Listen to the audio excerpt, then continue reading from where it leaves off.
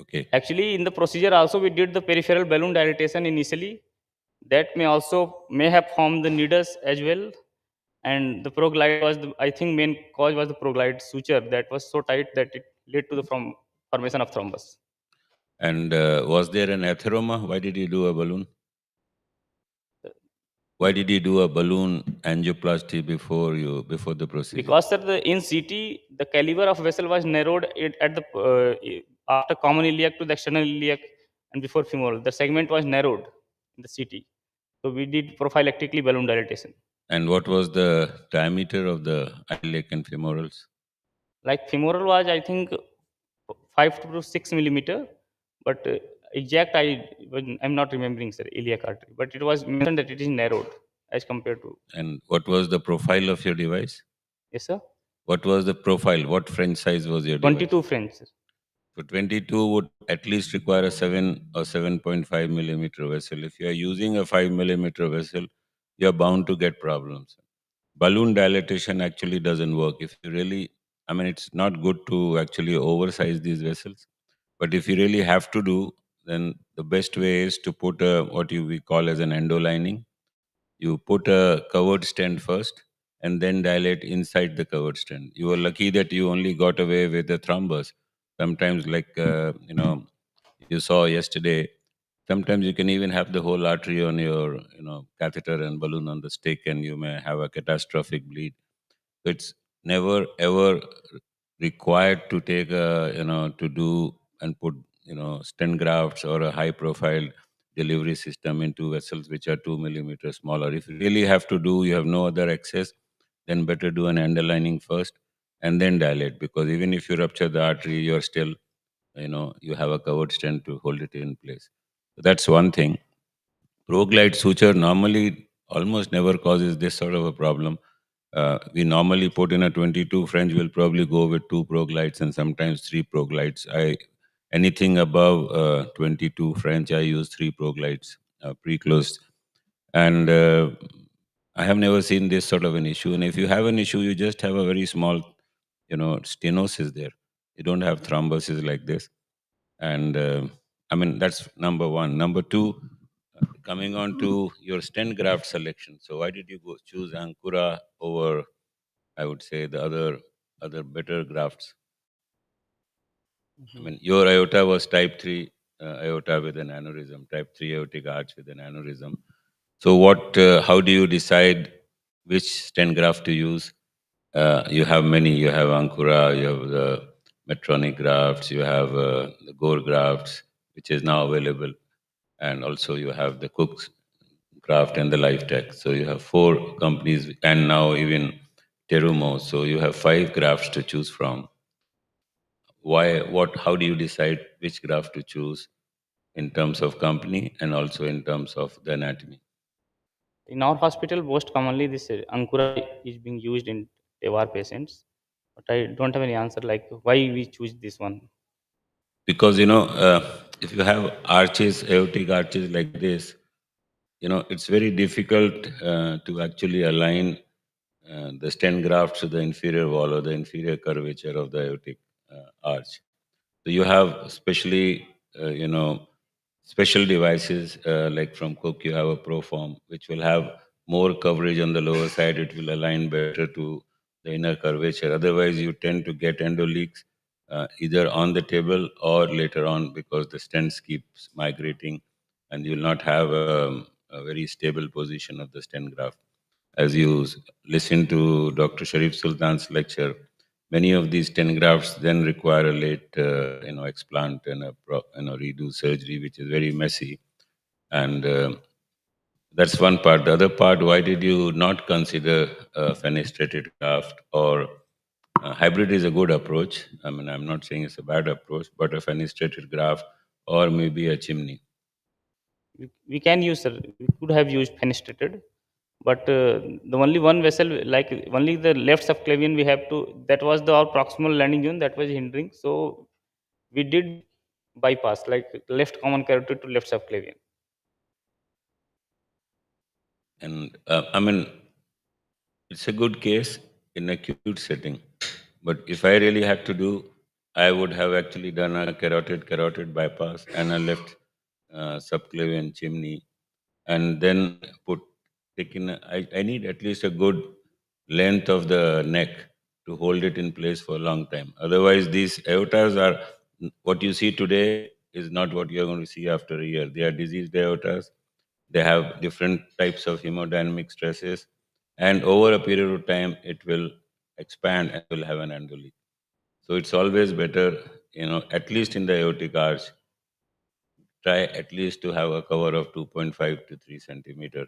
And it's good to do a carotid bypass or to do fenestrations. And you can say if subclavian has to be saved, you can do a chimney, which is very simple, and get good length and good seal, both proximally and distally. Dr. Rajaram, your comments. I think I would have gone with the hybrid approach in this case. Probably I'm more safe by going into the hybrid approach in this kind of cases. When arch vessels are involving both subclavian and common carotid necessary, and that would give more safety for the operator. Do you think that thrombosis in the femoral iliac vein was because of protamine that could have precipitated it? Because as pointed out, that closure device usually does not cause it. Protamine might have precipitated it because in the rush of closing bleeding, you gave protamine. Is it so? So that could the reason for clot? That could be one of the potential, you know, risk factor for making thrombus. How commonly you use protamine after procedure in these patients? Rarely, sir. Very rarely. Very So rarely. probably that might be the reason for having clots rather than the closure devices. Yes. I would just reiterate again the point of proximal, achieving a good length proximally. It's very important when you have such huge aneurysms. If it's a dissection or if it's an acute transaction, if we go by this approach is fine because those aortic remodeling won't be much. But when you have an aneurysm like this, proximal sealing, which Sir said, like at least of 2.53 is something which is always should be done. In case of dissections or acute transactions, if you go by this approach, it should be okay.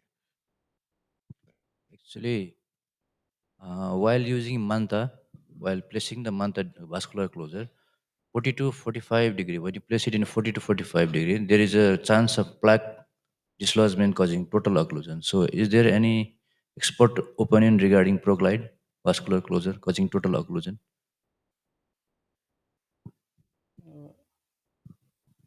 I didn't get your question. While placing manta vascular closure device at an angle of 40 to 45, there is usually a chance of plaque getting dislodged, closing the vascular closure at the femoral side. So, is there any expert opinion regarding proglide placement that causing vascular occlusion? Actually, if you do, there are two things in ProGlide. If you are doing, first you need to do an ultrasound of the femoral artery, make sure there are no plugs. Secondly, if there is an obese patient, you have to actually do a good, you have to reach to the vessel. So, whenever there is a fat, you need to clear that fat and, take a artery forceps and try to get near the artery. Only then your suture is going to get onto the artery and seal it. So those are the two things. I have ever never seen this sort of a problem with the proglide. Proglide can have a failure in that you may have bleeding, but to have a thrombus like this, it's very unlikely. Protamine, balloon dilatation followed by protamine and trauma because of an undersized vessel, that probably was the cause in your case. And I think it's done well. The good thing about your case is that you call the surgeon. So it's always better to work as a team when you know that you can get into problem, work as a team and get the surgeon rather than trying to do something which may not work and you may lose the patient. Because iliac bleeds and femoral bleeds sometimes can be really catastrophic. Yes. Yeah, and then and many people now have the dual closer proglide, one or two proglide with one angioseal. It depends what you are more comfortable with, or now with large bore closer devices like Mantra, you may do well. But it's a well done case, but it had a lot of teaching potential. So good that you are doing it, and I can understand your choice of device is not based on all the devices you have. Probably it's a government setup where you will only have, one sort of a device which is available in your lab. Yes. So, and that sometimes makes the procedure more complex because you have to fit one device into all anatomies. Thank you very much. Now we move to the next presenter. Is Dr. Vinay Kumar is here.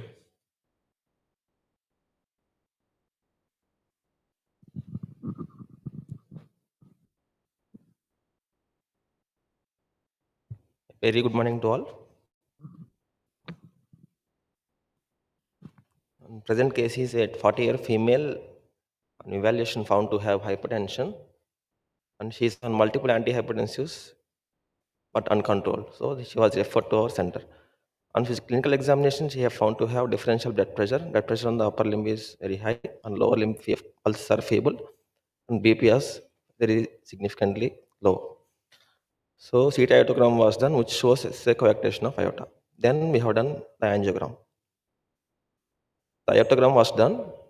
Here the iodogram was showing proximal and distal caps. The proximal cap is looking blunt and distal cap is looking like a nipple. And it is showing so many vascular collaterals. So we tried to go retrogradely. And puncture the distal cap, want to enter the true lumen. So we tried. During the process, we kept the pigtail or some JR in the upper part of the thoracic ascending aorta as a landmark for the true lumen, and we tried to cross with multiple peripheral CTO wires. The cap is so hard that we could not negotiate through the puncture the cap and enter the proximal true lumen. So we tried for almost around 2 hours using multiple wires, front and back end. So finally, we choose to go ahead with this, and this is the angiogram after doing multiple peripheral CTO wires. So we could not go to the true lumen. We are going always into the collaterals. So then we tried using a hard needle, that is broken bone needle with Mullin sheath and dilator. We kept the diagnostic JR in the upper part of the thoracic aorta as a landmark for the true lumen, and slowly negotiated the broken bone needle in multiple views. We are seeing in the AP view, slightly going in, and comparing in LAO and lateral views, and slightly going in, and we are changing it in multiple directions. And finally, we entered the true lumen. So then after that, it is a straightforward procedure. The wire and dilator and Mullin sheath all passed through, and wire was snared to the right radial artery, and then through the sheath, the procedure was done. And this is the B graft, 14 into 59 millimeters of graft that was deployed across the coarcted segment,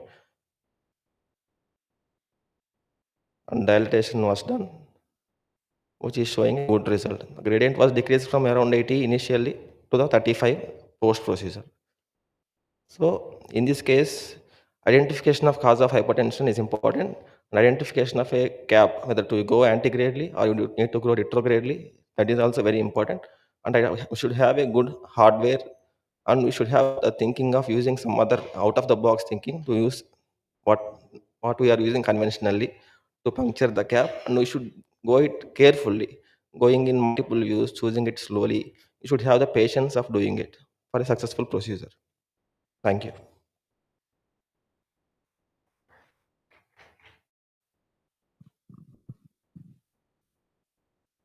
So, when you are doing a coarctation stenting, one that you go by the standard sizing of, aorta at the level of isthmus or at the level of diaphragm. But many times, while you're doing it, and if you're not using a bib balloon, you have migration or milking of the stent while you're deploying. Actually, the stent may come off the balloon. It may be going proximally into the arch, or it may be coming distally into the dilated portion of aorta. If you are not using a bib balloon, what is your strategy to accurately hold the stent there and place it? So you mean to say predilatation? No, you always predilate to put in a stent. But In there are this two. case, we have not predated anything here. We just cross the sheath, 12 sheath, and we put the stent So directly. that's a routine way you do it. But many a times, if you crimp a stent onto a balloon and you start dilating with the balloon, what happens is that crimped stent actually starts, moving forward, and the one part of the balloon starts expanding and it starts pushing the stent either towards the aortic arch or it reverse could also be there.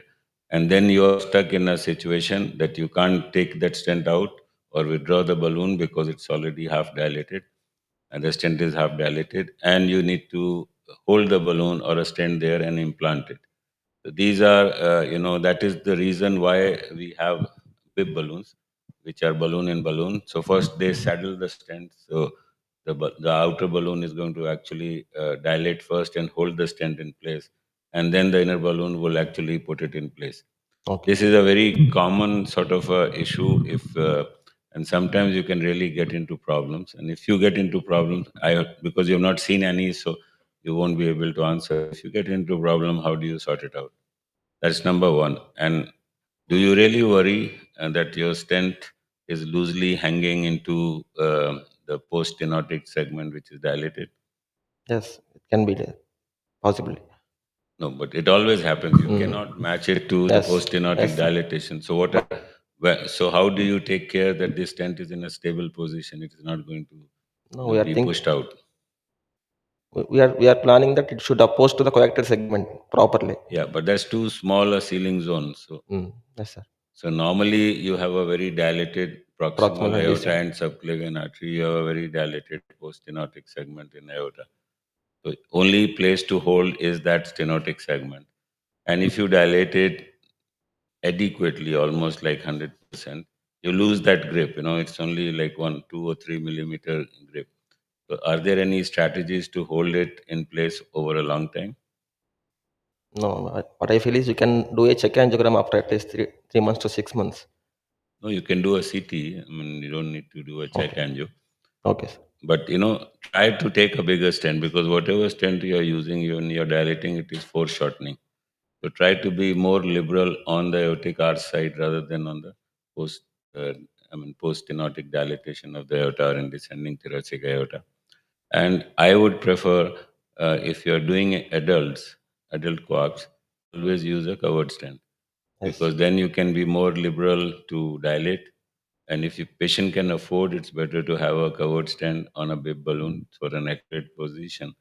And even if you're worried that you are covering the subclavian, it doesn't really matter, because even if you occlude that subclavian, normally you can't occlude because that subclavian is almost 12, Very 13, big. 14 millimeter. And even if you occlude, nothing happens because you have such good collateralization as it. I mean, because of coact. So you don't really have to worry. I've seen many people lose that, proximal zone just for the fear of covering subclavian with covered stent. You can actually cover it completely, but try to use the longest stent. So initially we took 49 millimeter stent. So it is coming at edge to edge. So we make it 59 millimeters to make it to cover fully. So yeah, that 56 ultimately will become 36 or It will 38 while you are deploying. foreshorten. So it foreshortens quite a Foreshortening. bit. Most of these stents would foreshorten by 30-40%. Okay, so a well Right. done Just a case. small comment. The best way to hold the stent is that you take the sheath up at the till the balloon end, so that your sheath is holding the balloon. It's not going to slip it down. That's the best way to hold the stent while you're dilating. What he was trying to say is when you dilate the stent because of cardiac contraction, it might come back. But to hold it there, take the sheath end till the balloon end, so that when you are inflating the balloon, the It won't sheath is come. holding the balloon. It's not going to come in. Okay, thank you very much. Thank you, So, sir. any other question? I just wanted to know that when you were trying to puncture the quark segment from antegradely from upper end, if the puncture was eccentric and it started bleeding, then how it is to be managed at that point of time? No, we tried to puncture retrogradely. We did not went antegradely, sir. Through the lower cap, we are puncturing and entering the proximal part of thoracic segment. Okay, thank you.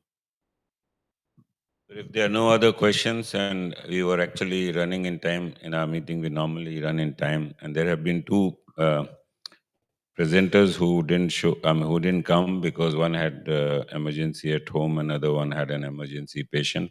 So we have half an hour, and so we'll have a quick coffee break and come back and assemble at 10 o'clock again for the next talk.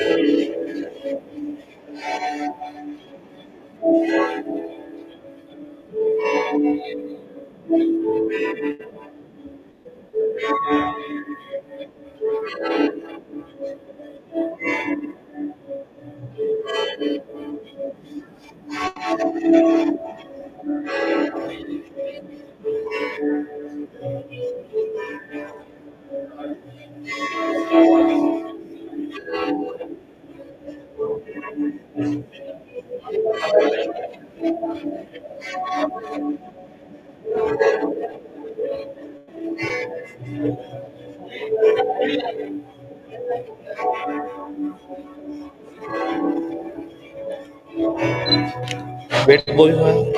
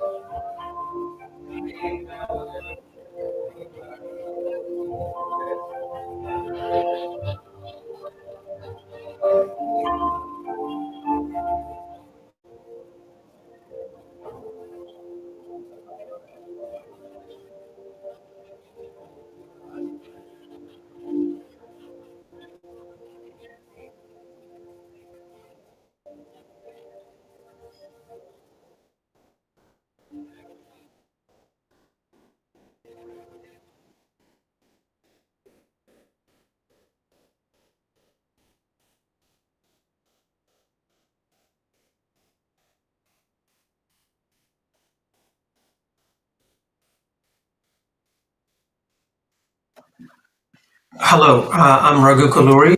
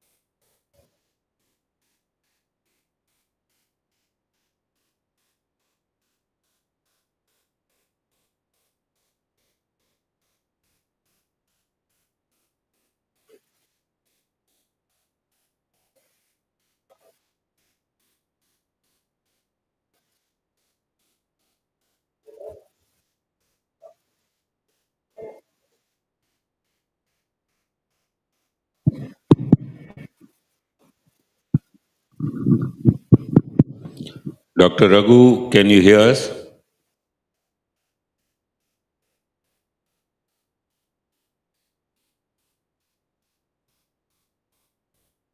Dr. Raghu, can you hear us?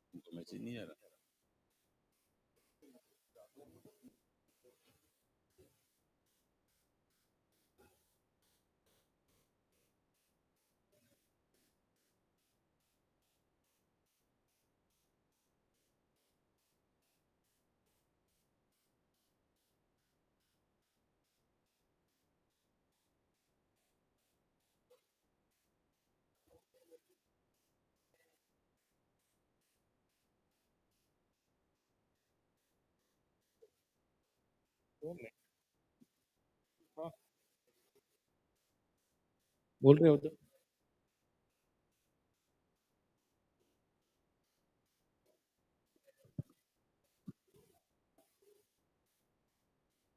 क्या बोले?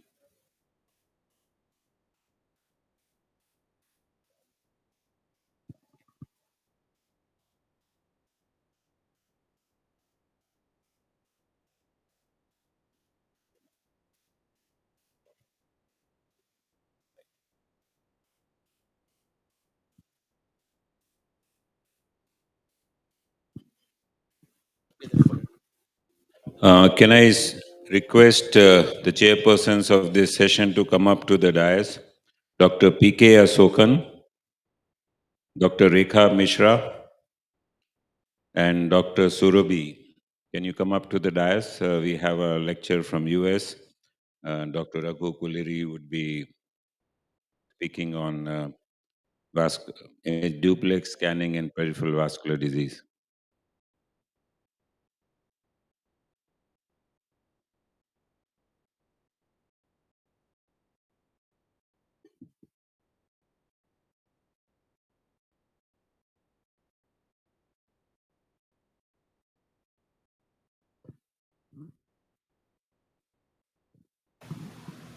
Hello, I'm Raghu Kaluri. I'm speaking from Columbus, Ohio, in the United States.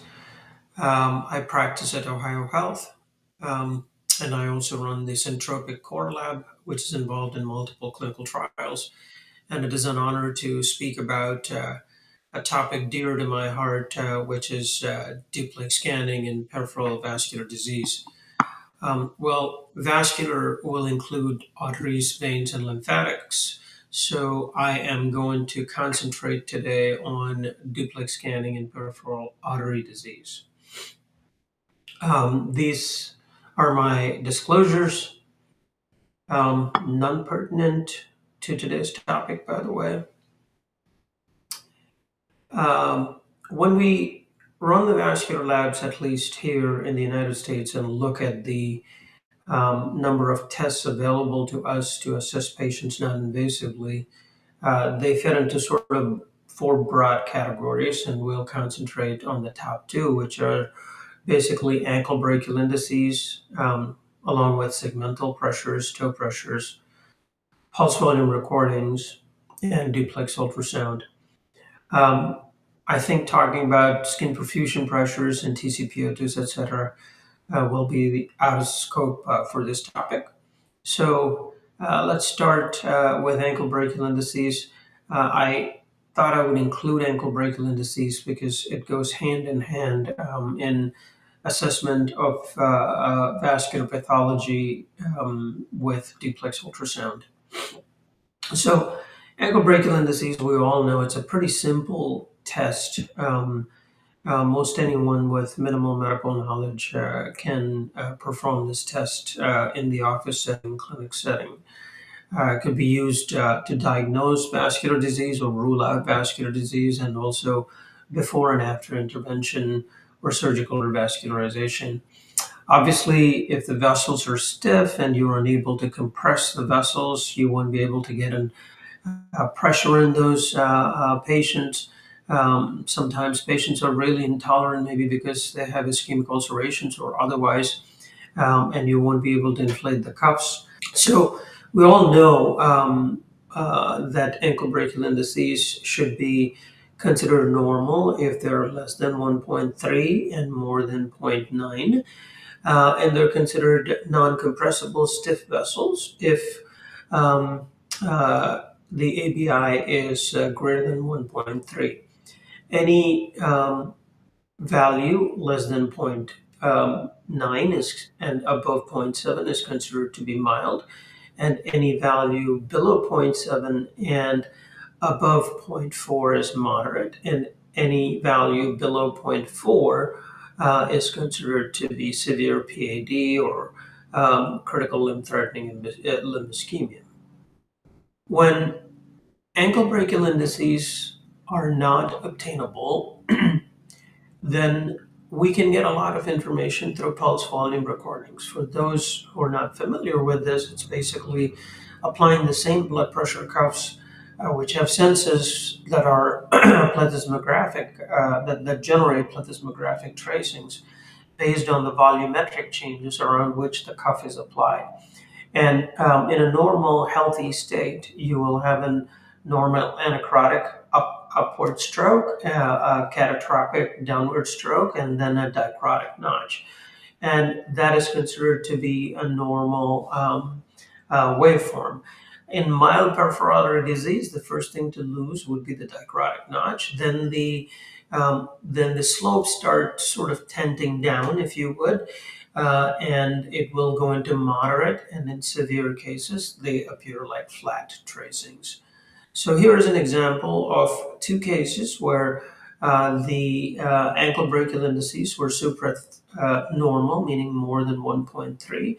To your right, sorry, to your left, you'll see normal waveforms with great upstroke, great downstroke, and dicrotic notch. So with confidence with that at the ankle tracings and also with normal toe pressures, we could say that the patient does not have significant peripheral artery occlusive disease, but has stiff vessels. On the other hand, if you look at the left lower extremity of the patient to the right side of the screen, you will see that the waveforms, the pulse volume recordings, are not normal looking and suggestive of moderate peripheral artery disease. Well, in the United States, at least, the practice has slowly changed over the last 20 years, in my opinion, where we are gravitating more and more towards arterial duplex in assessment of levels of disease, because it not only provides the level of disease like segmental blood pressures would do, but it also gives a nice roadmap for the angiographer to help with the intervention, and also gives all different sorts of pathologies, whether it's dissection, thickening of the vessel wall suggestive of vasculitis, or what have you. It is useful in patients with renal insufficiency, which all of us know is quite common in patients with peripheral artery disease. The above knee scanning from the common femoral to the popliteal artery is actually very easy to do and does not require high technical expertise. While infrapopliteal segments are somewhat difficult to scan, especially when there is calcium and it would need some advanced training, and in our labs they go through specialized training for scanning the infrapopliteal vessels. Duplex could also look at post-procedural complications, dissections, pseudoaneurysms, hematomas, whatever it is. Duplex ultrasound is invaluable. Obviously, for surveillance, once the patient undergoes any type of endovascular intervention or surgical bypass, surveillance protocols require duplex imaging along with ankle brachial indices in these patients who have progressive atherosclerotic peripheral artery occlusive disease. So there are multiple brands of ultrasounds. I'm brand agnostic in terms of the what I recommend to my friends.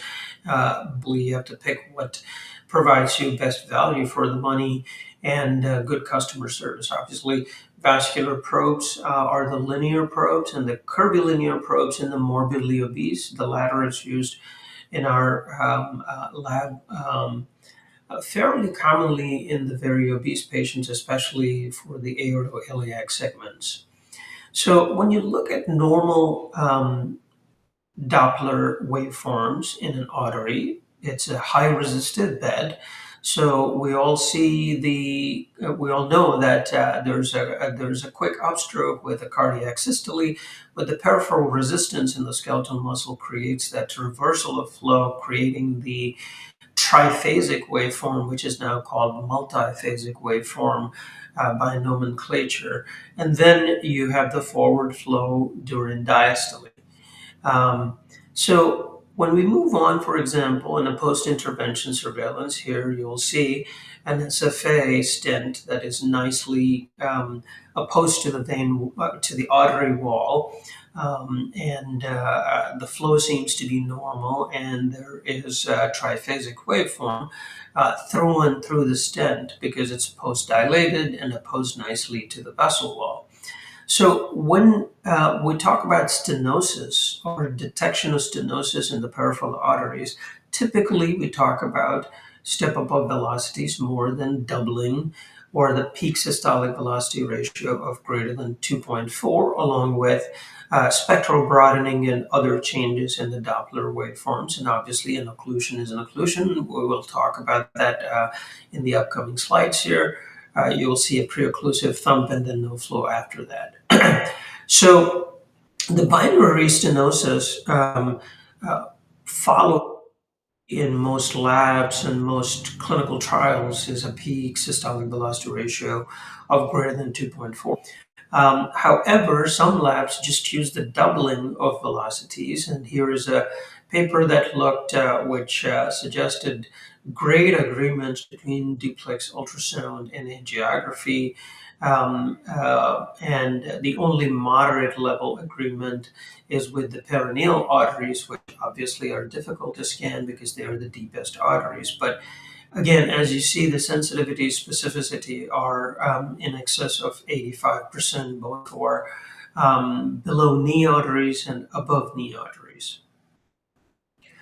The criteria for stenosis in grafts is slightly different because of the diameter mismatch. The blood comes in typically from a native artery, which is generally smaller than the PTFE graft, and that results by itself some turbulence and increase in velocity. So calling a greater than 75% stenosis in a graft requires a higher threshold. For example, in this criteria that we use, it's greater than 3%, I'm sorry, 3.5 ratio compared to the normal segment, along with an elevated end diastolic velocity of greater than 100 centimeters per second also.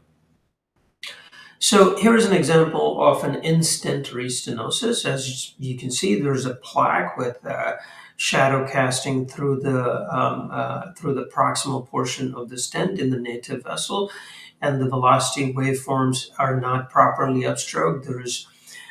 There is spectral broadening that is seen, and then right there, almost like a candy wrapper stenosis, if you would, at the proximal and the distal ends of the stents in these covered stents we usually see, where you see the significant step up in velocity to over 300, suggestive of stenosis.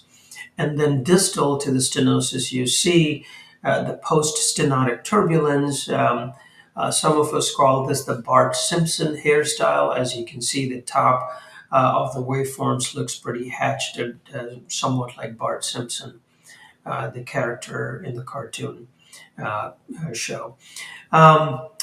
So when we also assess these long SFA stents, for example, we do look at the color-powered angio or power angiography, if you would, to assess any flow. And you will see trickle flow, you will see intimal thickening if the procedure is performed appropriately. And when you have these tandem lesions, you may not have the doubling of velocity because the RBCs would have lost significant amount of energy going through these tandem lesions. So you'll have to describe it more in a descriptive manner, suggesting that there are tandem lesions, that there is diffuse intimal thickening, etc., and the velocity criteria may not hold good in this session in this situation. Um, Here is another example of how clinical context is important. Here is a patient with critical limb ischemia or critical limb threatening ischemia coming into the wound clinic to see me after a post-distal SFA angioplasty, drug-eluting balloon at that time, and undergo surgery through our podiatry colleagues. And then now I see that the wound is starting to dehease. So quickly I get an ultrasound, and the distal SFA appears okay, but as you can see now, there's intimal thickening in the popliteal artery, maybe soft plaque there, and also new area of TP trunk stenosis with significant step up in velocity. So the patient goes back to one of my interventional partners to have that addressed. So again, really helps with these patients to be directed quickly for reinterventions as necessary. Um, and again, we talked about velocities so far, but it is so important to assess the waveforms also and not just the velocity criteria. This is an illustrative example here where you can see that the right common femoral artery is, if you just look at the peak systolic velocities, it's 46.4, and then SFA becomes 49.5.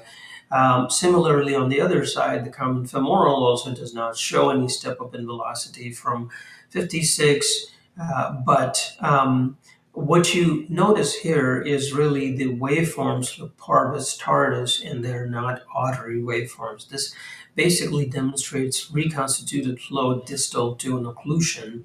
And in this particular patient, which was published as an image case, this was a patient who had complete aortic occlusion, iliac occlusion, and his legs are basically being fed by internal mammary arteries, right and left, as you can see in this area here, supplying the lower extremities. As such, you see parvus tardus waveform. So the velocity criteria of distal to occlusions become ineffective, inaccurate. Here is an example of another common femoral artery occlusion, and you see the Doppler thumb signs, which are basically look like thumbs up and thumbs down on the Doppler waveform. Distal to it, you'll see SFA reconstitution, and again, reconstituted flow is always parvus tardus. You see a collateral coming in from the top and feeding the distal SFA, and then the popliteal artery becomes really parvus tardus with acceleration times, as you can see, to 215 milliseconds. Here is another example of what ultrasound can do. An acute limb ischemia patient presents with acute limb ischemia, history of atrial fibrillation, and off of anticoagulation for unclear reasons. This person also has renal insufficiency. As you can see, the external iliac starts looking low resistive, and as we go down, you'll see that the profunda was open, but the SFA is occluded with some thrombotic process because this is all homogeneous material, and then reconstitutes via profunda into very monophasic waveforms into the distal SFA, as you can see. This patient undergoes CO2 angiography and thromboaspiration and PTA of that area. And then immediately post-procedure, 24 hours later, we get another duplex, and you'll see here now the patient's SFA is open, profunda is also open, but you'll see that the waveforms in the SFA are not normal. These are these are low resistive monophasic waveforms. And as you go through it, you'll see the reason is because of a dissection, which you'll appreciate here with the double barrel in the SFA, which may be related to the thromboaspiration, and you'll see even in transverse sections the two lumens. So again, there are multiple ways ultrasound helps, even in the CLI pathway here in the United States. Again, the renal insufficiency prevalence is so high in these patients that axial imaging is not our favored method, at least at our institution example of patient with CLTI. Coming in, you'll see that the SFA, the external iliac artery is open. The SFA is open, but at the distal portion, you'll start seeing fallout due to the dropouts of the acoustic shadows because of calcium, and then the waveforms start becoming low resistive, and then hit a popliteal artery that basically is occluded, and then reconstituted flows below that demonstrate below knee disease. And here, for example, you'll see reconstituted flows here in the posterior tibial artery, perineal artery is occluded and reconstituted in the mid portion, and anterior tibial artery is also occluded and reconstituted with reversal of flow close to the dorsalis pedis artery. So our report basically in this situation states that the popliteal artery is occluded, and the below knee arteries are also occluded in certain places, as you can see. And then the patient goes to get an angiogram, and I'm not going to belabor this. One of my partners does this, and as you can see, there's an occlusion of the popliteal artery with some reconstitution. So the report basically perfectly matches with what the ultrasound says. What about clinical trials? Well, most clinical trials also are now gravitating to duplex ultrasound, whether it's SFA trials or below knee trials. Most SFA trials actually used um, open or closed vessel as an endpoint. But Life BTK, which we were part of, used binary restenosis, which was adjudicated by a core lab and was published in the New England Journals. So, in summary, vascular lab is invaluable in management of peripheral artery disease patients, particularly with the high prevalence of renal insufficiency. The non-radiation, non-dye based techniques that the non-invasive labs offers can be used to diagnose pathology, do post-procedural surveillance. As I said, the FEMPOP segments are quite simple, and most sonographers are able to scan this. Below the knee scanning obviously needs some additional training because calcium does pose some challenges in these areas. And again, it's not just the peak systolic velocities that are important. Inflow disease and outflow disease can affect the waveforms themselves, and mere velocity criteria may not be enough. And as mentioned, in clinical trial world, duplex is increasingly being used in the primary endpoints for device approval trials. Thank you very much. Thank you, Dr. Raghu, for a very informative, excellent talk on this subject. So the question is for Hello, diagnosing. I'm Raghu Kaluri. I'm speaking from Columbus, Ohio, in the United States. Yeah, can you hear us?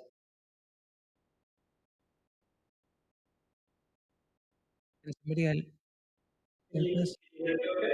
Yeah. Hello. Can you hear us, Dr. Raghu? Yes, sir. Yeah. Thank you for the very informative talk on this subject.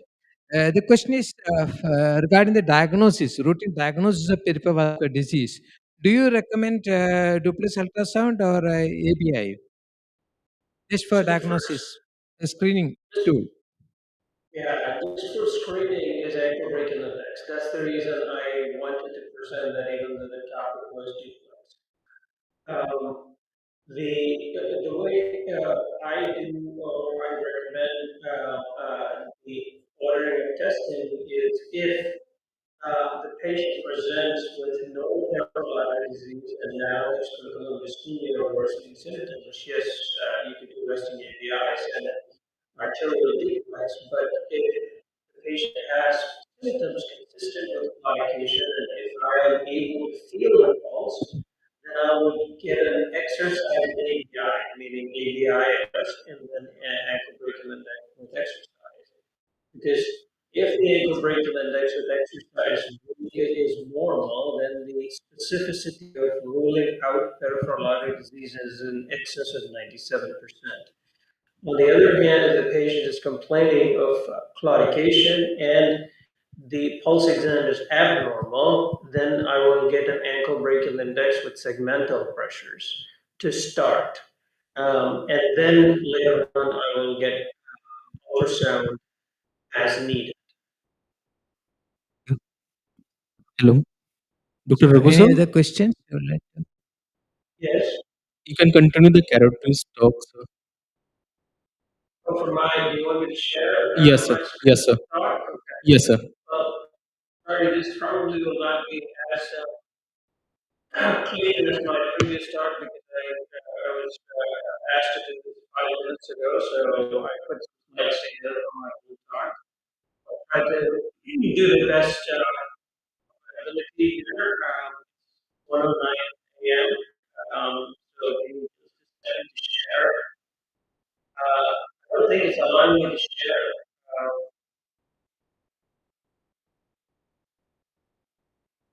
So it's allowed to share, right? Once. Uh,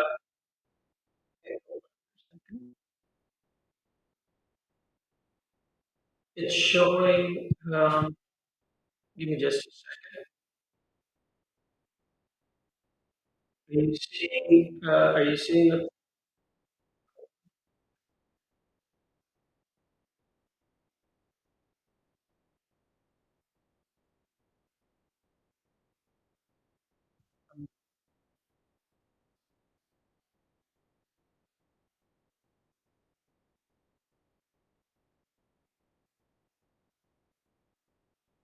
Can you see my screen now? Yes, sir. You see the carotid? Now we can see your screen very clear. All right. Again, as I said, I put this in the last 10 minutes, so please bear with me. I hope we all can walk away with a few learning points here. My disclosures are not going to change, and I'm not going to reintroduce myself. You've already heard me talk.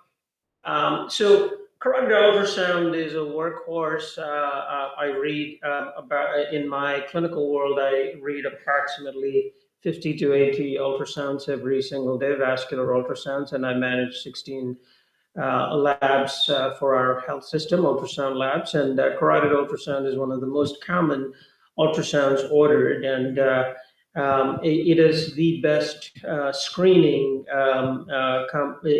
diagnosing and surveillance tool for carotid artery disease.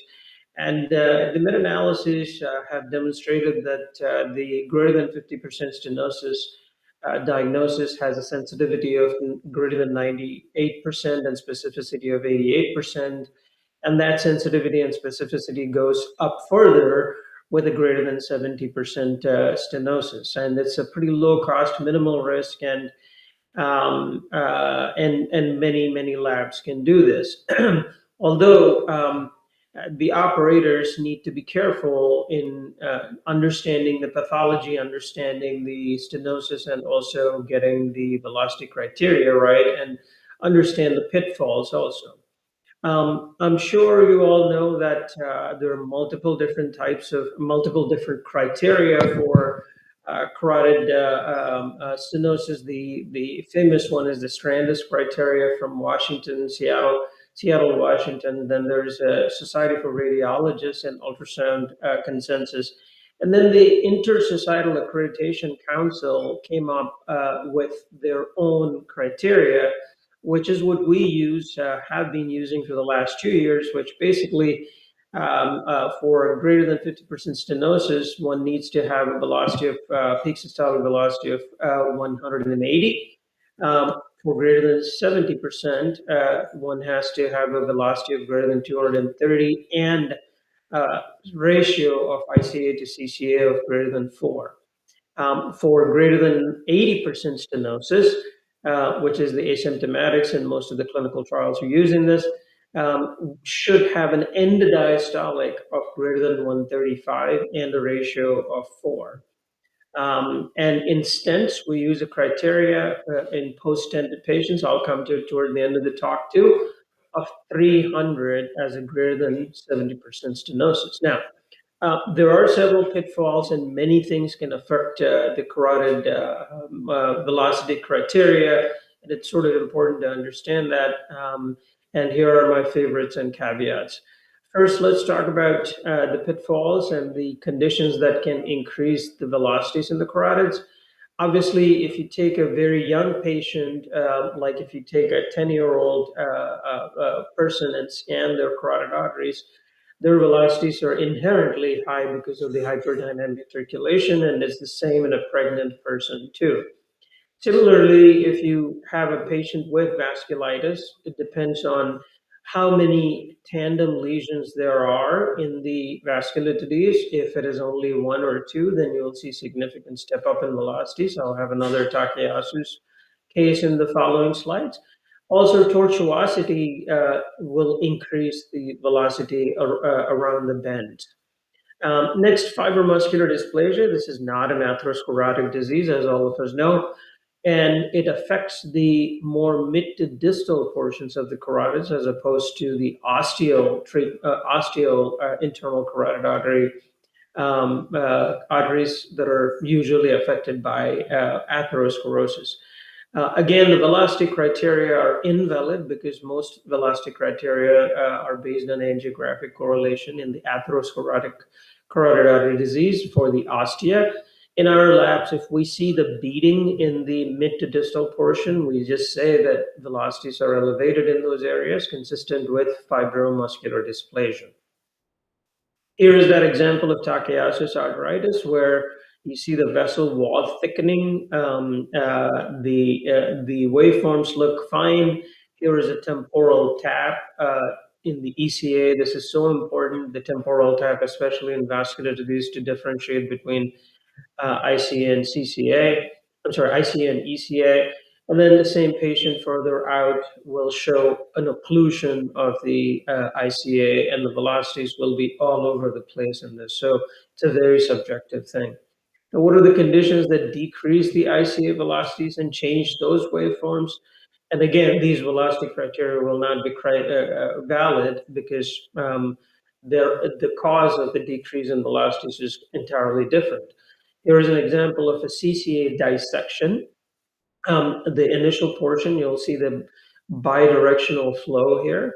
The two channels, this is in the dissection flap, where you'll have a reversal of flow in systole and forward flow in diastole, but this is the true lumen here, which you'll see the forward flow, but in diastole, you'll have that reversal due to the dynamic flapping of the dissection itself, the dissection flap itself. So that will decrease the velocities. Here is a patient who is continuously stepping down in the velocities, peak systolic velocities, and then there is a long pause. This is basically with sleep apnea, and this is essentially a vagal issue in these patients that brings down the peak systolic velocities. Now we're seeing here an ICA velocity of 400, but then when they come back 6 months later, the same area goes down to 116, but the velocities are blunted.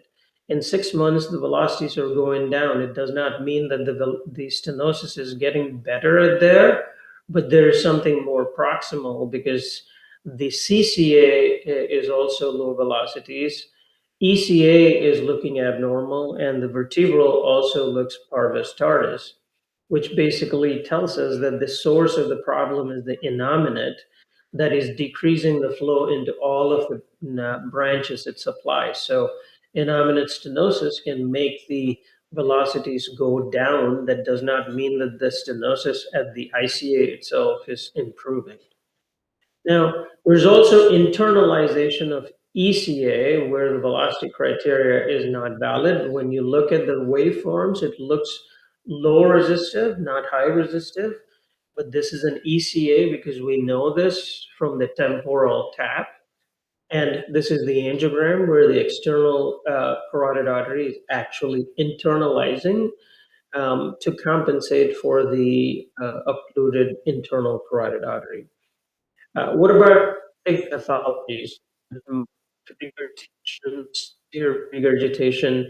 You'll start losing the diastolic flow because in diastole everything will be collapsing into the into the aortic through the aortic valve. So you lose the diastolic flow, and then you also have the two notches, as you can see. In the moderate aortic stenosis. If there's critical aortic stenosis, all waveforms on all sides will look Parvus Tardis like this, whether it is the right common carotid, left common carotid, or subclavian vertebral, everything looks like that. Now, what is this? This is another patient where you have two peaks. This is pulsus bisphériens, and this person actually has an ejection fraction of less than 10%, resulting in these types of waveforms. Again, velocity criteria will be invalid because the left ventricle is sick in this situation. What about this? These are this again has a two 1 to 2 balloon pump here, and you will see all these waveforms consistent. And the velocity criteria, again, are invalid. We always say that intra-aortic balloon pump being used and velocity criteria is invalidated. And we simply report the plaque character and amount of plaque that is present in the internal carotid arteries. Again, when you have reconstituted flow, if there is an occlusion, beyond that, for example, here is a patient who has mid-common carotid artery velocity is elevated, distal common carotid artery is better, but then the ECA is reversed and is filling in the ICA. So what I'm trying to say is the common carotid is occluded, but still the ICA is receiving the supply from somewhere. And what typically happens in this situation is if the ICA is occluded, if the common carotid is occluded on the left side, the contralateral suprathyroidal branches will fill I'm going to go back and redo that animation. Will fill through the external carotid artery down into the external carotid artery and then up into the ECA. So let's move on to stents. In stenting, in carotid stenting, we generally don't do post-dilation, so the plaque is still eccentrically compressing the stent, so there will be dropouts on ultrasound and an MRA, and CTA also are not that great. But the velocity criteria are not the same anymore with once the stenting is done. Because here is an example where you'll see the artery outline is here, but here is the stent because the stent is not post-dilated in carotids like in the peripheral artery disease. But still, we use ultrasound to surveil them. Here is an example of the distal portion of the internal carotid artery. Velocities are in the normal range of 114, and 6 months later, it's going up to 387. And this shows clearly intimal thickening in the stent here, which is post again re-angioplasty to improve the flow here. So typically, because of the loss of the native architecture, the velocity criteria will be baseline itself will be elevated in these in patients with carotid stents. So unlike the native velocities for carotid stents, we use a peak systolic velocity of over 300 based on three different studies here of 340, 350, 325 for a greater than 70% stenosis, and also an ICA-CCA ratio of greater than 4. In summary, again, sorry for going through pretty fast with this, but I hope you could get at least few points out of this talk about how carotid ultrasound is still useful, but you need to still have understanding of the physiology of other things that can affect our carotid arteries. Thank you. Thank you, Dr. Raghu. Excellent talk and very well described and demonstrated all the different kind of lesions. Very useful for our young audience. Thank you so much. Any questions from the audience? So if none, thank you, Dr. Raghu, again for the excellent talk. And we move on to the next speaker, Dr. Ujjwal Agarwal from Delhi. He'll be speaking on ultrasound guided vascular access. Welcome to the podium.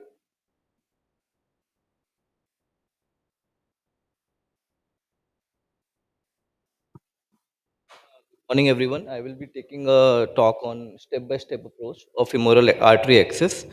As talked by Dr. Raghu, it was a very brilliant talk, and you are right now well versed with the duplex ultrasound of the femoral arteries.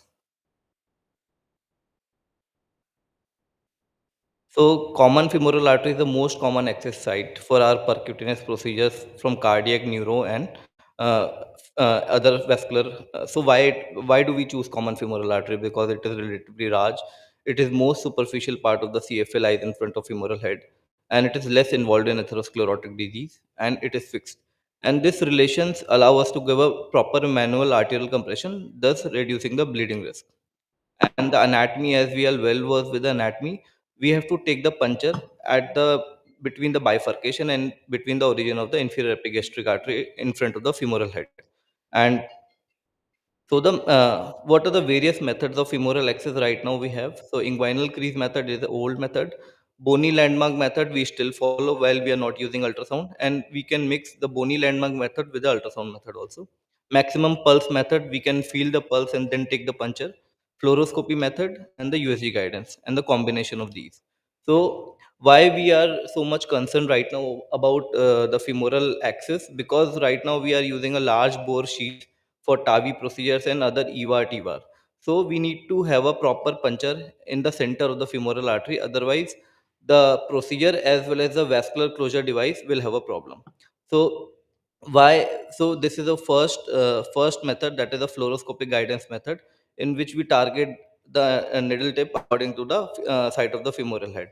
And it's not a reliable method. We are not sure that we are puncturing the center of the femoral artery, and also it has a radiation exposure. The second is the ultrasound guided method. So in this method, we can visualize the femoral head also, we can visualize the femoral bifurcation also, as well as we can detect whether we are not going through any atherosclerotic or any plaque. So this is the best method to take a puncture of the femoral artery while we are planning a large sheath. If we are planning a 4 or 5 French sheath, we can take a fluoroscopic guided method also. And this is a micropuncture method also, in which we first access the common femoral artery using a micropuncture set, and then we can go ahead with the if we are sure with the position, then we can go ahead with the further sheets. And this is another method when we take the puncture from the opposite side and then we advance the guide wire to the ipsilateral side, and then we can, according to the position of the guide wire, we can take the puncture. But in this method we have to take two punctures and there is a lot of radiation exposure. So the ideal way is to combine the fluoroscopic method with the ultrasound guided method. You can position your needle on the fluoroscopic method and then use the ultrasound to take the puncture from the common femoral artery. So the ideal puncture site is the 1 centimeter lateral to the most medial aspect of the femoral head, midway between superior and inferior border. And at the junction of the upper one third and the lower one third, and at the junction of the medial one third and the lateral one third. So this is the ideal puncture site for a common femoral artery. And what are the disadvantages of lower puncture? So it is associated with more bleeding, hematoma, and pseudoaneurysm formation because of lack of underlying bony structure and scaffolding by femoral sheath.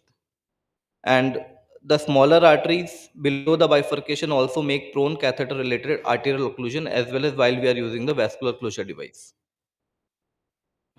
So these are the examples of lower punctures. So what are the disadvantages of higher puncture? So it increases the risk of retroperitoneal hemorrhage because there is no lack of underlying bony structure for effective compression and tamponade. And this is example of higher puncture that has led to blood and it was treated with balloon occlusion. Another example. So I have talked about why we need to take a proper puncture. Now I'll go ahead with step by step approach. So what is the first step? So step first is history taking. So we need to know about if the patient has gone any intervention, if the patient has gone any bypass graft. We cannot go ahead directly with the puncture. We need to take a proper history, and we need to know about patient history, whether during last time procedure there was any pseudoaneurysm formation, arteriovenous fistula formation, or was there any stenting done, or we need to rule out any active groin infection, prior surgery or the radiation therapy, or any presence of iliac or aortoiliac aneurysm. And we need to make sure that where the patient can lie supine for a prolonged time, as in the low back pain and COPD, then we have to go ahead with the radial artery puncture. The second is the physical examination. We need to be make sure that there are no signs of infection, and we need to, if there is a obese patient, we need to fold the skin folds because it can hinder our puncture site. And we need to have a good palpation of the femoral pulse, and we need to mark the distal pulses before going ahead with the femoral puncture. So this is the guidelines that we follow. If there is an absent of weak femoral pulse, we need to go ahead with the radial artery approach, or we need to use the USG to rule out any atherosclerotic disease that might be leading to weak femoral pulse. If there is iliofemoral bypass graft, then we need to consider the radial artery approach. And if there is a prior femoral artery access or closure device, if it's a collagen based device like an angioseal, we need to wait for 3 months. Or uh, if we need to take the re-access, the re-access can be taken 1 centimeter proximal to the prior access site. So in this case the USG is very important because we can see the prior puncture site because there will be shadowing, and then we can take the puncture. So third is the step three is the USG probe selection. So this is the linear probe that we use for the USG guided puncture. So the linear probe has a higher frequency, 5 to 15 megahertz, and it has got better resolution. Instead of using the curvilinear probe, the echo probe, we should ideally use the linear probe.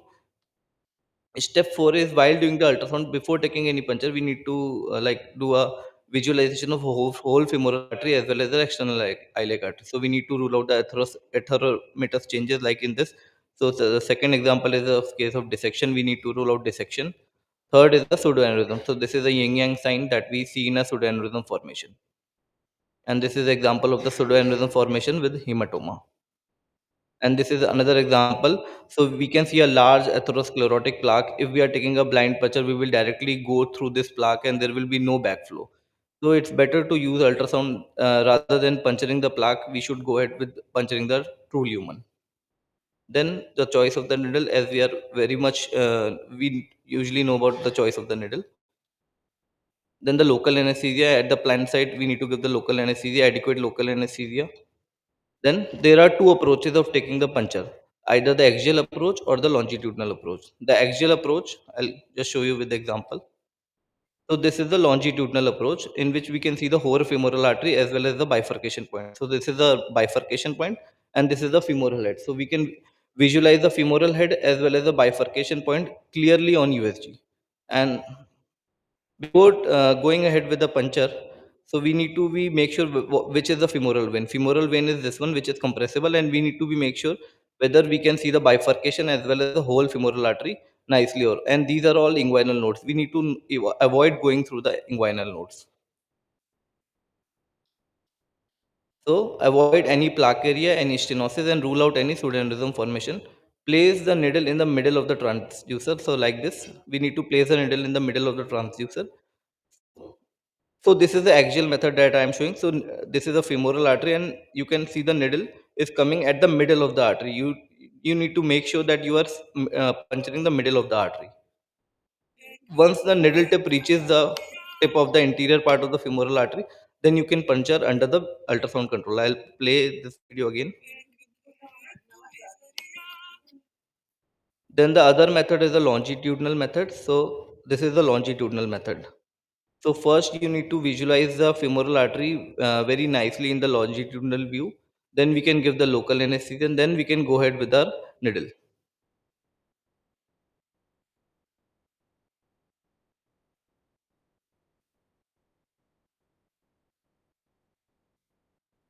So here's our needle that's coming on the arterial side. So we can mix the longitudinal method as well as the axial method. We can, on the longitudinal method, we can place the needle at the tip of the femoral artery, and then we can change to the axial method.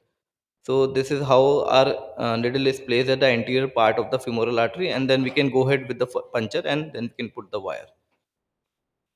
So this was a very small child, like a 2-year child with a very small femoral artery, only 2 mm. So in these cases, it is very important to use femoral guidance. So this is an unfused femoral head you can see, and this is a very small femoral artery. So it is very important to use ultrasound guidance in small child rather than puncturing again and again. You should go ahead with the USG guidance approach. So this is a 21 gauge needle that we are using. So as you can see, I am at the anterior part of the femoral artery, but I am still not punctured. So I am taking my needle back, and then again the needle should be at the center of the femoral artery. So now I have punctured it correctly. Then I am putting my needle, going ahead and then putting the wire. So this is another example. Yesterday case only. So this I am showing with the local anesthesia. This is the local anesthesia I am giving. So what happens in small child? There is very less space to go with the needle. So what I do is I give the local anesthesia and make a space so that I can visualize my needle fully. So now I have taken the 21 gauge needle. This was a 2-year-old case of retinoblastoma. We were doing intraarterial chemotherapy. So now I have the anterior border. Now I have punctured it correctly. I can see the femoral head nicely. I can see my needle is within the lumen of the femoral artery, and I can now visualize where the wire is going. So this you can see the wire is going correctly. So it is very important to use the femoral guided approach while taking a puncture in small child.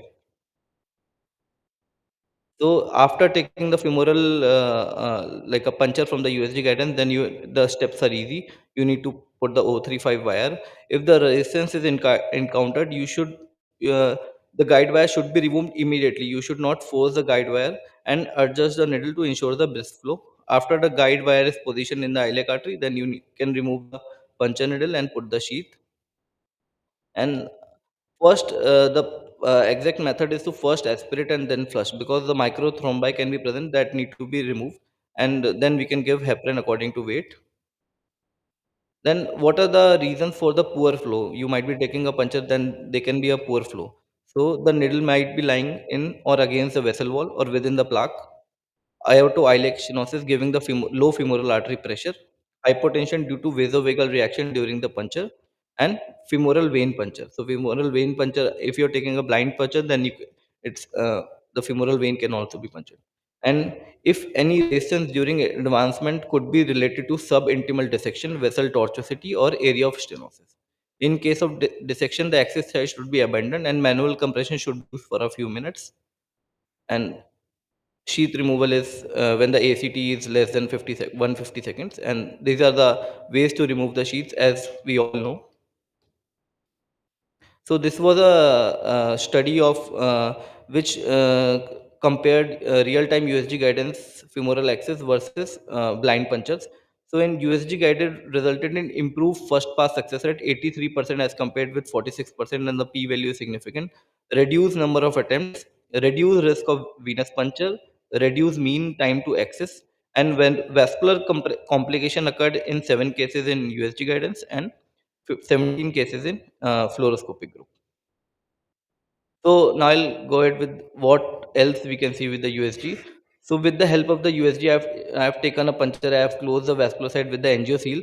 So this is how the angio seal will look like. So there will be shadowing. So if I want to take the puncture again, so I need to avoid this side. So in this cases, USG guidance is very important, so as to avoid the previous punctures, and if we have used a vascular closure device.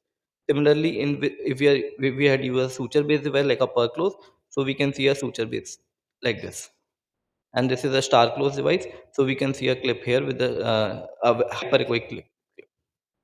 Thank you. If there are any questions, you can ask me.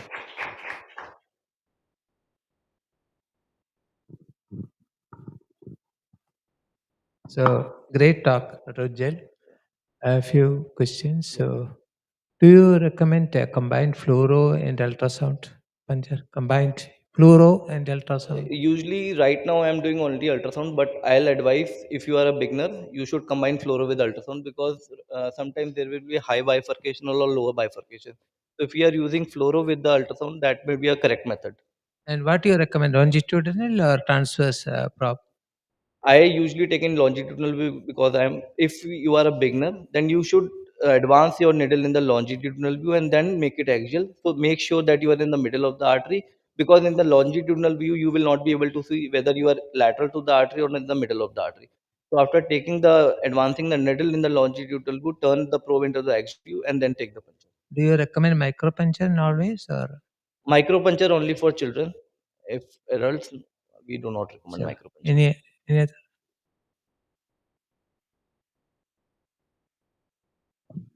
Uh, Very good lecture. Looks basics, but it's actually very important for the clinical interventions. I have small problem always when I try to puncture ultrasound guidance. I'm unable to see the needle. Do you have any tips and tricks to see the needle? Do we need special needle for echogenicity? Because it's very difficult to locate the needle when we are puncturing it. Only two things I can tell you. If which method do you use? Longitudinal. I do Longitudinal. always use longitudinal. So advance the needle in the 45-degree fashion. Do not use this 180-degree fashion. Always Okay. when you are putting the needle on the skin, a 45-degree Right. once, and start panning the probe. So if you are panning, you can see whether the needle is medial lateral. If the needle is medial or lateral, then you can position the needle also. So Do you have any specific echogenic needle? no, Thank you. nothing like that. So, no other questions? Thank you. Thank you. So, we'll now invite Dr. Srigala P. She is from Kollam. She's a very senior interventional cardiologist in Kim's Hospital, Kollam.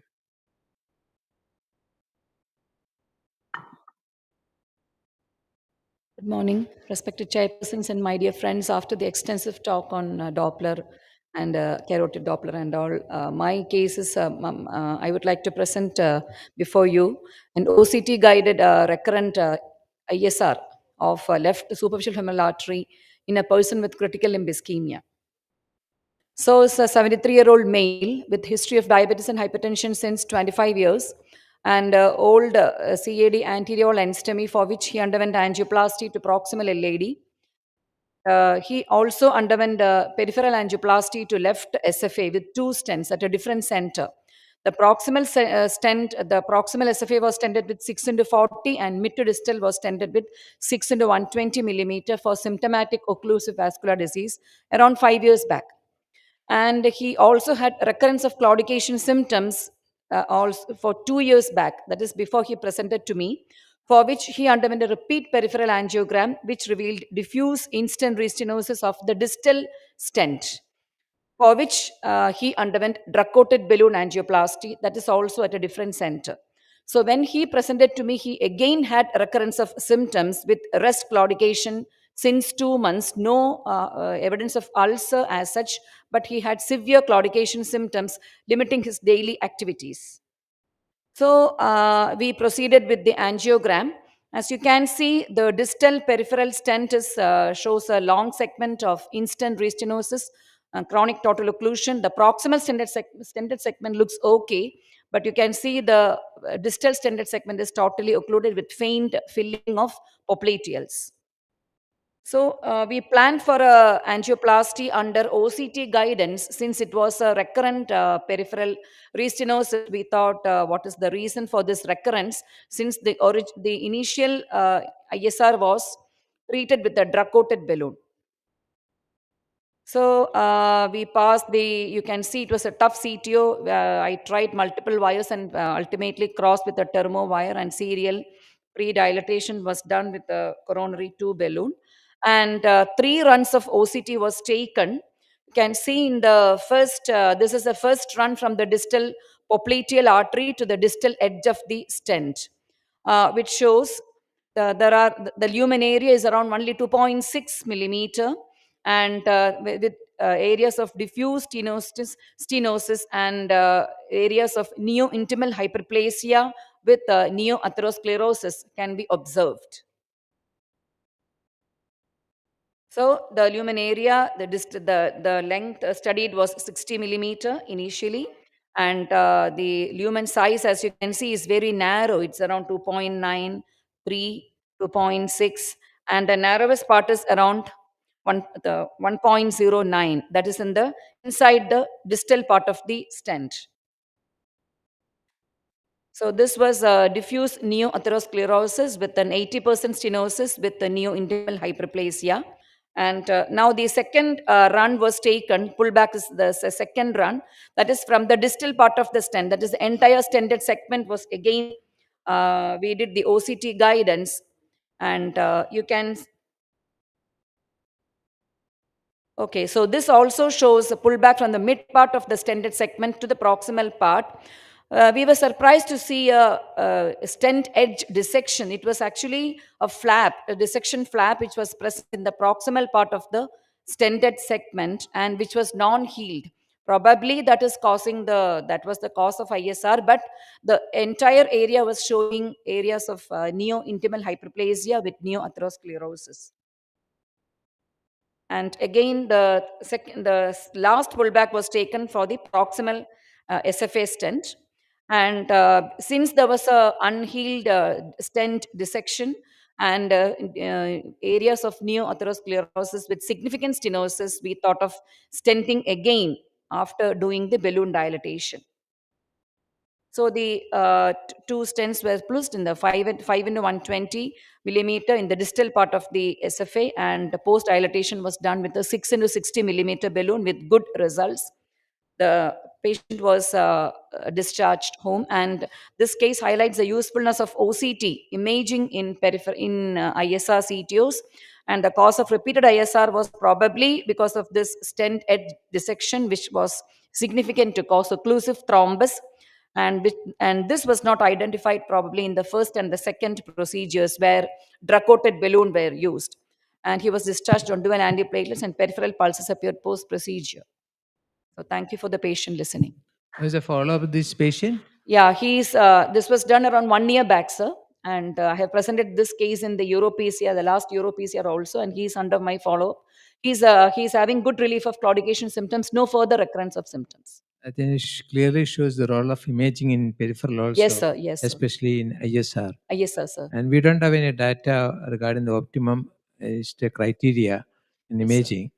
And one thing is you can dictate stent edge dissection. Edge dissection, sir. Probably initially itself, I reviewed the angios. After the first procedure, he had an acute stent thrombosis.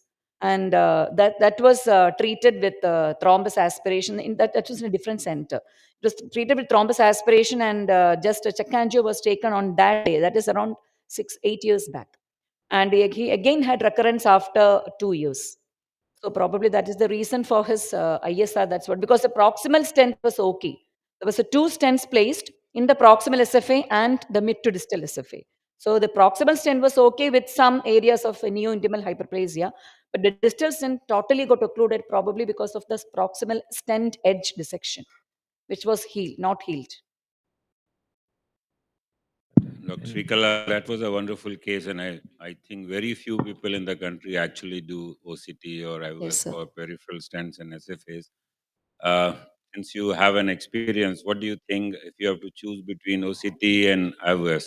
Which one would be a Sir, better I think modality? OCT, I don't have much experience with IVS, sir, but I have done 1 or 2, 3 to 4 cases with OCT. I think OCT is the answer for this ISR, sir. And what about bigger vessels? Because Bigger vessels, some SFAs could I be did the power injector, sir, basically big, to clear off.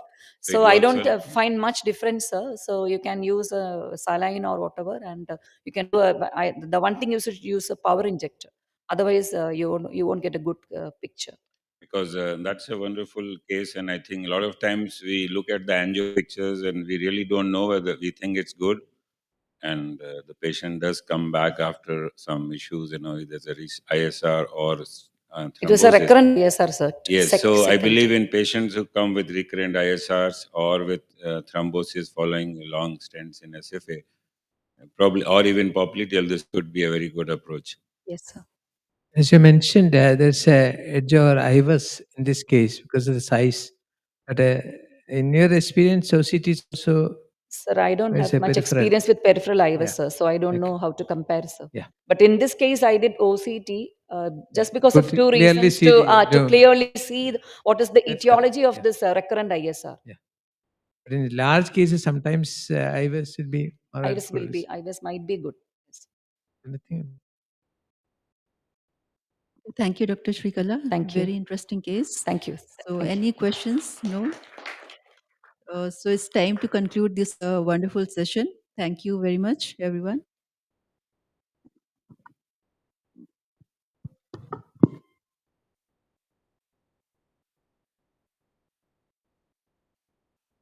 The topic for this session is artificial intelligence. The expert panelists for this session are N.A. Khanna, Jasdeep Puri, Ashok Sarin, S.K. Gupta, Vasant Krishnan, and D.K. Ashoka. Is Dr. Sareen here? I actually saw him. Dr. Gupta, please. Dr. Gupta is a senior most cardiologist in Apollo Hospital and maybe in the city. He has a very busy practice, and we are very happy that he's here. So today, let me introduce you to the panel. Dr. Sareen is a senior nephrologist at Indraprastha Apollo Hospital. Dr. Jagdish Suri comes from US and he's one of the speakers. He and I work for last many years on artificial intelligence, and he heads the Athropoint. Dr. Sokan is the vice president of the Cardiological Society of India, and Vasav Krishnan is an engineer who works with IIT Kanpur. So let me give it to Dr. Jagdish Suri and Dr. Gupta. And we have 4 talks here. One is by Dr. Suri, the other one is by Dr. Ekta Tiwari, then Martin Merish, he would be speaking online from Bahrain, and Ivo Petrov from Bulgaria. So I see Dr. Ivo Petrov. Good morning to you, Dr. Petrov. Very good to see you, and maybe next year we want to see you as usual in New Delhi in June. Let me ask you to start your talk, AI-assisted thermography for early detection of peripheral vascular disease and cerebral arterial ischemia. Yeah, Dr. Khanna, thank you very much once again for your invitation to this probably one of the most important endovascular meetings in the world. Unfortunately, this time I was not able to come, but hopefully next year we will do that. So speaking about the artificial intelligence assisted thermography, these my disclosures. We know very well the overlapping between the peripheral carotid and coronary artery disease, and the fact that the peripheral artery disease is one of the biggest predictors for worse cardiovascular outcomes during the time. So it's quite important to have good knowledge, good diagnosis of peripheral and carotid artery disease on time, on a timely manner. Unfortunately, the methods that are in the guidelines, the first line method, is the ankle brachial index is not readily available. And unfortunately, it's in many cases, especially in diabetics, is inaccurate because of the mediocalcinosis. The duplex ultrasound was very nicely presented by Dr. Raghu Koluri we saw how precise is the method, but how operator dependent and type of the pathology dependent as well. So it's not the best one. And in many countries, there is a large waiting list for these machine-based investigations. So we need faster, non-invasive, safe, quick and reliable method to show both peripheral and carotid artery diseases, and possibly not very expensive. Speaking about thermography, the idea about the utilization of thermography is coming from the Hippocrates. He said, should one part of the body be colder or hotter than the other, disease is present in that part. In fact, the thermography experience came in medicine since the 40s of the last century. It's a non-invasive diagnostic technique that measures skin surface temperature. It's based on the principle that the human body emits infrared radiation, which can be detected and translated into thermal images. And the thermal asymmetry, left to right, is one of the main signs of pathology. The thermography utilization came from the astronomy, went through military technology to land finally into the medical field. So I mentioned in the medical field it was used in the last century. What we are utilizing, this is a high resolution flip camera that is attached to iPhone. And after taking in not more than 1 minute in a standard condition, room temperature, 22 degrees Celsius, uh, the rest of the procedure is done by the artificial intelligence. The so-called AI analysis via deep neural networks, in fact, is making the rest of the job in order to show better and more reliable results. We are collaborating with colleagues of different specialties from 3 continents, gathering all of us gathering pictures into the cloud-based platform. And based on this examination, we checked the sensitivity and specificity compared to the Doppler and compared to the angio, classical golden standard, and the sensitivity is between 84 and 99%, and specificity between 81 and 92% in the different examinations. There are some early publications. For example, this one is from 2017, showing a good correlation before and after intervention regarding the improvement of the flow into the peripheral artery disease. We have several publications regarding this method. Can you guess what is the underlying pathology under this picture? Obviously, there is a decreased flow, decreased perfusion of the lower legs bilaterally. Those of you who guessed, who presumed syndrome of Leriche, you are right. This is Leriche syndrome, this patient. Here I'm showing a critical limb ischemia case of a 75-year-old gentleman who, unfortunately, after several interventions and surgery of the common femoral artery on the left side, he had amputation. And in this index procedure, he appeared to our clinic with leg ischemia, extreme right leg ischemia. And this is the picture, the thermo picture showing practically almost full missing of flow below the knee of this gentleman. And it was proven by the angiographic investigation. You see almost full lack of perfusion below the knee. After the recanalization of the SFA and popliteal artery, we had some flow, but based on the thermographic imaging, we were not completely satisfied by this peroneal artery recanalization. Obviously, the leg still lack of perfusion. And this is the picture after opening an anterotibial as well, and you see how big is the difference into the thermographic investigation before and after the recanalization of two vessels. What about thermography in stroke? In our publication, we have shown that thermography has been explored as a useful tool in both acute and chronic stroke management, and studies have investigated brain temperature variations to assist in differentiating ischemic from hemorrhagic strokes. I will show several, in fact, two cases. One carotid case.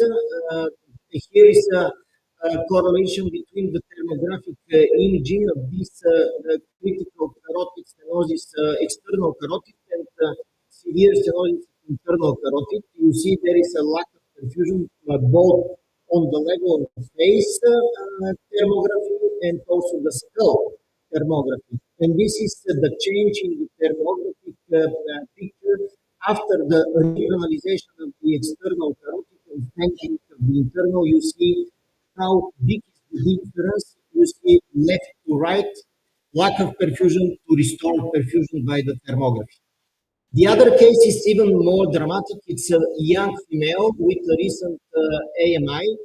On the sixth post-operative day after coronary artery bypass, during the rehabilitation process, she had a broad speech disturbance, right hemiplegia, nausea, and consistently crying with NIHSS 14, so it's not neglectable stroke in this situation. The thermographic picture that was done 2 hours and 45 minutes after the start of the symptoms, she was transported by ambulance to our clinic. And definitely there is a thermography assisted picture suggesting a right hemisphere acute lack of perfusion. And this was the picture by the subtracted angio on the middle cerebral artery onto the right side. After positioning of the thrombospiration catheter and doing the first pass thrombospiration, we extracted this thrombus and we succeeded to have full restoration of TC3 flow on the right hemisphere. And what was the immediate thermographic picture? This was full restoration and full restoration of the symmetry left to right that was definitely asymmetric with lack of perfusion on the right hemisphere in this situation very demonstrative.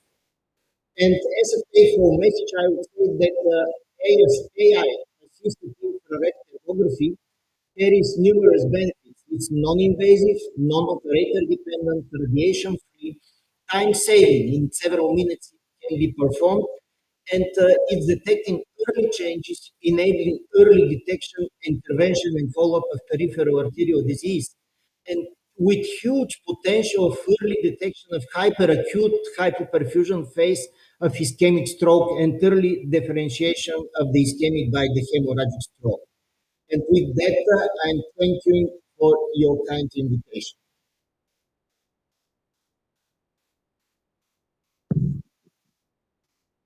That was wonderful, Dr. Pedro. I mean, this appears to be such a nice technique and a handy technique. I'm not sure whether it's really available to us or it's only on your iPhone that you can do it as an investigator. I have two quick questions. Whether it can detect microischemia or small infarcts, microischemia in the brain, because that's a very common thing. Your carotids are normal, but the brain has a diffuse cerebral ischemia, probably as a cause of people think Alzheimer or senile dementia. If that is there, we can actually validate and pick up this disease early. And secondly, where do you see its role in clinical practice in the coming year or two? Excellent questions. In fact, this is our goal. Our dreams, let's say, we will install the thermographic camera with very high resolution, and we are working on having even higher resolution thermal camera with the artificial intelligence assisted, let's say, elaboration of the pictures. And probably in the future, on the ambulance, we can decide even during the traveling of the the ambulance, what kind of perfusion deficit is there, or there is some suspicion of hemorrhage. So this is crucial for the accepting team, so the team that will receive the patient and has to decide what to do.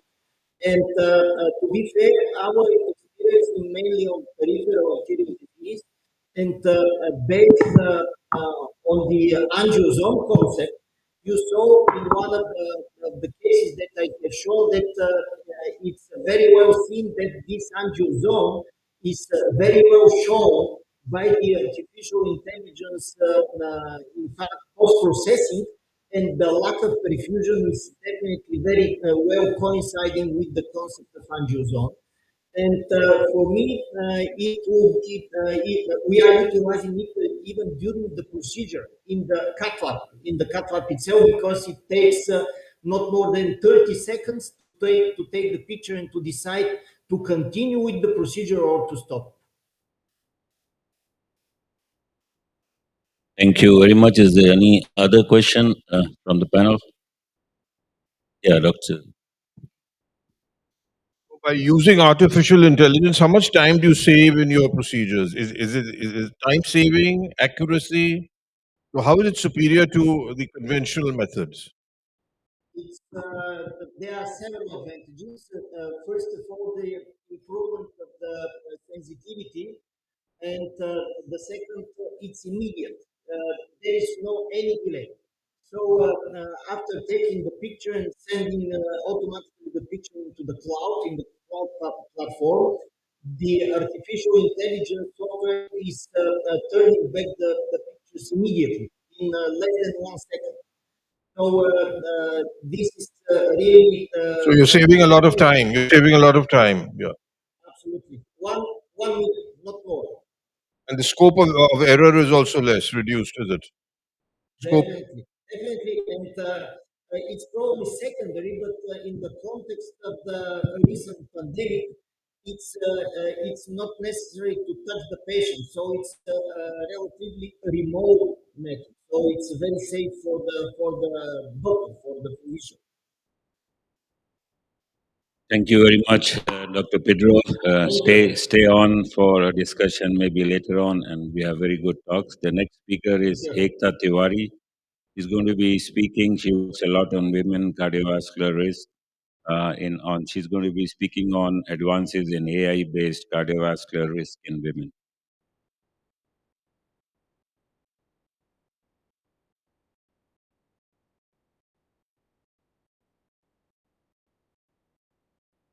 Good morning, everyone. My name is Ekta Tiwari. Today, I am going to present advances in artificial intelligence-based cardiovascular risk in women.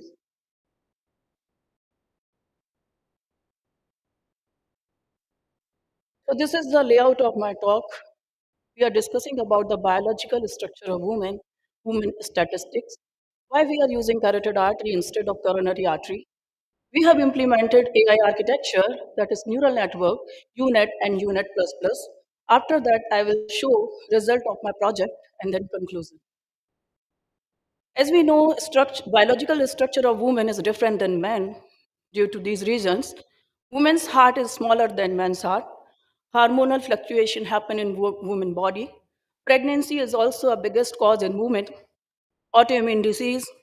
After menopause, CVD risk sudden increase in women, comorbidities, and ethnicity matters in women. Here we can see structure of woman heart is smaller than man's heart. Arteries of women are thinner than men. That's why chances of having cardiovascular disease in women is higher than men. Estrogen level gets down over the time and it increase CVD risk in women certain. And in our study, we found these are the factors involved increased CVD risk in women. Those are internal factors, external factors, hybrid factors, that is combination of internal and external. If I talk about the internal factors, so these are pregnancy-related issues, gestational diabetes, hormonal shift. It leads to vascular dysfunction happen and it increases CVD risk in women. If I talk about the external factor, those are dietary pattern, physical inactivity, socioeconomic factors. It increase endothelial breakage and it increase CVD risk in women. Autoimmune disease is also a biggest cause in women. Those are psoriasis, rheumatoid arthritis, Sjögren's syndrome, Takayasu arthritis, lupus, and scleroderma. It also leads to CVD risk in women. We have recently published a paper in Rheumatology International Journal related to this. If I talk about the women's market size in CVD, so in 2024, we spent approx 5.21 billion US dollar in women's CVD, and it would be in 2029, it would be 6.84 billion US dollar, and growing rate is 5.60%. This is alarming situation. If I talk about the biomarkers, those leads to CVD risk in women listed are metabolic marker, hormonal marker, inflammation, autoimmune disease marker, cancer marker, and coagulation markers.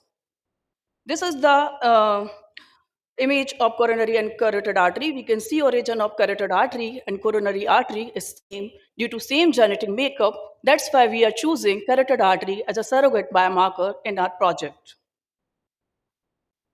Due to our condition, relationship between the relationship between the biomarker and CVD risk is non-linear. That's why we are interested in AI model because AI can handle non-linearity very well. For this, we are interested in PQ model that is preventive, precision, and personalized. We want to develop a system that should be economic and user-friendly. That's why we are choosing surrogate biomarker carotid artery. Here in this picture, we can see we can image carotid artery by ultrasound. Imaging of carotid artery is economic. Also here we can see plaque deposition happen inside the coronary artery and carotid artery is almost same. That's why we are choosing carotid artery as a surrogate biomarker. This is the system that we have developed, UNet architecture for plaque detection. This model is implemented by Rani Berger. He is from Germany for segmentation. Now we are using for plaque detection. In this model, there are 4 components: encoder, decoder, skip connection, and bottleneck layer.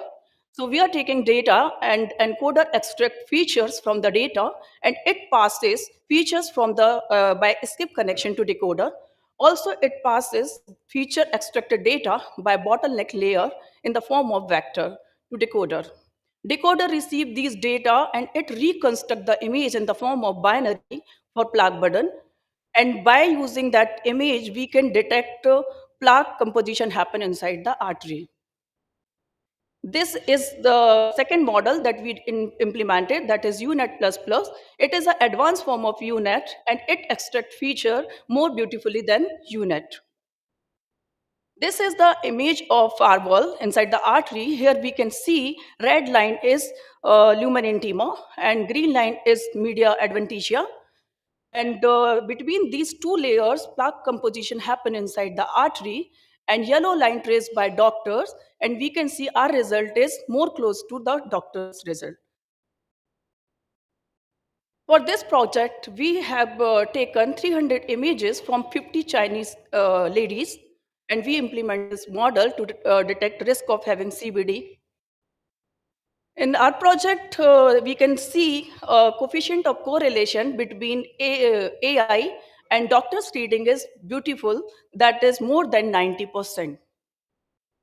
Error rate for 80% patient, we very less, that is 1 millimeter square, and for UNet++, it is less than UNet. So it is very good. If I talk about the strength of AI, so it is non-invasive, economical, and we are using carotid artery as a surrogate biomarker that is very user-friendly. And if I talk about the weakness, then universal data is not present.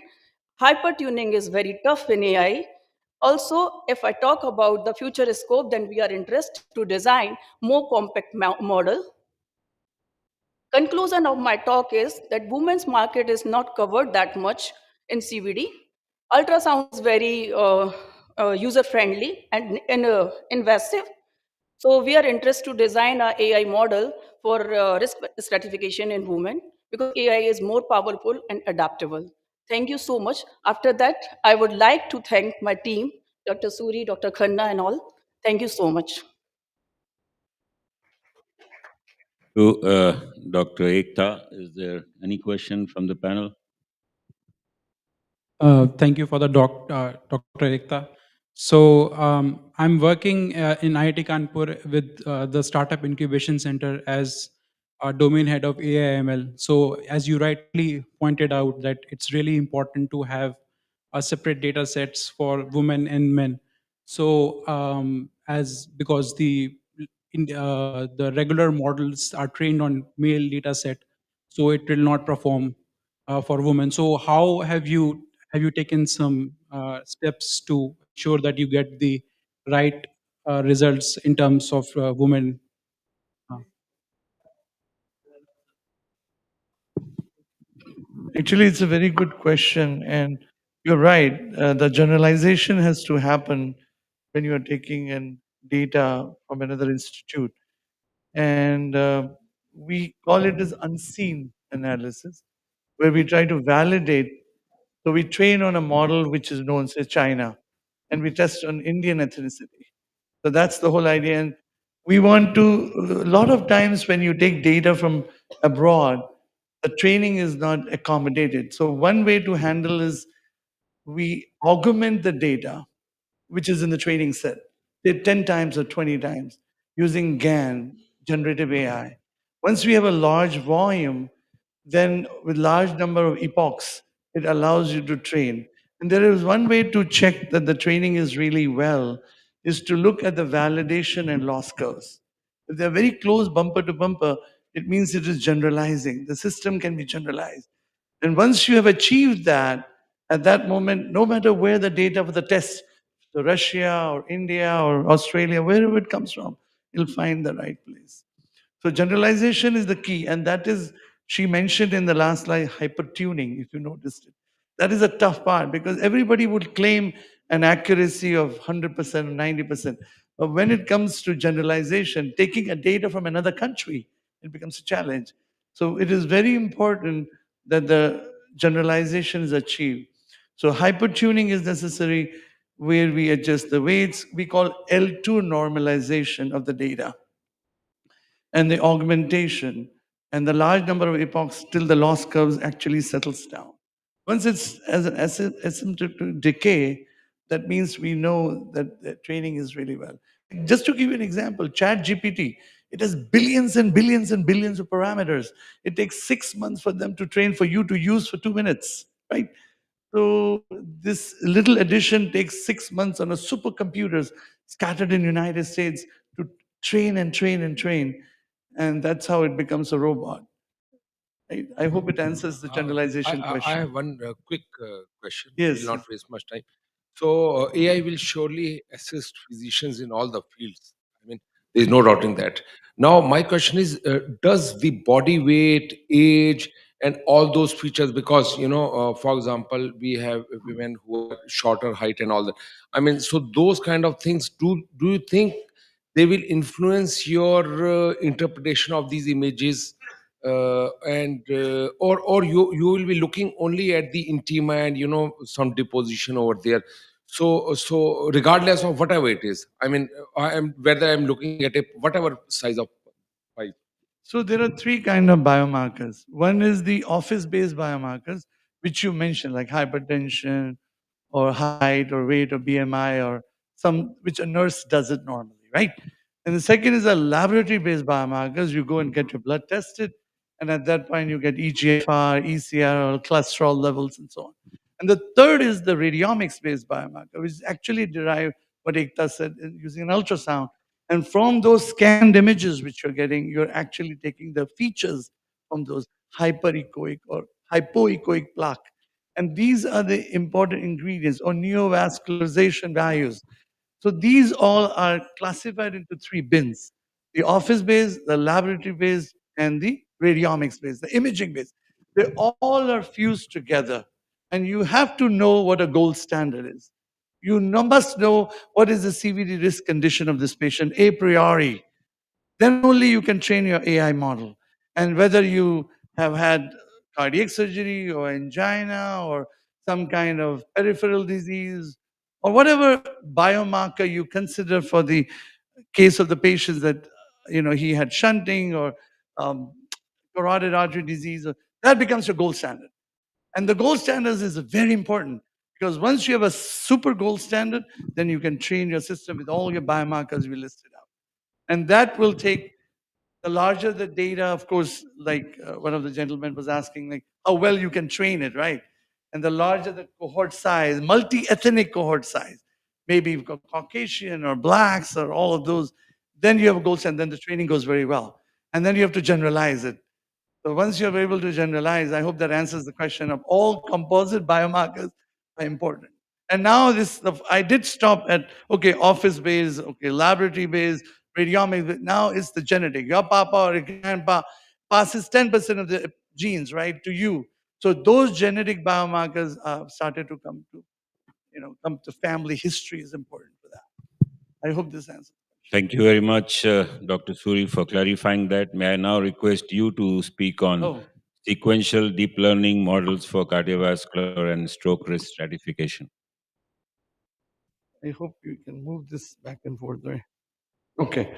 So, it was 36 hours flight, right? From United States to here, but I'm still able to focus the deorientation. So this is a little bit of a newer technology for CVD risk stratification.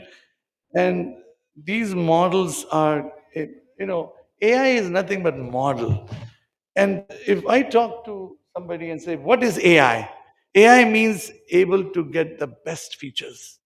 If I can get the best features from the cohort size, my AI is going to be clapping time. So we want to understand what is this feature. So, we are not going to go to this slide, but of course, cardiovascular is a high global burden and a lot of economic costs. And there are modified risk factors which are emerging, like Ekta pointed out, autoimmune diseases or comorbidity happening. And over time, we see more and more biomarkers. So the risk is affected, and the training of the AI gets affected, and the aging population. And then now the new wave has come, that is, can this be personalized? Should I use it? So what is my assumption? The assumption is that this is important to know, and a lot of doctors can dispute, but we had a lot of publications that the plaque is a slow growth disease. It doesn't go overnight. Of course, the sedentary lifestyle is going to change the growth process. So if you look at my plaque or your plaque, there's going to be a subtle difference. So the previous dependency of yours and mine can be slightly correlated. And your growth is 0.001 millimeter over the 1 year program, and his may be 0.1 millimeter. So in about zero point 0.1 to 0.3 millimeter changes are happening between our carotid artery disease or coronary artery disease. So that assumption of a slow growth pattern can be utilized by models which can capture the previous and current and to predict the next. So the previous and the current can predict the rest. So that is the idea of, if we can use a slow growth of surrogate biomarker walls, then we can improve upon it. So this is a conventional model where, everybody in the universe will design this way. They have two parts, training and prediction.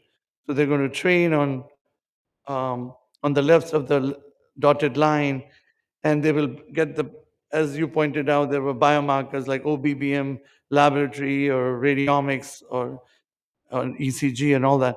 And you do some kind of pre-processing of the data all the time.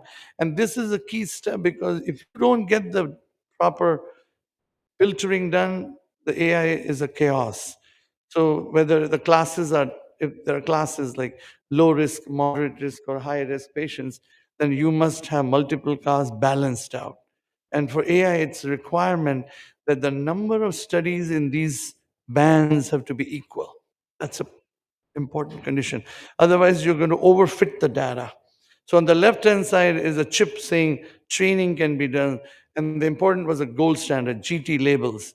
And that label is important and can only be given by interventional cardiologists or a cardiologist to build the training model. And once the data comes on the test side, it can apply and transform those test features to predict the green, yellow, orange, or red color risk. This is today used.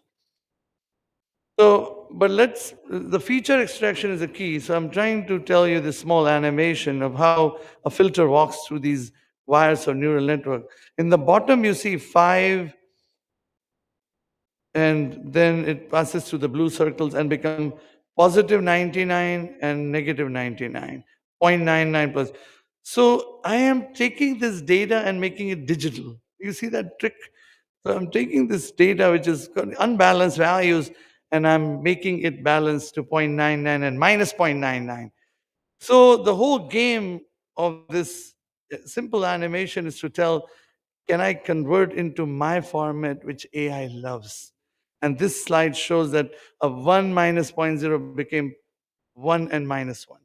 This is called as tanh function, tan hyperbolic function. And there's another function called sigmoid function, which changes between 1 and 0. So you saw the number 5, and now output is 0.99 and 0. Almost 0.006 is 0 almost, right? So it's these two are the game changers in AI. It's crazy, but it is. So I just want you to walk down and say, what did I learn today is I understood what a sigmoid function is, which changes any random value between 1 and 0. This is important. So from these two concepts, the tan hyperbolic and sigma is given by the symbol, these two play a very vital role in the design of a model, AI model. If I can embed these somewhere, then I can look at the different states so I call long short-term memory, because I was telling like atherosclerotic disease is a slow growing disease which allows to capture from previous to current to this. And these tan and sigma functions are very important to do. So I'm not going to go in detail all these, but you can see the animations happening, and these data gets into, passes through this tan and sigmoid functions. And in the end, we will see the state becoming too useful to AI features.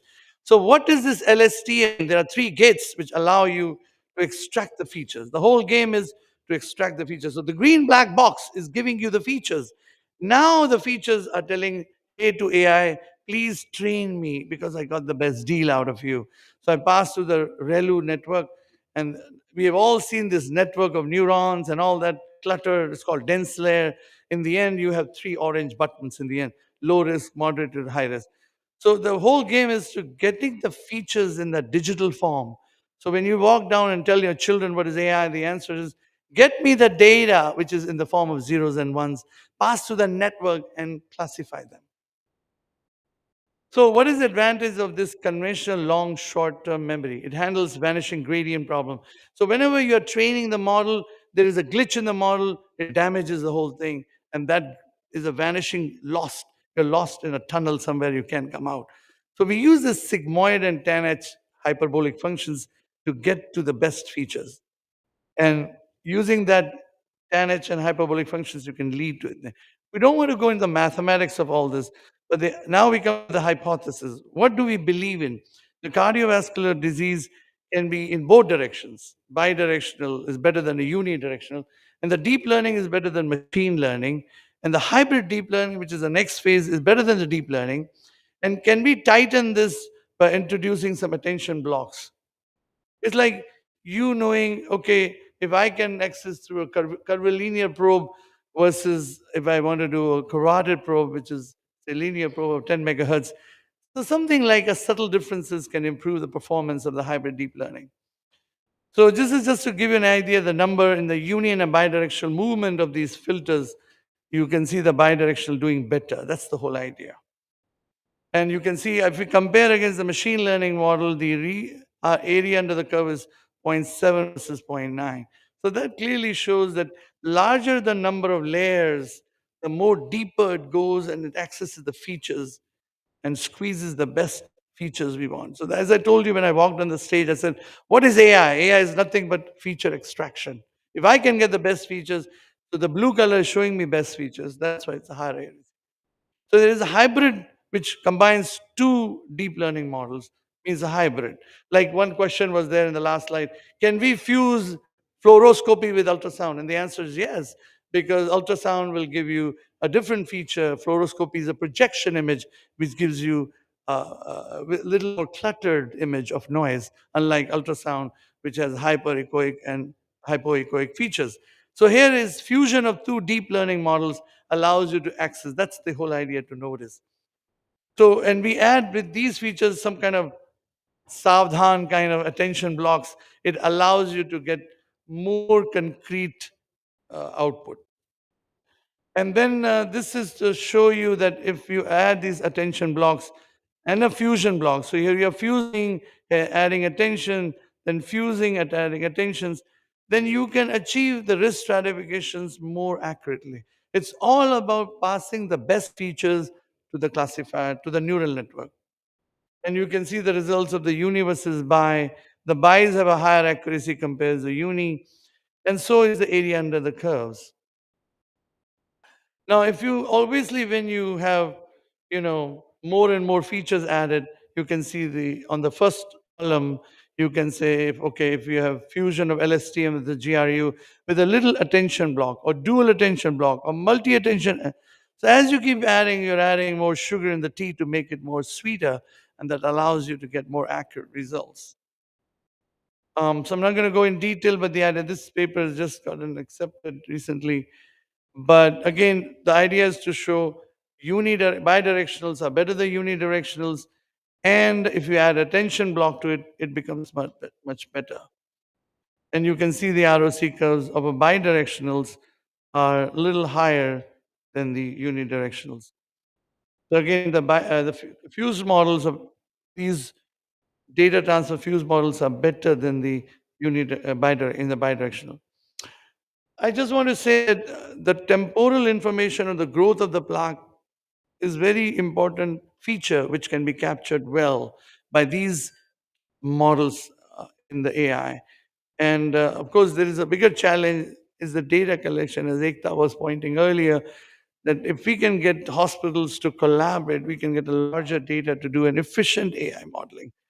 And of course, develop more extension models, which we have recently developed, but I'm not going to go in detail, but we call from LSTM to XLSTM, extended LSTM model. Then we have something like cross gating, matrix gating, exponential gating. This is the first time we are applying in cardiology framework. And we have been doing this cardiology in AI for the last 20 years. So I really bring forth to a lot of products in this, which uses AI for the cardiological CVD risk stratification. These are some advanced models we are working on. So we like to conclude that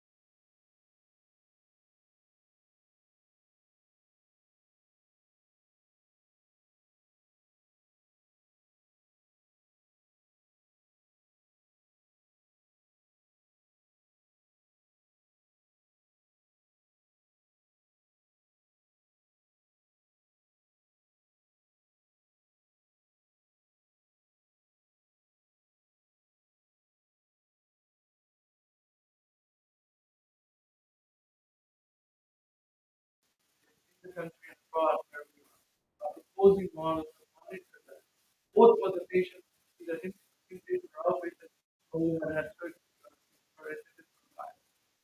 And now, because of the respiratory disease doesn't really happen before we run peripheral, other areas, renal and all that. So we can still have those comorbidities affect the heart condition, things not heard elsewhere. So we could still come and play the role of monitoring, even though it is not directly related to coronary artery.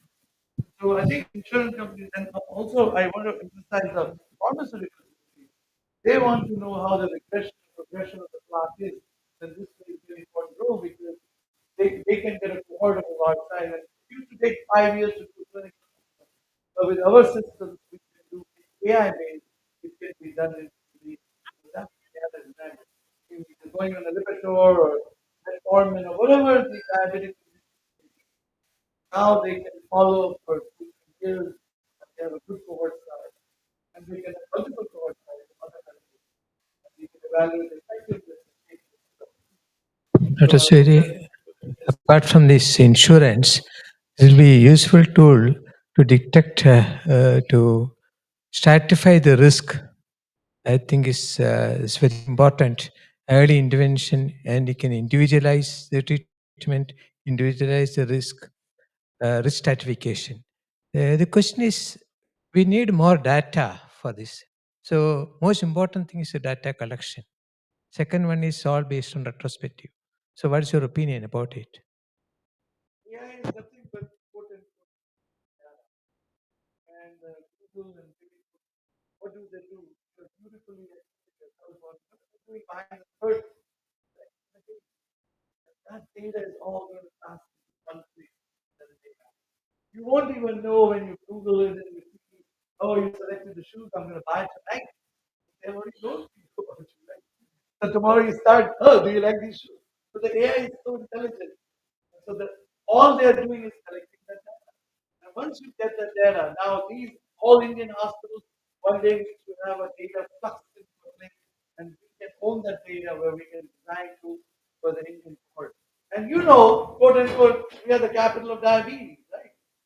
So it is very important for this country to wake up and say, we can get the data in the hands of the right people and without worrying about the privacy and HIPAA compliance and all that. Fine. But in the long term benefits are huge.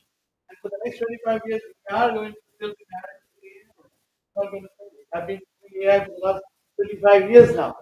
So it is still there. So, but yes, the answer to the question is very good. Everything is there. You cannot accept long term importance of clinicians. Yes, it's going to be there. See, the clinicians don't trust the black box. That's the problem. They don't like this because there is something called explainability. And you think of that, you are telling me that this is a red system, there is a lesion there. I don't believe it until they change the input parameters of the black box. Because truly, my lesion and your lesion is at the right. I'm talking about oncology. So, I mean, that black box is well understood by the physicians and the doctors. And it will take time. And the data is given. Thank you, Dr. Suri. I wanted to ask whether there is any system in which this whatever data is being generated can be transmitted to artificial intelligence online.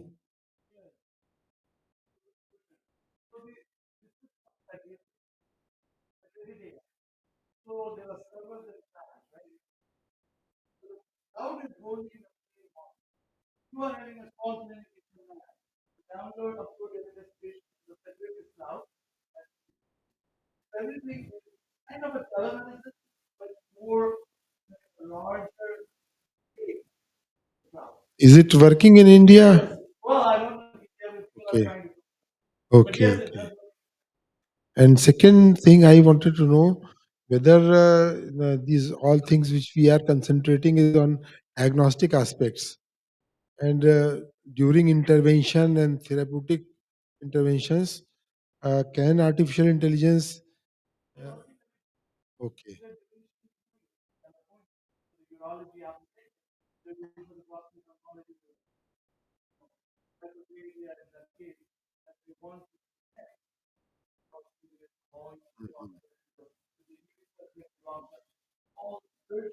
Hmm. Hmm.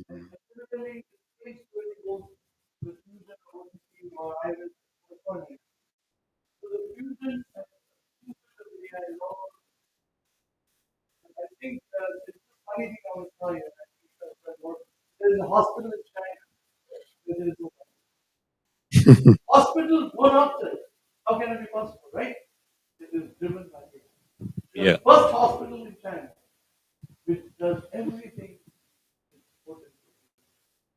I saw that video of that hospital in China, but but I still think the human interference is very important.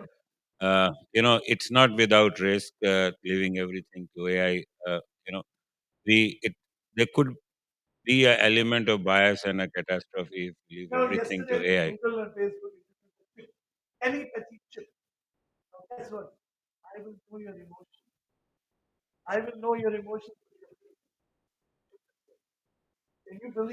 Yeah, I know.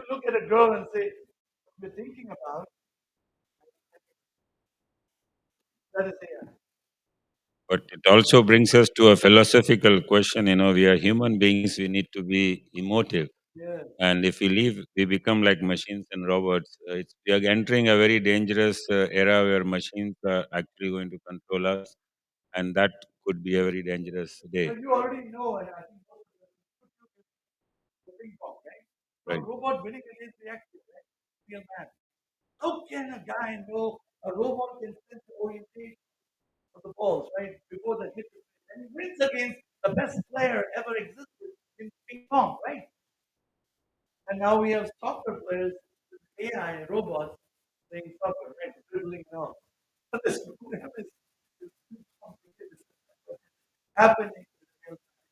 Yeah, it's a very interesting. Yeah, yeah, we know about it.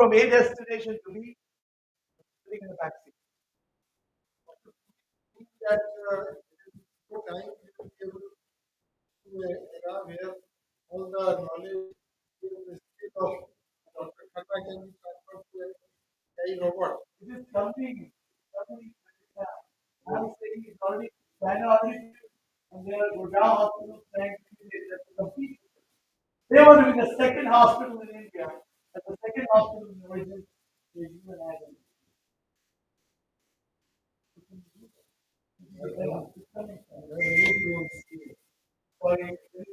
Okay, thank you very much, Dr. Suri, for an interesting session.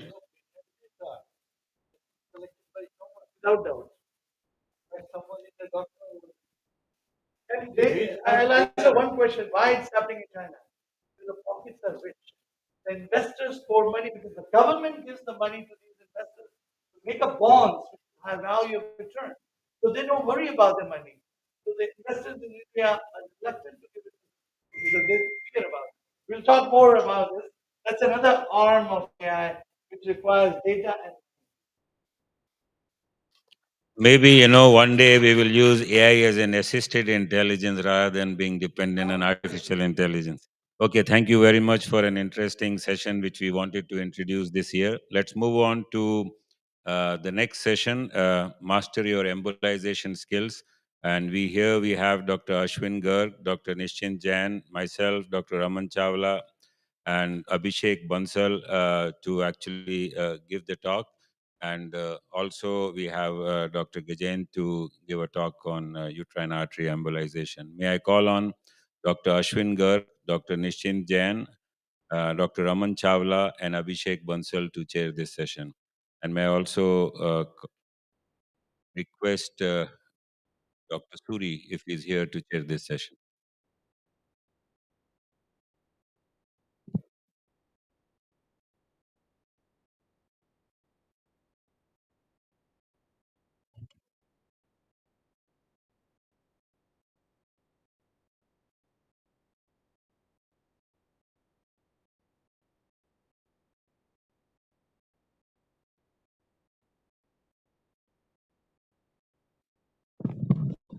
Okay, now we are going towards a new era of blocking vessels. We have been till now trying to open the vessels, whatever way it might be. And when vessel is over dilated, we're trying to cover it with a covered stent.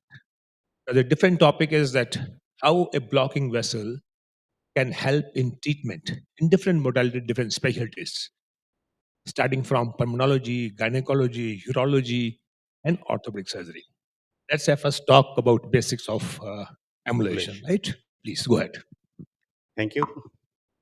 Good afternoon, everyone. I'm Ashwin, and my topic is Basics in Ambulation Therapy. Know your tools. So the definition is the ambulation is an intentional blockage or the therapeutic occlusion of the artery or vein or any extracellular space where the bleeding is occurring. So it's an intentional occlusion. The there are three goals of ambulation. One is as a adjunct goal where there could be a pre-operative ambulation like in pre-operative surgery, that GCT or massive hypervascular fibroid or the liver tumors, which can be operated upon, but before that we have to embolize that. Then as a curative therapy, like there's a bleeding from the GI vessels or in bronchial artery, so we can play as a role as a therapeutic intervention. And then as a palliative goal, where there are some tumors which are bulky and which are hypervascular, so just to reduce the bulky symptoms, the pressure symptoms, we can embolize that, like a bulky fibroid in case of perimenopausal women.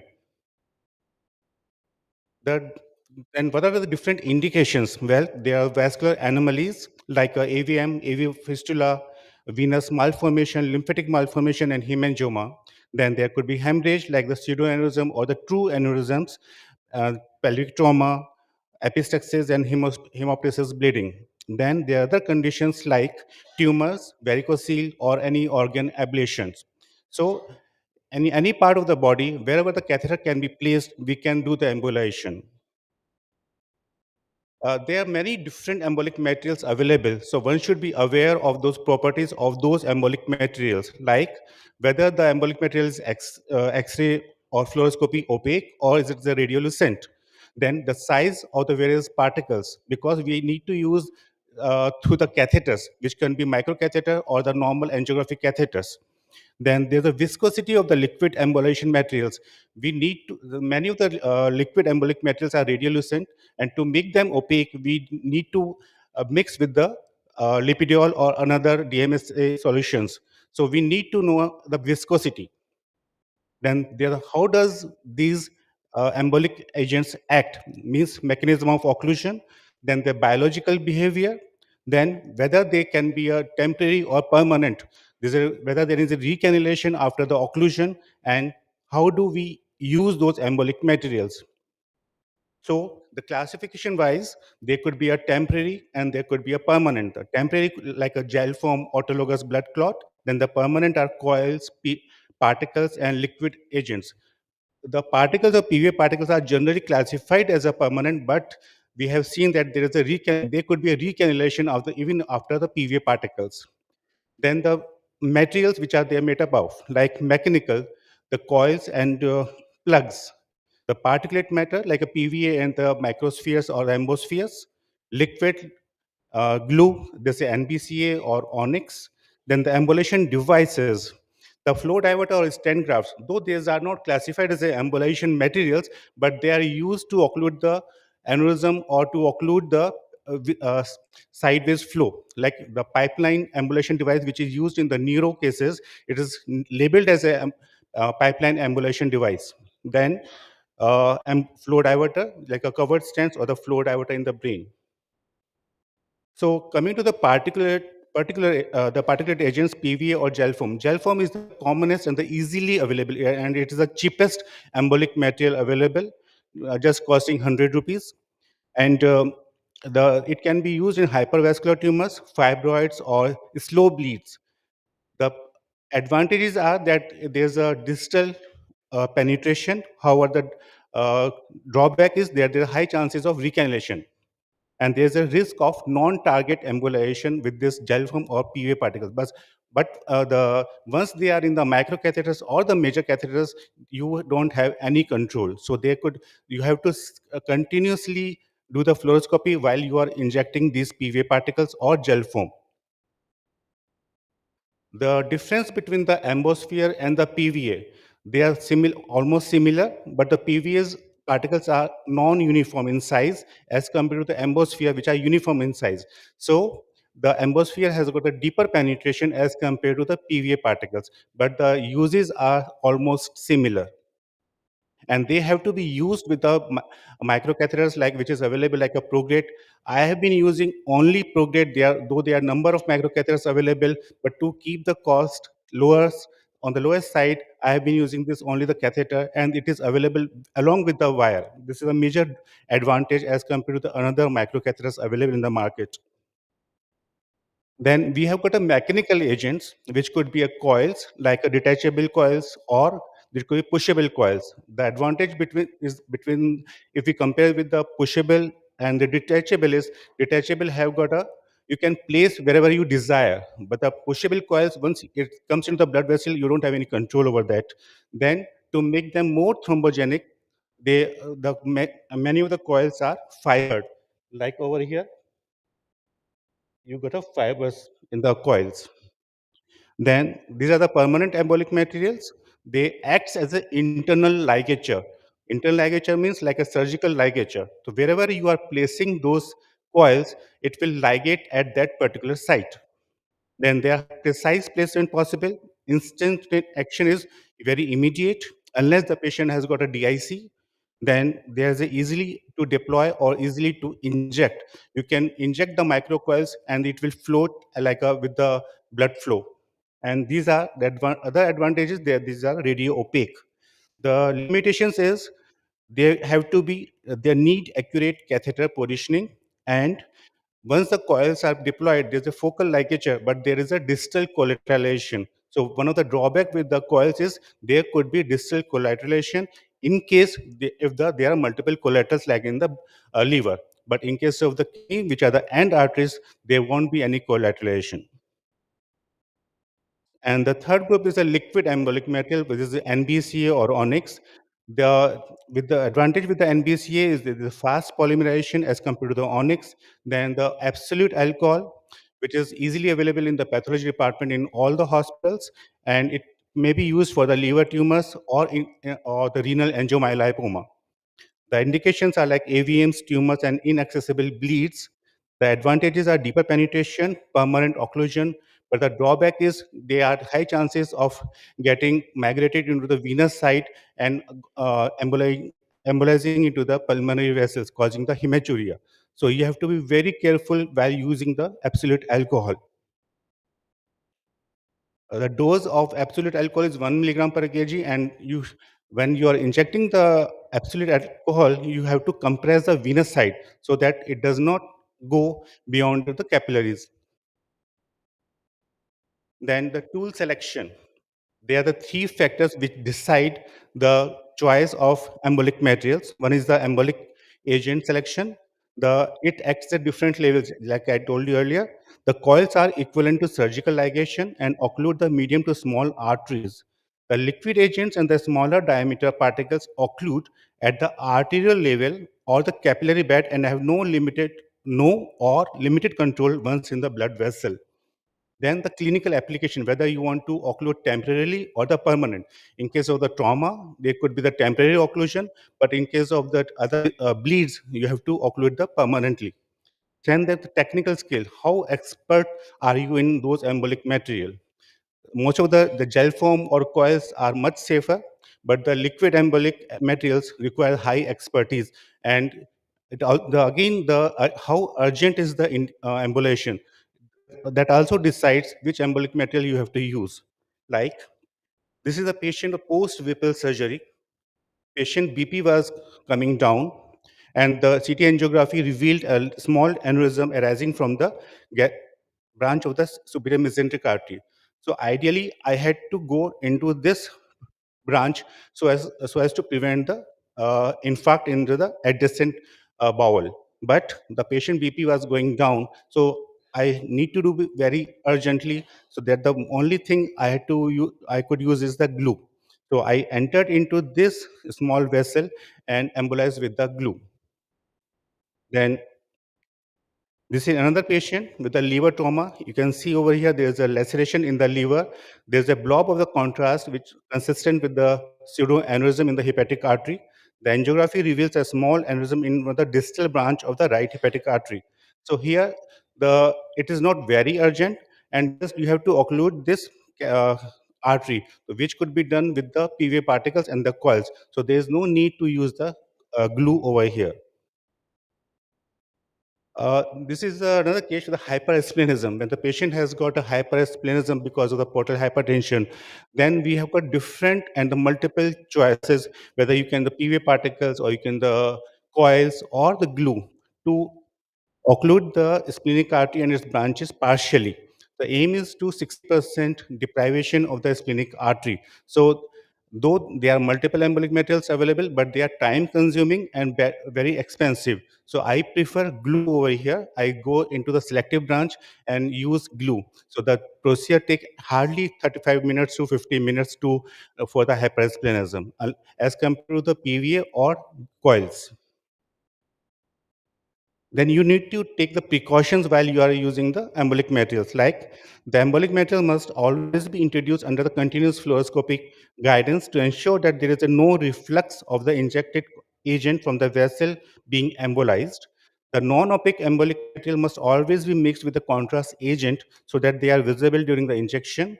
And you should do continuous fluoroscopy, and you should intermittently inject the contrast media so that you can come to know whether the desired result is achieved or not, and the thorough knowledge of the normal and the possible variant is must. So what to look for when you are performing the angiography? There are different signs. There could be abnormal blob, like I showed you earlier. Then there could be abnormal blush, like we see in case of bronchial artery embolization for the patient present with the hemoptysis. Then there could be abnormal vascularity, like in the tumors. Then there could be frank extravasation of the contrast when you are performing the angiography, like in case of GI bleeds. This is the patient who had a massive hemoptysis secondary because of the pulmonary tuberculosis. So you will see that this kind of images in the next by Dr. Nishant Jain.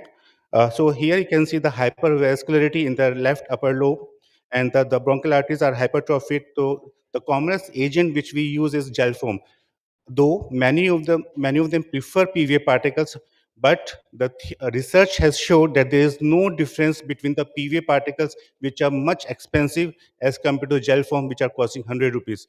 One vial of PVA costs 10,000 and gel foam costs 100 rupees. So there's no significant difference between the embolic material over here. This is another example of the liver tumor where we are performing the embolization with the PVA particles. This could be a definitive treatment, and it could be a pre-operative embolization also. Again, in case of uterine fibroid, the PVA particles are the commonest embolic materials used because these are the permanent and the fibroid size is reduced. What is the principle of embolization if there is an aneurysm? The principle of embolization is to sandwich the bleeding point. Means you have to occlude the distal to the bleeding point as well as proximal to the embolic point. Like this is the patient who had undergone cholecystectomy and presented with a melena. When angiography was performed, there is an aneurysm over here rising from the right hepatic artery branch. So here you have to occlude distally as well as proximally to isolate this aneurysm. There is no need to place the coils within the lumen of the aneurysm. So these are multiple coils placed proximal and distal, and this is a post-coil emulation picture showing the complete obliteration. And the point to be noted over here is there is the distal collaterals are preserved. So if we don't do the distal embolization and only the proximal embolization is performed, the aneurysm will start filling retrogradely. So it has to be embolized distally as well as proximally. Another patient with acute or chronic pancreatitis, the patient presented with the melena and the hematemesis. The The ultrasonography revealed the pancreatic calcifications, and on Doppler, there's a yo-yo sign consistent with the GDA aneurysm. Angiography revealed a large aneurysm and which was embolized with the coils. This is a 1-year follow-up showing the calcification within the aneurysm. Another patient post-append.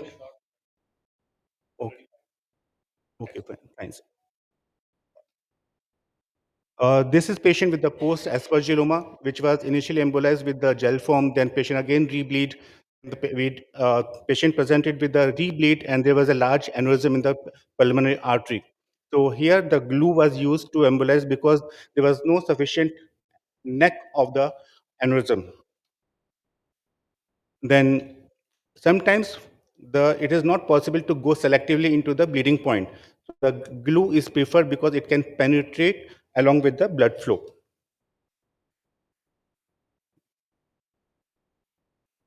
The other, then the stent graft can also be done to prevent the blood flow, to prevent the aneurysm formation.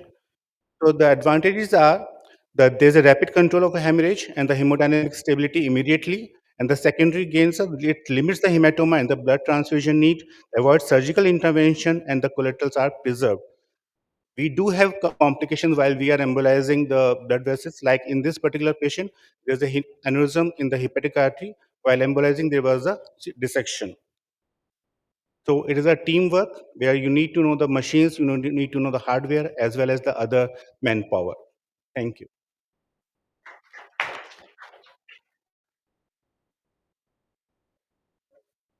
All comment.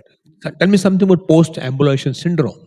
What happens after embolization? How patient reacts? Patient might have the pain at the site of the lesion where we are embolizing, but that is taken care of by the antibiotics and the analgesics. There's no major complication after the post-embolization, except in the case of uterine fibroid, where the patient presented with the 2 or 3 days of pain. But again, that is taken care of. The pain, fever is a part of the post-ambulation syndrome. Thanks for the nice lecture. It was actually very good for all the beginners. Thank you, dear. Any questions? Yeah. If there are no more questions, we can go to next talk. There's bronchial artery embolization by Dr. Jan.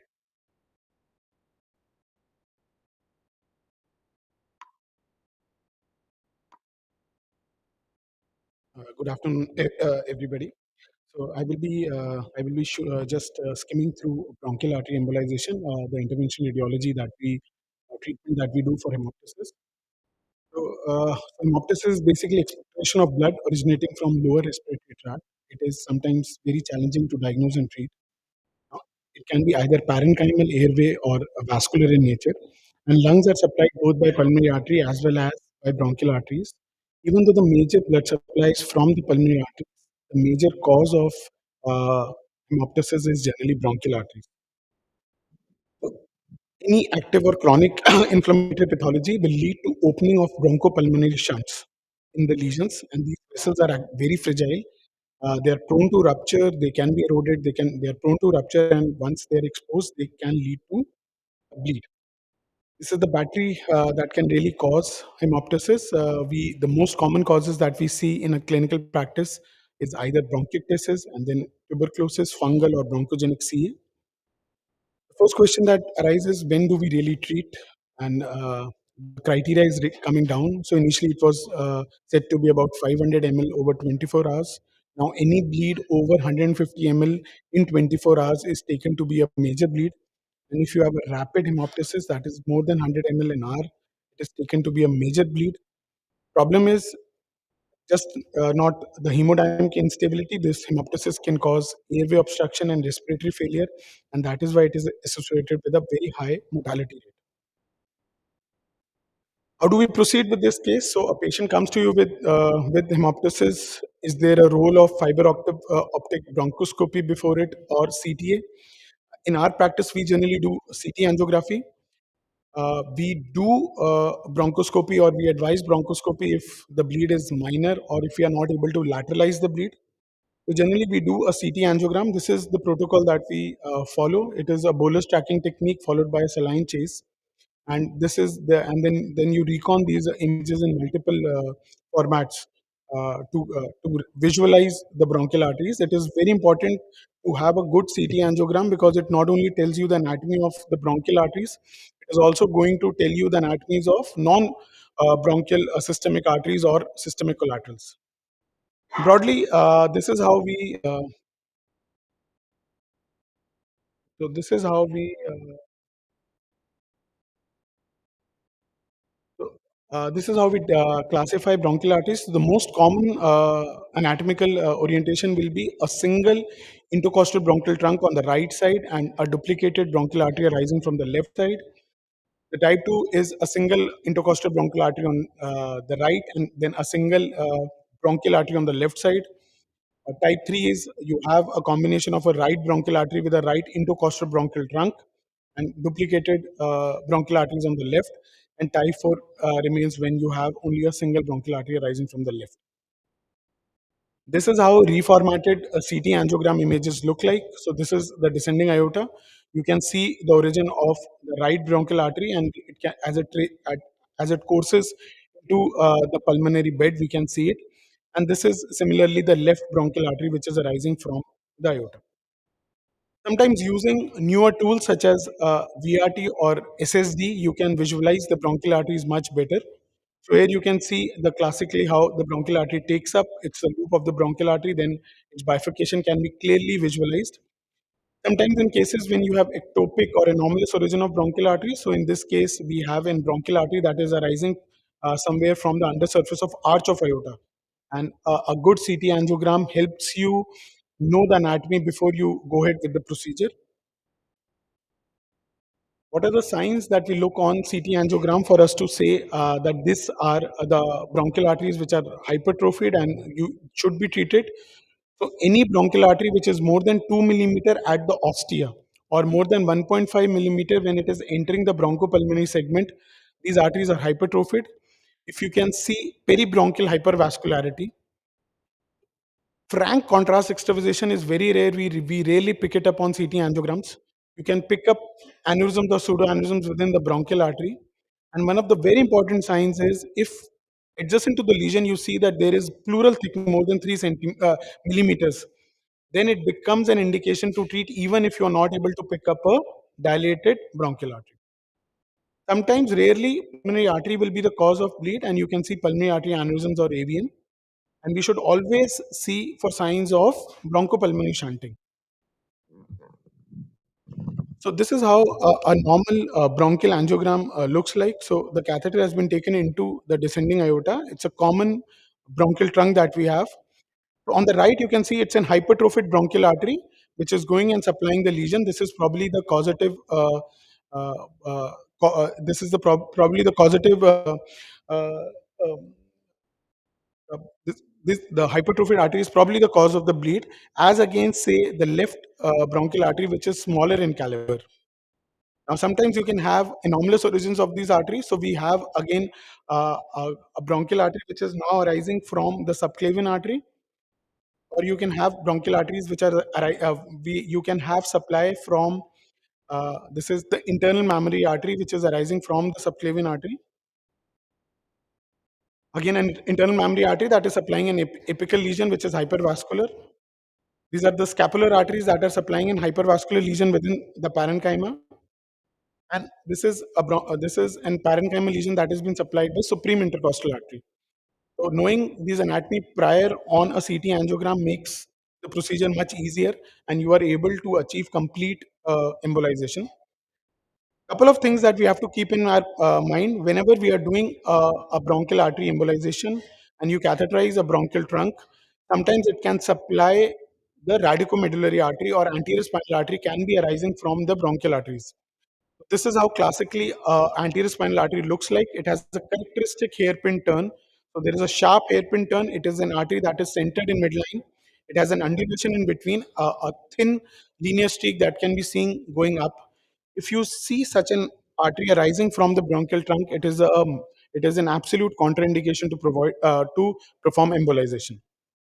Sometimes you can have bronchopulmonary shunting. So this is a right-sided intercostal bronchial angiogram. You can see an extensive parenchymal blush, but apart from that, what we can see is opacification of the pulmonary artery. Now, in such a scenario, it is important that we really don't use very small particles. They can cross the barrier sometimes, and you can prefer either larger particles or liquid embolics. These are the materials that we can use. So we can use particles, we can use gel foam, PVA particles, embospheres. Glue and coils are generally not preferred. You do not want to cause permanent occlusion of the feeding artery pedicles. Recurrences are known. So 3 months, 6 months down the line, these patients can bleed again, even with a good embolization. But sometimes we have to use them, and in cases when we see that there is high flow shunting, we have to go with coils or glue. Okay, so this is an index case. You can see an enlarged right-sided bronchial artery, which is supplying this hypervascular bed on the right side. You generally use a double curved catheter, such like a C2 and RDC, to catheterize it. For complex arteries, we can use something like a SIM1. Once you have your catheter at the ostia, you take a microcatheter inside, and slowly under fluoroscopic guidance, we inject the particle of choice, so whether PVA or gel foam. And this is a kind of picture that you can see. So the main arterial pedicle you leave behind. You do not want to close the main arterial pedicle, and the hypervascular blush is gone. Just to sum up, sometimes we can have pulmonary artery that can supply, that can be the cause of bleed. So this patient, probably an HHT patient, had multiple pulmonary AVMs. So here you can see this is a pulmonary artery which supplies an AVM, and then it is shunting into the pulmonary vein. Now we treat this with coils and plugs. So we have placed a vascular plug in the larger shunt, and the smaller shunt was coiled. This patient had another AVM, and similarly, we went ahead and we have put coils and plugs for the other shunt as well. So the final angiogram, you can see that both the AVMs are occluded, and rest of the pulmonary vasculature arteries are filling up nicely. A debatable question arises when patient does not have massive hemoptysis. Do we treat or not treat? More and more literature favors early embolization even in patients with non-massive hemoptysis, because it reduces the hospital stay and prevents likelihood of recurrence. A simple flowchart how we follow: a patient who comes with hemoptysis, basically hemodynamically stable. You get an CT angiogram done. You identify the cause of the bleed. You identify whether the whether it is bronchial or pulmonary in nature, and you embolize. If not, we stabilize the patient. Generally, unstable patient, you prefer bronchoscopies to be done beforehand. You are able to localize, bleeding is controlled. Okay. Otherwise, once the patient is stable, you move forward and then re-embolize these patients. Contraindications, as I have told, any bronchial artery supplying either the spinal arteries or coronary arteries or vertebral arteries is a strict no-no. You do not embolize these arteries. It's an absolute contraindication. We have to be very, very sure that there is no spinal artery that is arising from the bronchial trunk. As with any embolization, these are few complications that can happen. You can have embolization syndrome. There is fever and pain in the localized area, generally settles with steroids and analgesics. You can have non-target embolization in form of myocardial infarction or stroke. We can have arterial dissections. We can have spinal cord infarcts. You can have transient dysphagias, bronchopulmonary fistulas, or bronchial necrosis. The last point that I'll like to touch is recurrence. So any recurrence that happens within first 24 hours will have to be accepted as a treatment failure, and probably we have left an artery behind, as a result of which there is rebleed from the vascular bed. But if you have a recurrence, say 2 or 3 months down the line, this is known with pathologies such as tuberculosis, mycotomas, fungal, or bronchogenic CA. In such patients, you re-embolize the patients. So just to sum up, most common causes of bronchial artery will remain tuberculosis, post-tuberculosis sequelae, bronchiectasis, and aspergilloma. For all massive pulmonary hemoptysis, patients' bronchial artery embolization should be done. We generally get a CT angiogram done before the procedure. Flush aortograms may be required if you are not able to map out the anatomy completely. These super selective catheterization with distal embolization is recommended to minimize complication rates, and technical success is very high, and we generally have PVA particles, that is the embolic material of choice. Recurrence rate varies from 12 to 57%, and recurrence can be either attributed to incomplete embolization or recruitment of new collateral. It is recommended that you do an extensive search for non-bronchial systemic collaterals in case patient is having recurrence.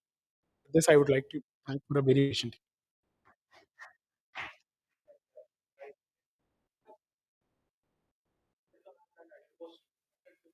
bronchial embolization, and I've never done CT angio. Being an internal radiologist, do you really need CT angio before pulmonary artery before embolization of bronchial arteries?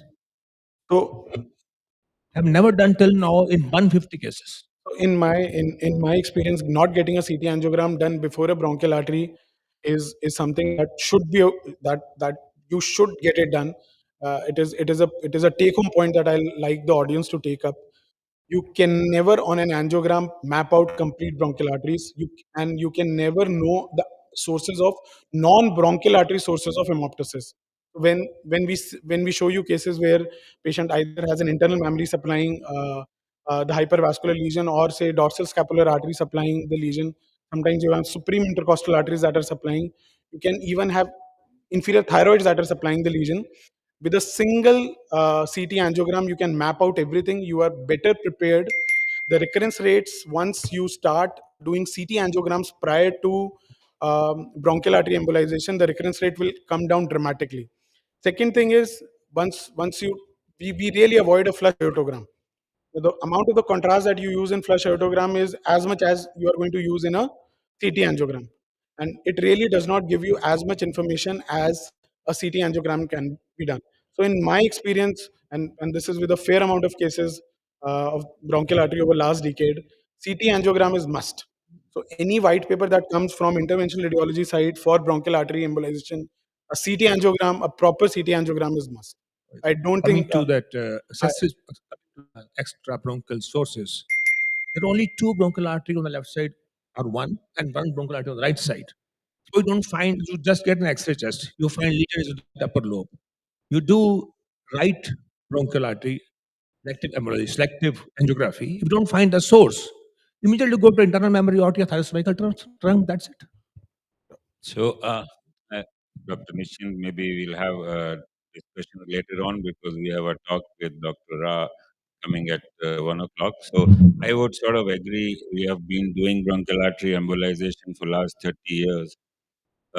Initially we were not doing CT angiograms, but what I was always doing, because the referrals used to come from the respiratory physicians, that we get a bronchoscopy and we know which lobe, from which lobe there is a bleed, and we were looking and searching for bronchial artery leaders there. But since we have adapted with the CT angio, I think the life is very simple. We are much more focused. We know the abnormal origin of the bronchial arteries. They may not be just coming from aorta, they could be coming from everywhere, from subclavians, from memory, from inferior epigastric arteries, splenic arteries. I mean, there are so many, and it's so easy. If you know, then your radiation time is reduced and your success rates are high. And sometimes there are many. In fact, there could be, you avoid non-target, bronchial arteries. So you know where to focus, and you actually go and treat those lesions. So let's go on quickly to the next talk. I would want you to stick to your time because we have a session on Big Boys Fail. Dr. Rai is going to be speaking from Korea, and he has another meeting to attend. And many of us would be having flights. I mean, not me, but many of you would be having flights back home. So we want to finish in time. The next speaker is Dr. Girendra Shankar from Action Balaji Hospital, and he's going to be speaking on uterine artery embolization for fibroids.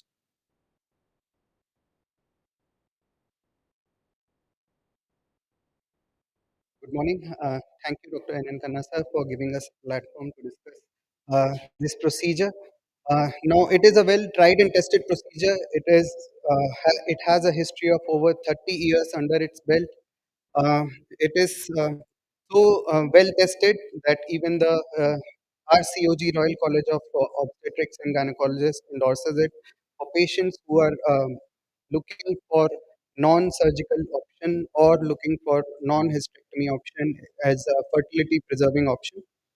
So when comparing it to surgery, it has a shorter hospital stay, recovery milestones are sooner. Although there are some cases of re-intervention, and at least in India, when we consider versus surgery, it is cheaper as compared to surgery.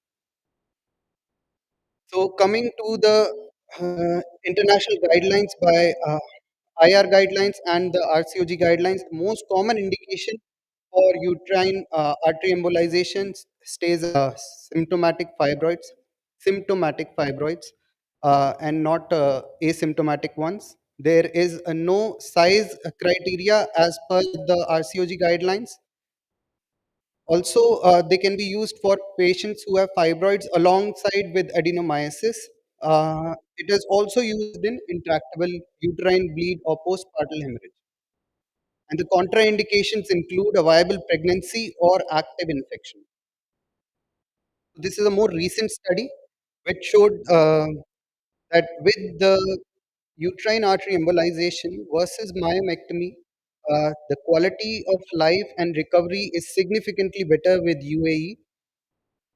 This also showed that there is more chances of reintervention. However, with surgery, there is post-surgery syndrome severity. With the surgery, the recovery is delayed, and we all know UAE is a daycare procedure. Coming to the armamentarium that is used for the procedure, generally use the Cobra, Simmons, or RUC, Robertson uterine catheter for selective cannulation of uterine arteries. We can go super selective using any microcatheter. Uh, Occluder balloons are also used for rediversion of flow and avoiding ovarian failure. Coming to the embolizing agents that can be used, these are various embolizing agents that we have already talked about. Now, what are the pre-procedural steps? We need to counsel the patient appropriately. This procedure has some reintervention rates. We need to tell the patients that she has to choose whether she is up for a chance of reintervention. If the patient is between 30 and 50 years of age, that is our sweet spot. Patients who are younger have higher reintervention rates. The patients who are more than 50 years have higher chances of permanent amenorrhea. Pre-procedural imaging, this is very essential when you're trying to improve your quality of UAE with the better outcomes. This was a study that came out back in 2010. It showed that when the T2 SI ratio was almost more than 2, the success rate of UAE was 77%. But when the SI ratio of T2 imaging was more than 3.5, it showed that 100% of fibroids could be treated. Then, like Sir described in his talk regarding the embolization techniques, aggressive approach is needed for post-procedural analgesia. And what all IRs recommend is a superior hypogastric nerve block.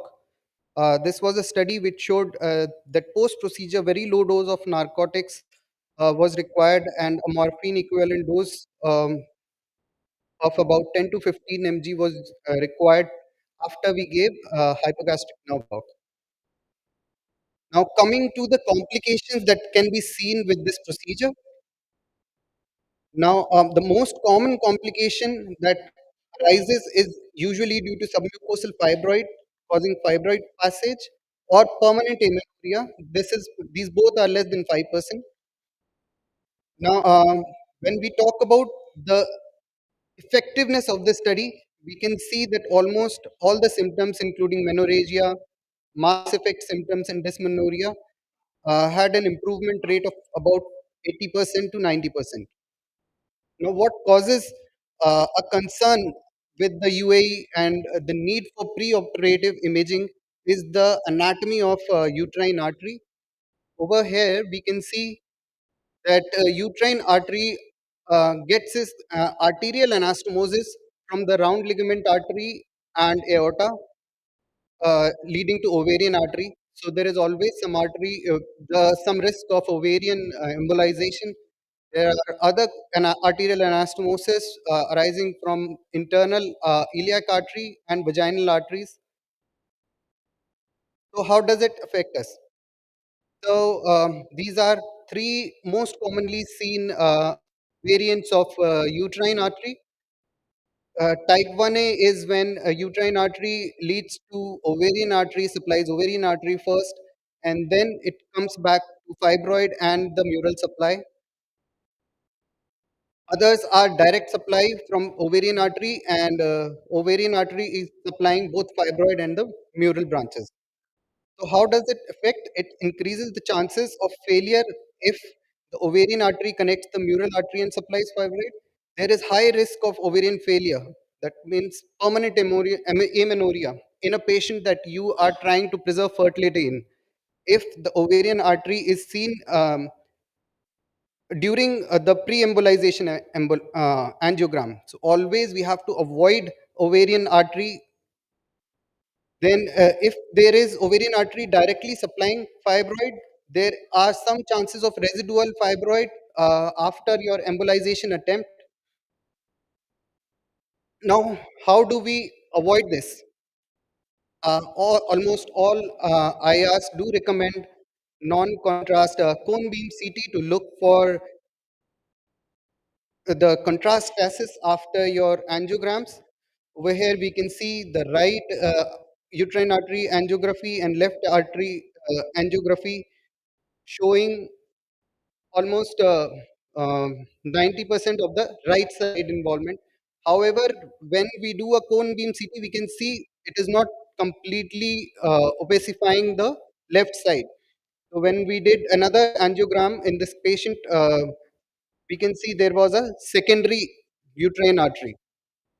Similarly, sometimes we don't know where the uterine artery is arising from, and the cone beam CT helps us in identifying this is the patient showing the origin of uterine artery arising from the ovarian artery.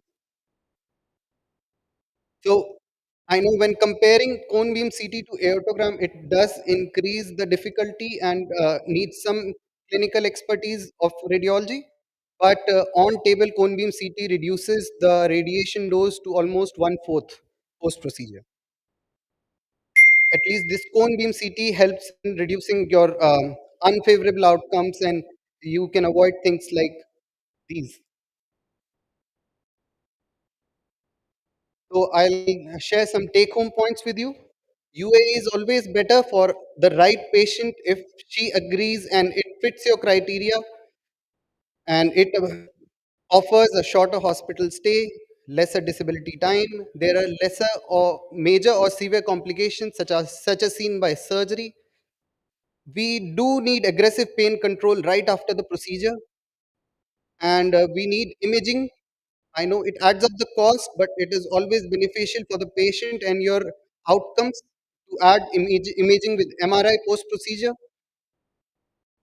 There are some treatment failures, about 20 to 23% that you already need to counsel the patient regarding, and they need to be accepting that if they're trying to avoid surgery.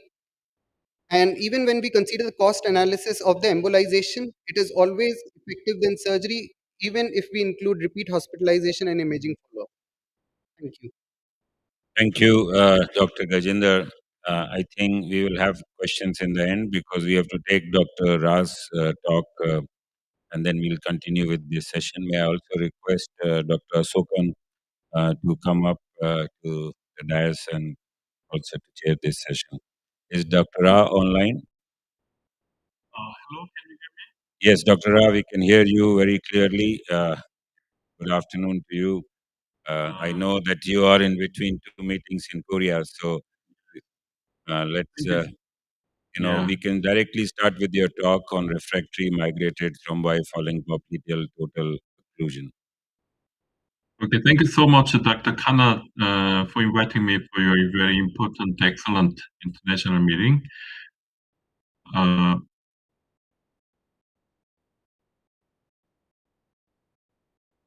can I say? Okay. I cannot see my slide. Can you see the slide? Yeah, we can see your introductory slide. Can someone in the AV help Dr. Ra? Yeah, strange, I cannot. Your screen is shared, sir. So you just have to click on the presentation and start moving.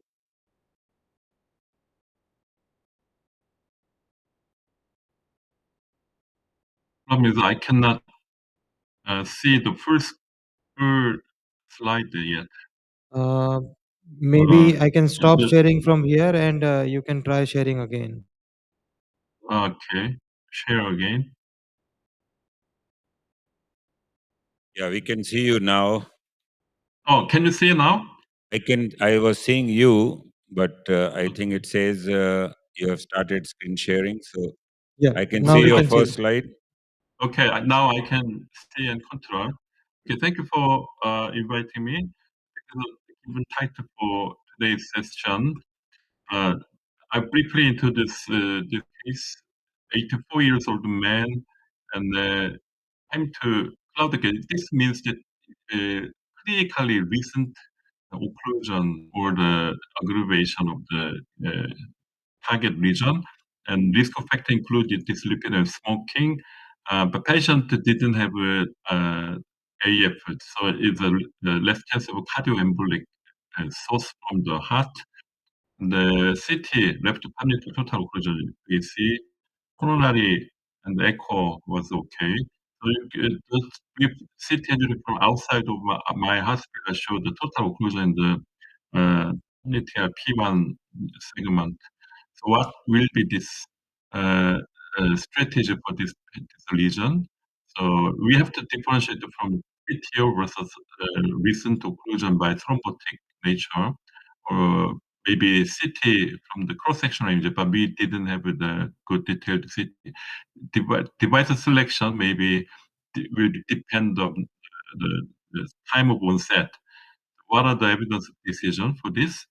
And the thrombotic milieu, if thrombotic milieu, clinical decision also will be important. The CT image will be helpful. Baseline with recent if occlusion, there will be limited collateral. But chronic process, there will be profuse collateral. The difficulty in biopsy when you do that. So all of this indirect evidence of clinical and the imaging, there will be give our clinical information to decide the weapons. So if you get this baseline, uh, I the contrast approach maybe contrast approach. This is a 5 French MP1 patata, or in case of intraluminal wiring, and if failure, we can use the subintimal tracking by the 3-5 system or the TBR retroid. But baseline entropy show I partly invaded into. You can see the limited number of collaterals and partial visualization of this time. So I feel this looks like a recent occlusion. Another portion is recent occlusion by the acute chronic processing. This 18 connector flare flex wire, this node is 12-gram hydrophilic, not so difficult to negotiate into the distal tibial intraluminal force because we can see the wire tip is moving. And then just I wanted to, at this point, maybe uh, if I do this case again, maybe at least I would do Rotarex or the jet streaming to maximally remove it. After this protection, there will be the best choice. And at the time, I was very hurry up because of many patients were waiting. So just I wanted to see the balloon response. And this maybe you have to choose a strategy, just a balloon instead of balloon and pop out DCB or stenting, high chance of a balloon failure or the distal migration. Anyway, this can be educational at this point. So due to time limitation, I proceed to prolonged balloon inflation 3 minutes with Mustang NC balloon from Boston. And balloon response was not so bad, just a partial non-flow limiting dissection. So I decided to do balloon elevation and the DCB. So impact admiral DCB was applied. However, you can see the target region itself is good. However, there's a huge distal embolization to major tibial vessels. At this point, what we have to do, just to suction again, a catheter embolectomy or the jet stream or any suction device again. So we should consider the next stage, how we should do. So we can choose some diverse uh, sometimes instead of surgical embolectomy, I'm doing using the filter expanded to the distal, and by the retrieval catheter, the in-trap, there is a modified Bugatti thrombo aspiration, maybe filter, expanded filter, retrieval this by the retrieval chest. That's one option. However, I wanted to choose the simple one, so A-French guiding catheter suction, gentle curved MP1, and then the 5 French with proximal tibia, so everywhere with the suction by the fibry total catheter. And then post-aspiration still remained bucket thrombus. Of course, I did the anticoagulation more intensively. However, the prolonged valve inflation still there's sometimes the catheter insertion to the distal and saline nitro combo flushing sometimes make it more nice to just remain the far distal thrombi. However, this only one tibia partly could see. So prolonged balloon inflation, I tried to cut the just low pressure balloon for everywhere 2 minutes. However, usually this also will not be happy. The systemic thrombotomy, this is not good. So I want to show this, always this will not be happy. So uh, retrieval of the thrombus itself will be important to these patients. At this point, any mechanical try by the even smaller thrombus aspiration by the motorized device in the every TBR vessel, that also will be limited. Only one option will be intraarterial thrombolysis, even there will be some bleeding risk. So our hospital thrombolysis protocol is like this. These days, UK urokinase is not available in Korea, just only Actilas can be infused. So I'm deciding 1 day infusion with our protocol, the next day taking image again and see the trend where what's going on, then just adjust the catheter position. So maximum within 2 days, I finish it. So this is a follow-up at second day. So I inserted the infusion catheter 20 multi-side or the infusion catheter to the 80 side. Now 80 resolved very nicely. Then the second day, I readjusted to this PTA side, still occluded. And after this infusion catheter injection, could see the distal still alive. So second day, after second day infusion, there was a remained region in the proximal TBR, anti-low pressure balloon, and the proximal high pressure NC balloon prolonged inflammation, and this will be the final. Some residual thrombi, but we can do medical management. This patient after 2 days. Condition change with infusion catheter and the good infusion system. Patient with discharged with low INR targeted triple anticoagulant thrombotics, the patient is still fine. So from this case, I'd like to summarize like this. We should, before the intervention, we should clearly define whether this is really belong to CTO or the acute to chronic or the fresh thrombotic lesion, and then the strategy should be changed. The device also should be changed. What are the evidence of this? We can depend on the clinical information and the imaging, the baseline angiography, and the difficulties in crossing wiring or any the balloon response, post-balloon region morphology. All of these can be a good source to choose the active thrombus removal by the mechanical intervention or the residual by the medical therapy or the residual combined intraarterial thrombolysis or anything. This kind of information is important to finalize the patients with a good result. Thank you for your attention. Thank you very much, Dr. Ra. Uh, I don't know how we would have done it separately, but probably um, in the hindsight, I think if we had done the lysis first and then intervened, probably we would have not had this issue, or maybe we would have used balloon would have been enough after that. What about in the panel? Somebody wants to comment on this? See, what I feel is if in this such a situation, if you just take a soft and a thermowire and you cross it very easily, it means there's acute occlusion. In that situation, you should try to not intervene by balloon. You either give lytic therapy or send it to surgeon. I think it's ideal, as Professor Khanna said, thrombolytic therapy, wait for a few days, then take the case for intervention. So low dose thrombolytic therapy will do the job. Yeah, thank you so much for your comment.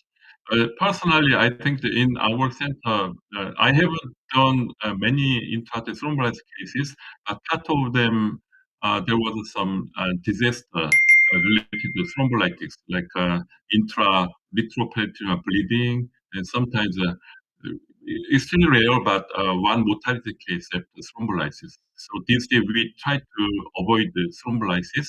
So our strategy is not doing the initial thrombolysis before suction. If I do this case again, maybe I should have done the like angiojet or enlist jet stream. Otherwise, we should minimize the thrombolysis risk, and maybe uh, after distal filter, then I must finalize by mechanical at once. However, this is sometimes we should have enough time to do the one by one by the minimizing complication. So this is not the reason I'm presenting for due to I have done very well because I would not have done this when I have enough time and maybe more dedicated procedure at the moment. So because I have some repent for this case, so that's why I wanted to share that if I do this case again, I will not do like this. Okay, thank you very much, Dr. Ra, because that's why we kept it in a session where very senior people like you can also have issues, because what it looked like initially was a very doable lesion and it would have been very easy to do it. But sometimes these thrombosis actually are like glues, and whatever we do, we are not able to clear them. And we have also faced this sort of a situation only in the hindsight that you may think that this would have been better, but we get stuck in these sort of a situations where you do a very good procedure. When you do the final shoot, you actually get an artery which is more, which is occluding even more than what it was before.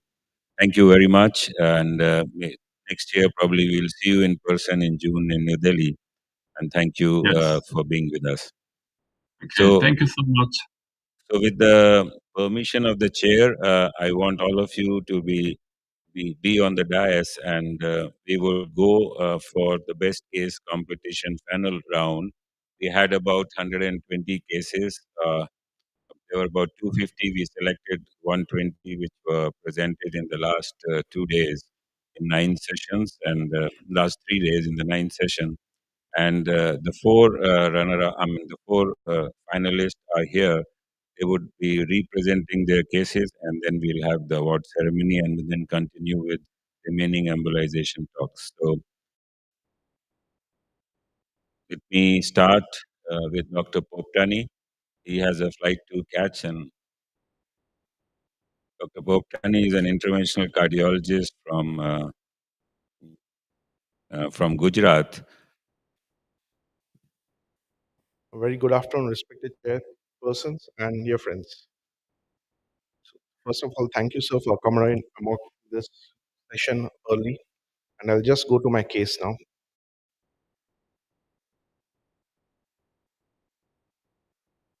So this was basically a case of a chimney ER with a novel approach in an emergency situation. After hearing what Dr. Sharif yesterday had to say about EVAs as well as this, I would still advocate this as one of the emergency procedure cases, if needed, can be done. So this is a 66-year-old male patient, diabetic for 4 years, hypertensive for 6 years, chronic obstructive airway disease for 10 years. He presented to us with abdominal discomfort of 3 to 4 days, sudden onset of giddiness, loss of consciousness transiently, which recovered in some time. Primarily attended by a physician in a multi-specialty hospital, underwent CT scans, abdomen and pelvis and brain for his discomforts and the loss of consciousness. And there was this incidental detection of AAA, with focal disruption, which is there at the right atrial aspect, which was associated with a large periaortic hematoma. He was immediately shifted to a hospital and in an emergency room. Heart rate of 120 beats per minute, blood pressure of 90 systolic. He was conscious but disoriented, no focal deficits. On evaluation, he was detected additionally to have a bicuspid aortic valve, ascending aortic aneurysm of around 5.1 centimeters, descending abdominal aortism, which had a concealed rupture. He was already in AKI, severe metabolic acidosis, circulatory shock, and was resuscitated for 2 to 3 hours, and then we immediately planned for his procedure. So this was an aneurysm. If we see at the juxtarenal level, the aneurysm was also above. That was more of a pararenal, starting just near to the superior mesenteric artery. This is at its maximum diameter of around 8.5 to 9 centimeters, and this was prior to the bifurcation. The treatment options which would remain: open surgical repair, fenestrated, endovascular aortic repair, chimney EVAR, and hybrid repair, which were the options which are available to us. Now, if you look at the proper CT analysis and planning, the estimate to the aneurysm distance was 14 millimeters. So the proximal landing zone, which we usually should have about 15 millimeters, was almost 14 millimeters for us. Estimate to aortic bifurcation was 153, right CIA 52, and left CIA 46. The renal artery origins, though were patent, the left renal artery had a posterior origin, which was difficult to cannulate, which I would show you in subsequent slides. So this is just the breakdown. If you look at the diameter wise, so this was the proximal landing zone of 26 millimeters, just below the renals. Around the renals, it was 27 on an average. The maximum diameter at the aortic in the mid segment was 82 millimeters, and the iliacs were about 11.4 and 12.9. So, going by these dimensions, these measurements, we decided the device plan. So, how do you decide the device plan? So, that is the sizing which is important. The proximal landing zone area of 27 with the C and D. So C and D are the chimneys which we need to decide the size of the renals, and upon 3, which is the size of the main body. So this is how we decide the main body dimensions. So this was selected as 36, 16 by 145, right and left limbs which were contralateral. The right renal and the left renal were 6 by 58 covered stand on both sides. The excess were both bilateral femoral as well as both brachials. These are the angiograms. This is the angiogram. I will quickly go through it. This is why I want to show you the left renal origin, which was very difficult to cannulate. Did multiple attempts. The wire would go in, the early catheter would go in, but would not get a stable support so as to park in your covered stent. It was performed by a right brachial axis using the mother, that is a telescoping technique. So what we used is, after using the Ansel sheet, we used the arrow sheet, the destination sheet. This is one thing which we could do it in an emergency situation. We took an 8 French guiding catheter and a 6 French guiding catheter inside it with a road runner wire.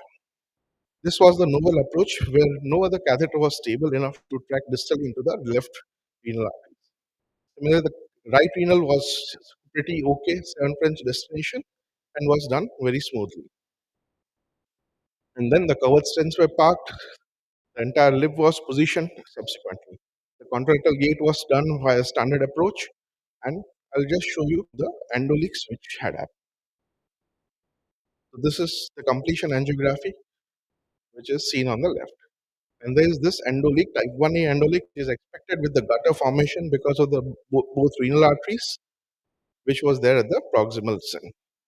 Immediately did the bifurcation, the kissing stent ballooning of both the renals as well as the proximal landing zone, the standard steps to improve the apposition and reduce the type 1A endoleak.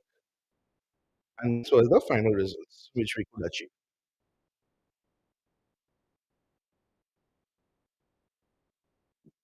So pretty satisfactory. The patient immediately had stabilized. Via Chivar, because of the speed and availability, we could finish the case in almost 2.5 hours. Alternative to open surgery, it can address hostile anatomy. Ruptured aneurysms, especially such patients, definitely would benefit a lot. This was a novel approach where a guiding catheter, that's an ABU, 8 French, we had to cut it so as to accommodate the length of the 6 French guiding catheter to pass through. And this was One thing which we could do the novel approach in this, corrected the type 1 endoleak on table itself and could achieve a satisfactory result. So to conclude, I would say emergency chimney EUR is a valuable tool in the armamentarium for treating complex aortic aneurysms in such high-risk patients. Thank you, sir. Thank you very much, Dr. Poptani. Now we move on to the next case presenter, Dr. Anupam Bambani from AIMS, Patna.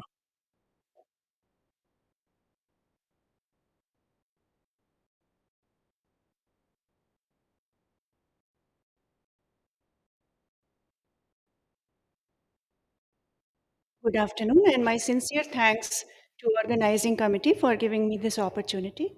Can I have my slides, please?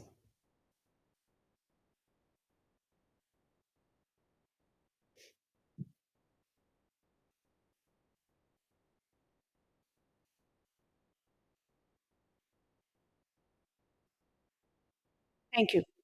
So this is an interesting case of intrahepatic stenting in Budd-Chiari syndrome in a young female. This was a 23-year-old lady who presented with chief complaints of vague upper abdominal pain and discomfort for preceding 6 months, along with mild abdominal distension. Labs showed mildly elevated liver enzymes and mildly elevated INR, bilirubin although was normal. Ultrasound revealed mild hepatosplenomegaly with minimal ascites and mildly altered liver parenchymal ecotexture.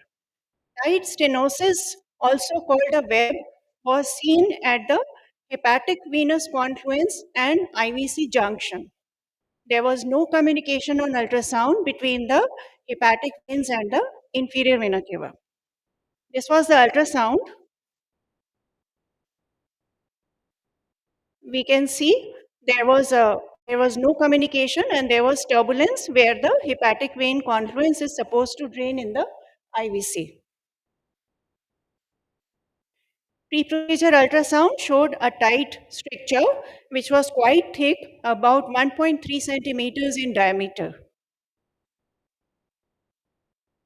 So interventional radiologists first planned the procedure and they took access of into the inferior vena cava after taking venogram.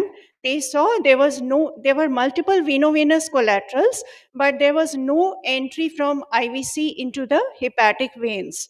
They tried multiple times to cannulate hepatic veins with the aim to recanalize, but they could not enter. After that, they abandoned the procedure and they contacted us for a team approach to this case. Transjugular internal jugular vein 10 French axis was taken with a sheath positioned in IVC near the opening of the hepatic vein. We can see this is the site where hepatic vein is supposed to open. We located this opening or the uh, probable site of opening by injecting into the hepatic vein. Ultrasound guided access was taken into the hepatic vein and the confluence was recognized. So now we had bilateral point of confluence from where the hepatic veins and inferior vena cava, there were markers kept with the help of catheters, and we knew this is the point where confluence is supposed to join into the inferior vena cava. Now, access into IVC was achieved using hard end of the 0.032 inches pterymohydrophilic wire puncture. First, we tried with the soft end, but when it didn't work out, we used the hind end, followed by Picard catheter advancement into the inferior vena cava. We can see the hard end penetrated the web, then the Picard catheter, which was percutaneously placed in the hepatic vein, was advanced into the inferior vena cava. Now the wire was exchanged to 0.35 inches pterymo wire, and this time the soft end was kept forwards. Snaring of the wire was done into the internal jugular sheath. This was necessary because from inferior vena cava, we cannot place the stent because the anatomical position is hepatic vein is upwards. So we have to come from above to place the stent in anatomical orientation. Now, through and through access was achieved with the Terimo 035 inches wire, but unfortunately, it was not possible to advance the bulky catheter, and the followed by the stent along, or the balloon across this axis. It was necessary now to exchange the wire to a super stiff wire. Picard catheter was advanced over Terimo wire through the hepatic vein, and catheter was exteriorized through the SVC sheath. Now we had an exterior to exterior loop established between the hepatic vein and the internal jugular vein. Following this, a super stiff wire was advanced through this catheter from SVC, and it was exteriorized through the hepatic vein. So this was the loop achieved. This is showing Picard catheter being advanced into the sheath of the internal jugular vein. At this point, there was a problem because whenever there is a hardware coming from inside, it cannot penetrate the hemostatic valve of the sheath. So sheath in sheath technique was used to facilitate the exteriorization. This is the figure showing sheath in sheath technique. Inside the sheath, another sheath was advanced, and when the wire came into the external second sheath, then this sheath was withdrawn. So we had wire outside.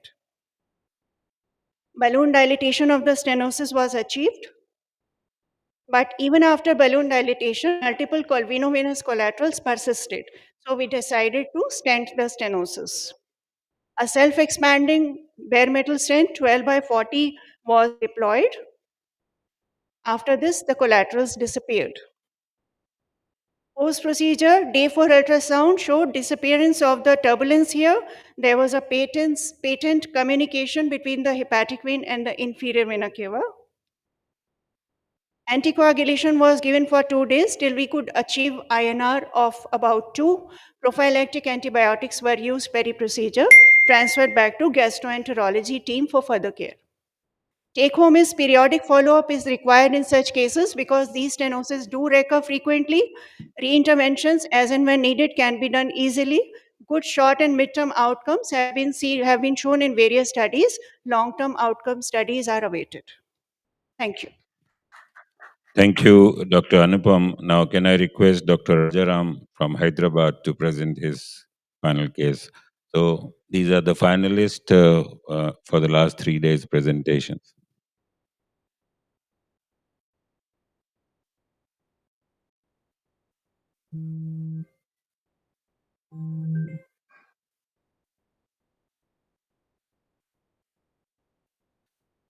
Good afternoon, everyone.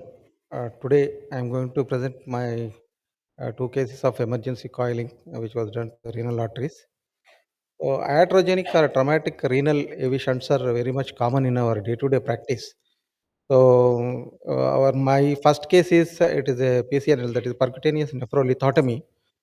This procedure usually done to break the renal stones with the ultrasound waves. So, urologists, they will usually put a big size sheath inside into the parenchyma, renal parenchyma.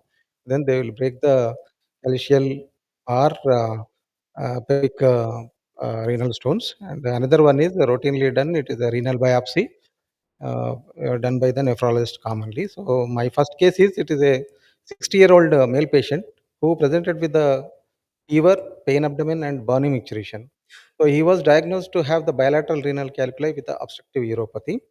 So he is a known case of ischemic heart disease, underwent post EABG, and he is having moderate LV dysfunction, and other comorbidities are like diabetes, hypertension. So they did bilateral DJ stenting and also did the right PCNL. And then post-operatively, patient developed severe hematuria with severe drop in the hemoglobin. Almost it dropped from 11 grams to 6.5 grams within 3 days. So initially, they were managing it conservatively with the blood transfusion and recurrent bladder clot evacuation. There was a transient period of asymptomatic stage, and again followed by there is a severe drop in the hemoglobin. Then finally, they have referred for us for the renal angiogram. So we did the renal angiogram. So this is the status. So left side renal artery osteoproximal, it is almost a critical lesion, 95% stenosis, and then right side, if you see the digital subtraction angiography, there is a early filling phase of the IVC. So that is an indication of right AV shunt or AV fistula, you can see. So then we took JR 7 French guide with a regular wire, that is 014 wire support. So we passed the Vasco plus microcatheter to the AV shunt site, and then we have deployed the 3 mm into 10 centimeters barricade complex coils there.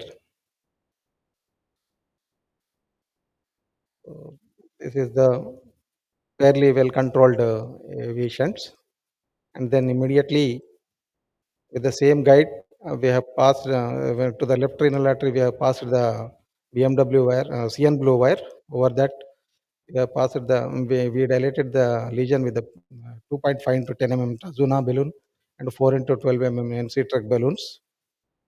Then we did stent 6 into 12 mm Herculean chelate stent that was deployed there, and these are the final results. So AV shunts was completely closed. My second case is a 58-year-old female patient. She presented with the anasarca.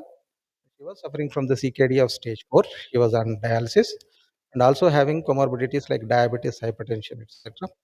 So she underwent renal biopsy for the diagnostic workup, and then she was discharged. Then after 1 week, she got readmitted with the complaints of hematuria. So renal angiogram we did. It was showing there is a left AV fistula. You can see here with again early filling stage of the renal vein followed by IVC,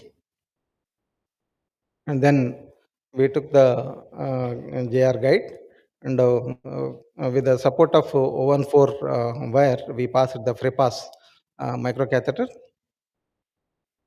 to the AV fistula site, and then we deployed 3 mm to 12 centimeters cell coil deployed post coiling.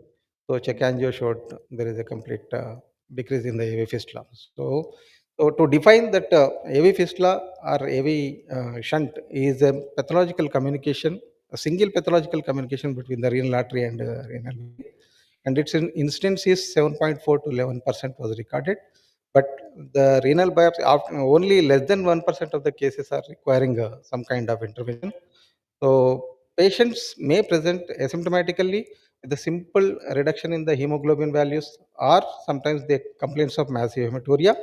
And if it is if there is any perinephric hematoma collection, patient may be having abdominal pain or flank pain or bruit, etc. If it is a chronic AV fistula, then patient may present with hypertension or high output heart failure. And then persistent hematuria can be a life-threatening if you don't treat it.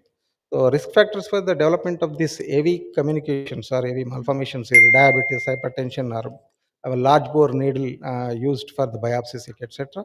And it's diagnosed usually by the ultrasound. And if there is an MDCT, that is CT angio is the best one. If it is not available, MRI is also better, but gold standard is digital subtraction angiography. So catheter-directed treatment is a safe procedure, and it is less invasive and more effective. If coil embolization fails, the resection of the fistula with a vascular repair or partial or total nephrectomy may be used to control the hemorrhage. So the device selection or the method of selection for the closure is based on the number and size of the feeding arteries, fistula point, drainage veins, shunt flow, etc. Thank you. Can you show the final image of your first case? I think there was some another feeder to that AV fistula. Already we have confirmed it in the post also. There was absolutely there is no In your even post, in your post image, there was another persistent feeder in the case one. second case or first? First case.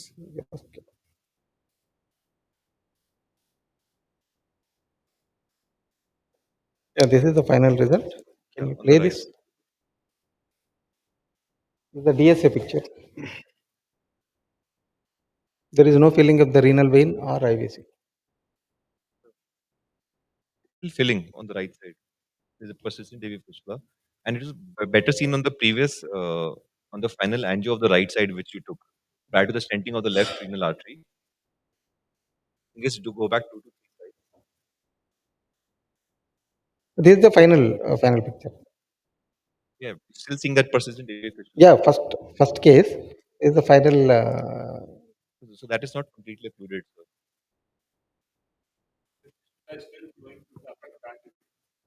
Here,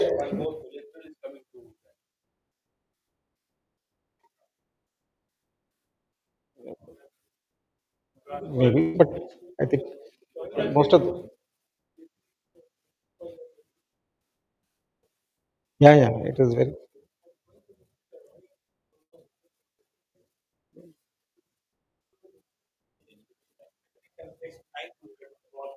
yeah. It will take some time, but after that, patient became yeah.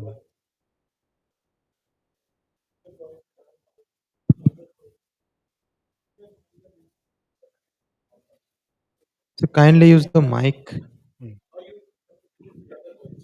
Put 2 coins. But after that, patient became absolutely all right. There is no hematuria and there is no hemoglobin drop. Patient improved well, and then we have. Probably you are right. But This would after have that, occluded. probably that might have been completely closed because heavy shunts are small size and all.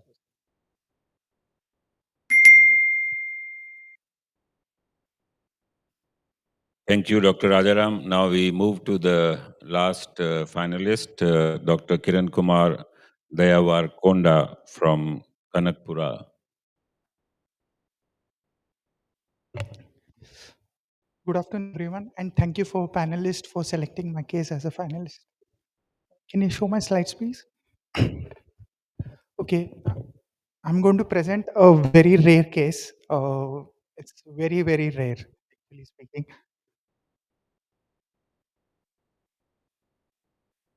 So there is a 62-year-old female had a history of repeated urinary tract infections with complaints of pain in abdomen. Uh, so they had done CT outside, showed a large renal calculi.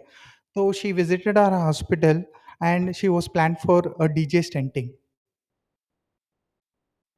So she was taken for the DJ stenting. The urologist find it very difficult for negotiating the guide wire.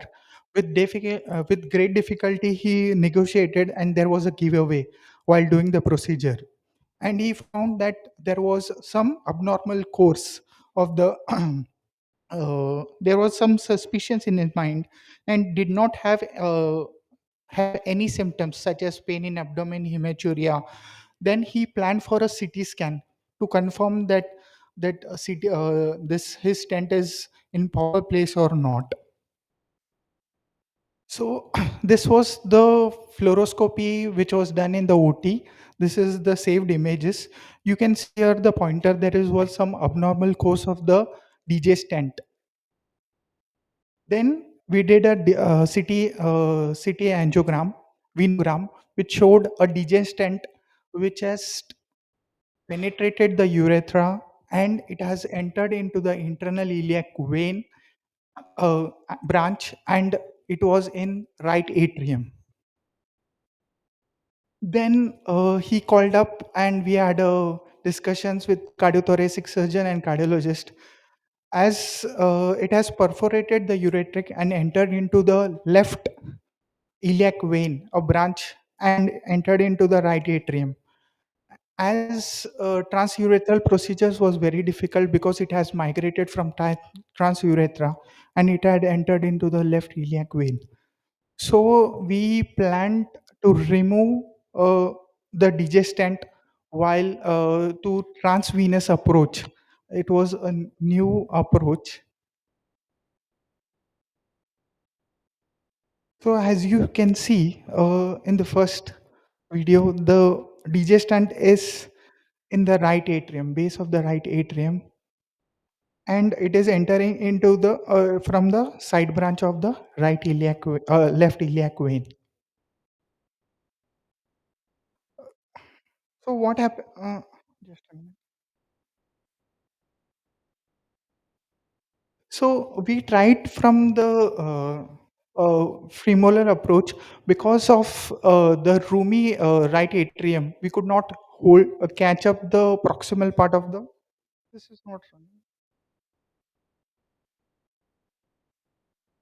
So because of the roomy right atrium, we could not held the tip of the DJ stent. So we tried for another half an hour. We didn't have a goose smear. We had just a coronary snare. So we tried with a transfemoral approach, but we were unsuccessful. Then we thought that we'll go from transvenous approach, transjugular approach. Then with in the because of the roomy right atrium, we could not catch the right tip of the right from the right atrium. So we tried to pass the catheter into the branch of the where the stent was lying, and we snare uh, the DJ stent,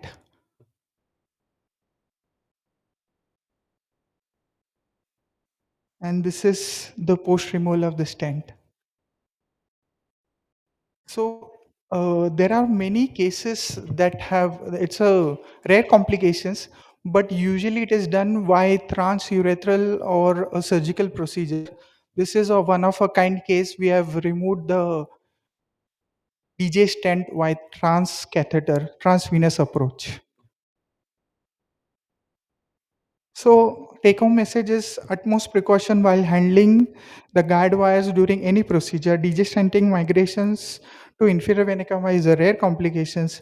Trans removal of degestant is rare. Minimal invasive alternate approach is used for traditional retrograde removal of which is not feasible by transurethral or technical limitation. Involving access stent removal is typically by transjugular or transfemoral. This technique is generally released for complex cases such when a stent is migrated intravascular or inaccessible to transurethral.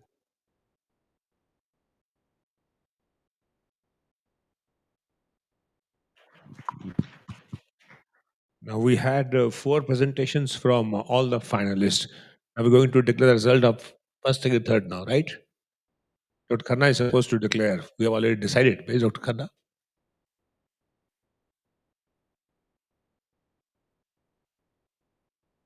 Dr. Khanna, we're waiting for you to come to declare the results and proceed further.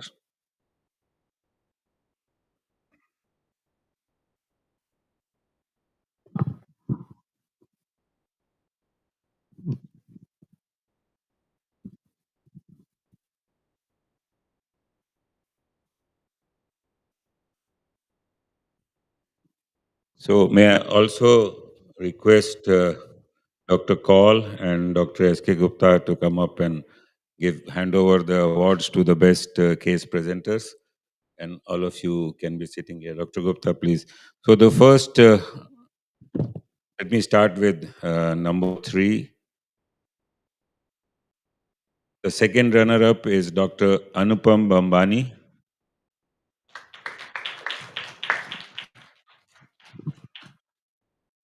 She gets a cash prize of 25,000 rupees.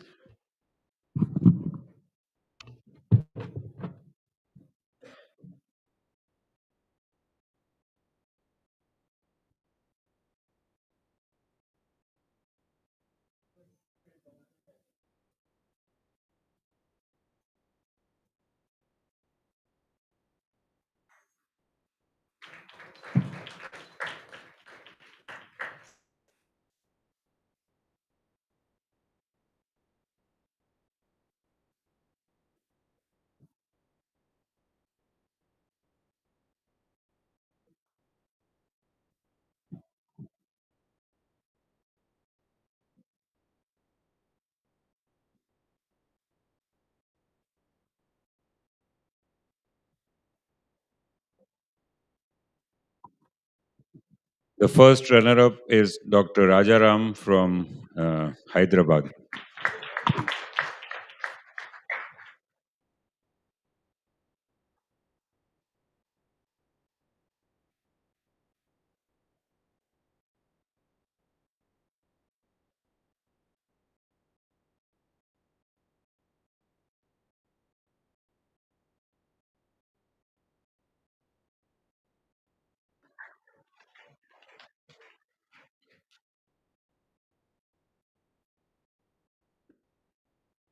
And the first prize of the best case in Apvic 17 goes to Dr. Kiran Kumar Deyavarkonda.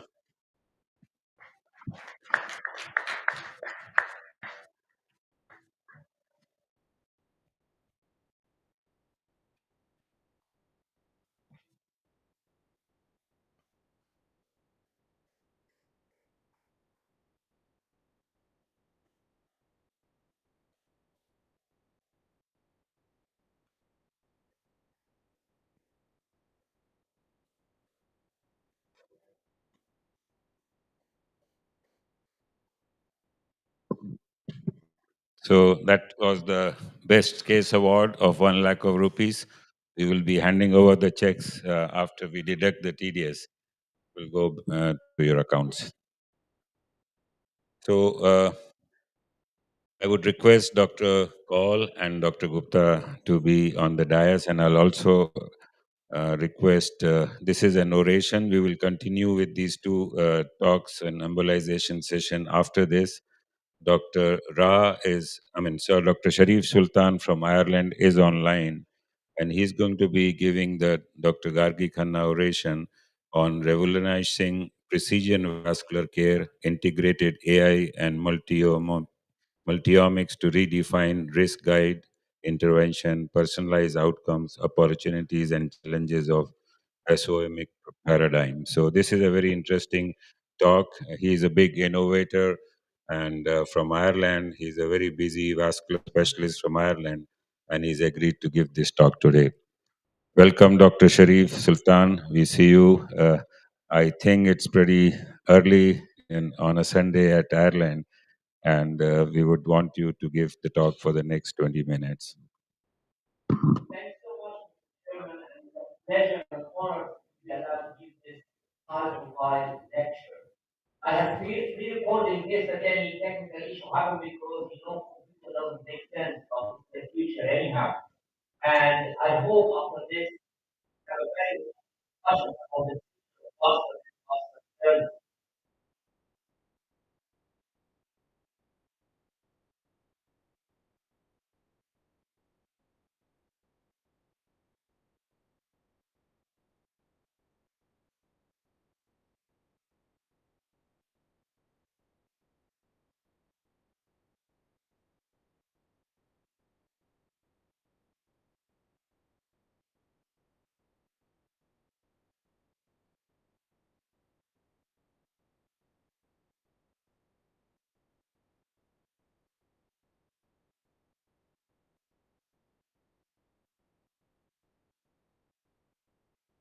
The vascular disruptive technology, the opportunities and the challenges.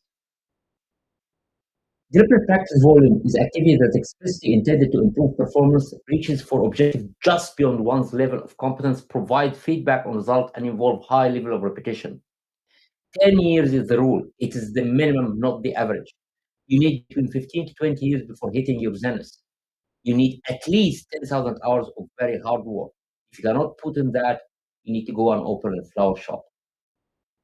Innovators and early adapters. Clinical community is diverse. One end of the spectrum are innovators and early adapters who are enthusiastic about adopting new ideas, or late majority and laggards who will never accept any solution no matter how many others use it or how promising it will be.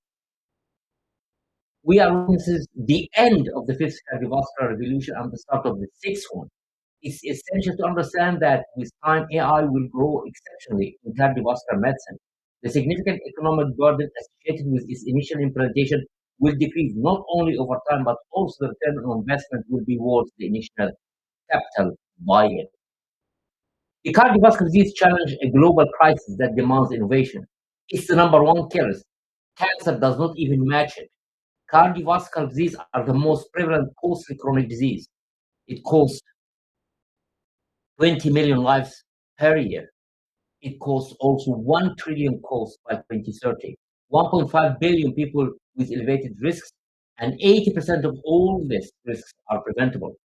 The number one main problem is global care gap, and number two main problem, traditional approach is limited.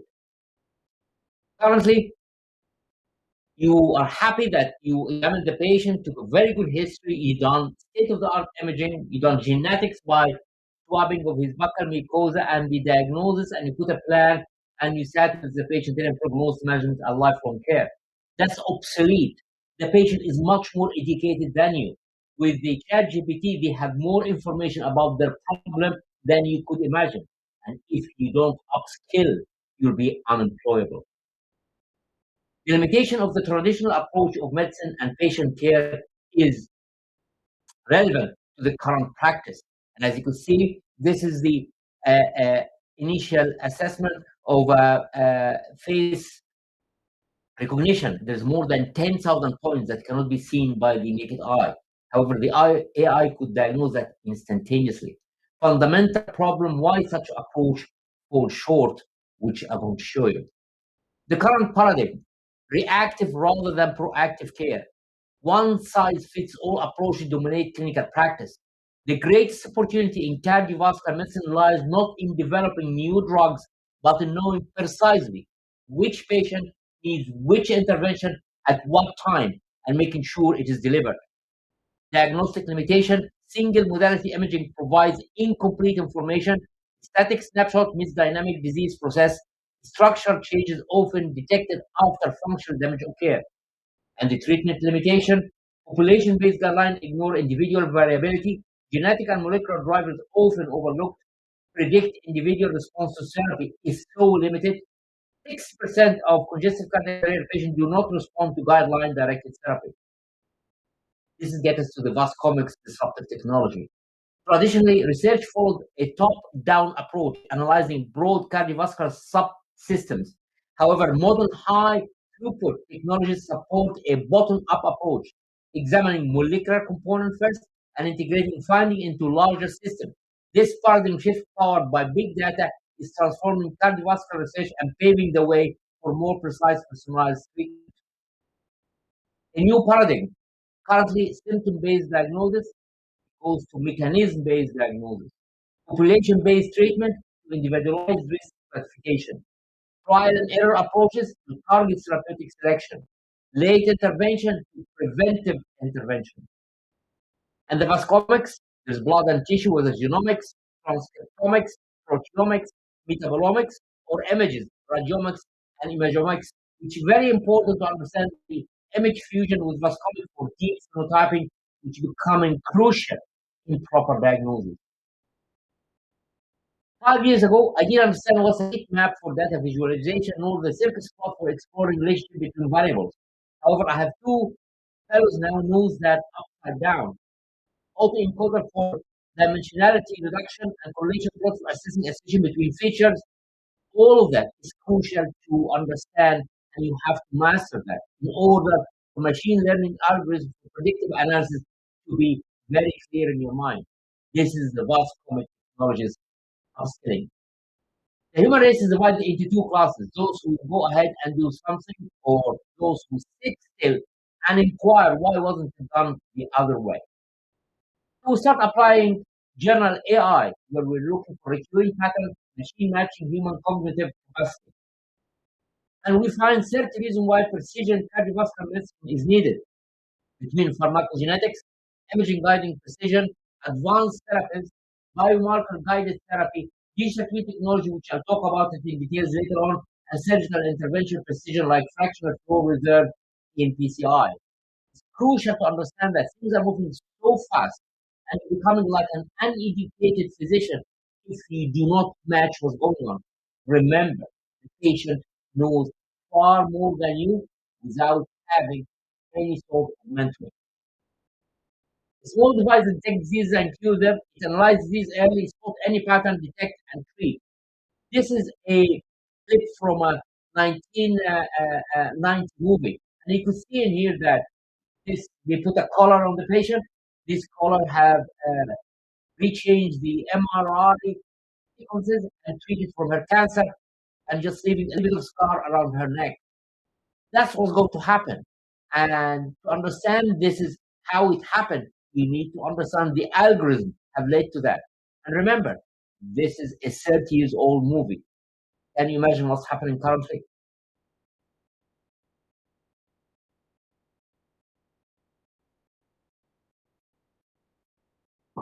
This is technology dream just come true. The fault tolerant, self-healing technology.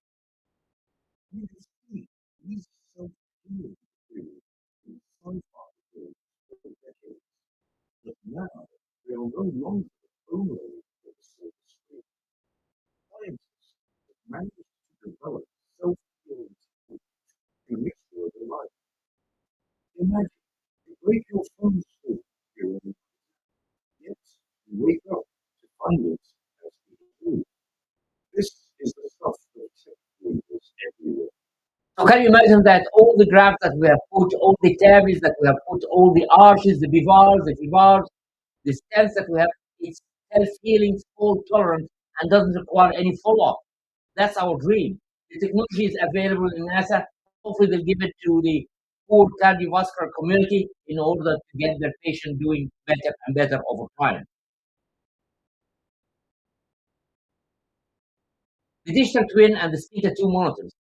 Now, this is again almost a 25 years old clip where they put these micro machines into the eye, go through natural orifice into the supratrochlear, into the ophthalmic artery, goes to the carotid, eat the plaque in the carotid, and way down goes to the coronaries, clear the coronaries, and goes through natural orifice to the kidney in order to remove any stones and then come out of natural orifice. However, we have created a tattoo on the skin that allows to see the byproduct of the microbiome and alarm us before anything happens to the patient. That's our way forward. We are trying to think ahead. It's challenging, but we might be there. Our vision is to collaborate with industrial and academic partners to create a groundbreaking solution to a challenging, complex cardiovascular problem. A three-phase groundbreaking project of big data collection, creation of an intelligent kinetic digital twin of the aorta and the heart for target discovery and testing of fault-tolerant self-repair, self-healing solution for cardiovascular neuroprosthetic. Vascomic integrated techniques mandate new ontological biological approach for cardiovascular disease. The lure of obtaining large data set will replace any clinical trial. An investigator must understand technical and biological strengths of Vascomic approaches. And this virtual clinical trial simulator will oversee anything about randomized controlled trial and using human being as guinea pig in any clinical trial. It will give you more than 10,000 variants that you cannot see by your naked eye. The virtual photonic aided clinical trial is the way forward. And rather than doing any more clinical trials, you'll be able to put everything in and they calculate everything for you and tell you all the scenarios and the best way to go forward. That's the future. And the whole idea, you have the solution within a couple of days after putting a proper algorithm aided by AI and machine learning and deep data analysis. That's the future that we're looking for. And without that, we're going to go play. Now let's look at what's happening with deep learning and radiological redundancy. 50% of European radiologists do not consider the implementation of AI system into radiological diagnostics as a probable field for AI application in the next 10 years. A majority of the radiologists foresee a negative impact of AI system on future job opportunities with fear that technological advances could lead to a nearly 90% decrease in their daily workload. AI and big data analysis reduce time working on diagnostic. It's expected that radiologists who adopt AI and big data analysis technology will replace radiologists who do not. Radiation levels are currently dangerous, and modern imaging technology should be considered a top priority in every center providing endovascular management of aortic pathology in order to attract trainee and dedicated patients. And remember that FIVAR, BIVAR, heavy carries the greatest. We started doing recruiting pattern and machine matching human cognitive capacity using general AI with a little bit of super AI. And the discovery was frightening.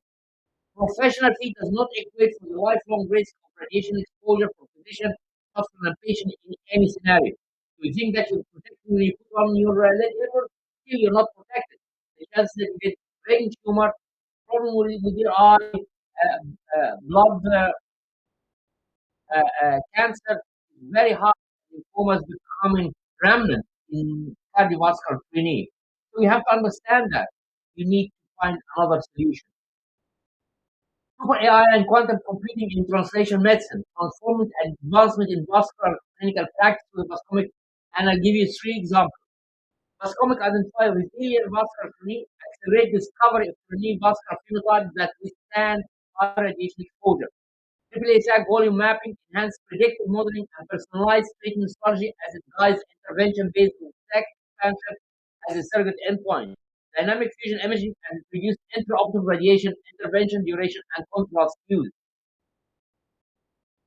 We integrate the Vascomic in our vascular screening system, leveraging advanced genetic screening to identify RNA resilient candidates against radiation, ensuring safer selection of vascular training. Because if vascular training is susceptible to radiation, don't take vascular surgery as a specialty.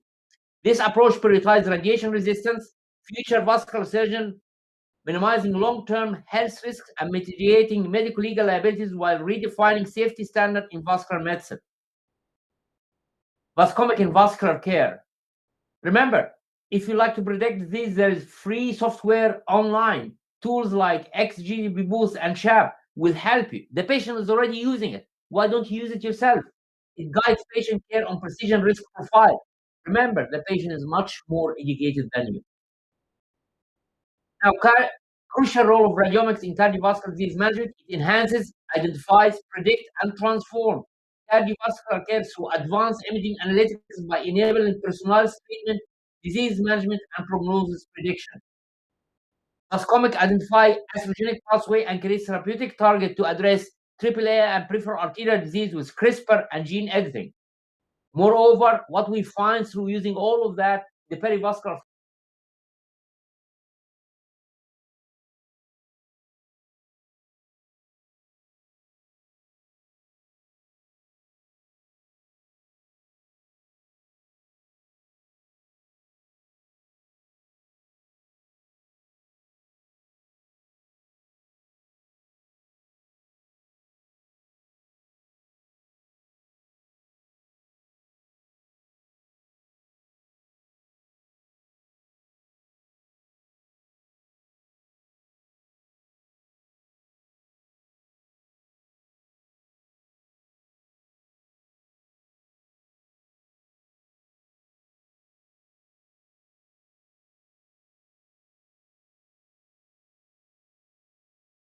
AAA management. Dynamic volume-based insight as it tracks SAC volume changes and behavior over time. You get 10 CT scan, give it to them, they'll tell you exactly what's going on, delivering critical objective insight into progression and treatment efficacy. Much more important that data-driven decision making. You sit in an MDT, you have some of them have no idea what you're saying, some of them are against you, some of them they just have a fight with their girlfriend or boyfriend and they don't want even to listen. So it reduces reliance on a subjective MDT consensus by employing predictive analytics for conflict-free, evidence-based outcome. So that you have, as if you have 10,000 people supporting the decision, because it's have no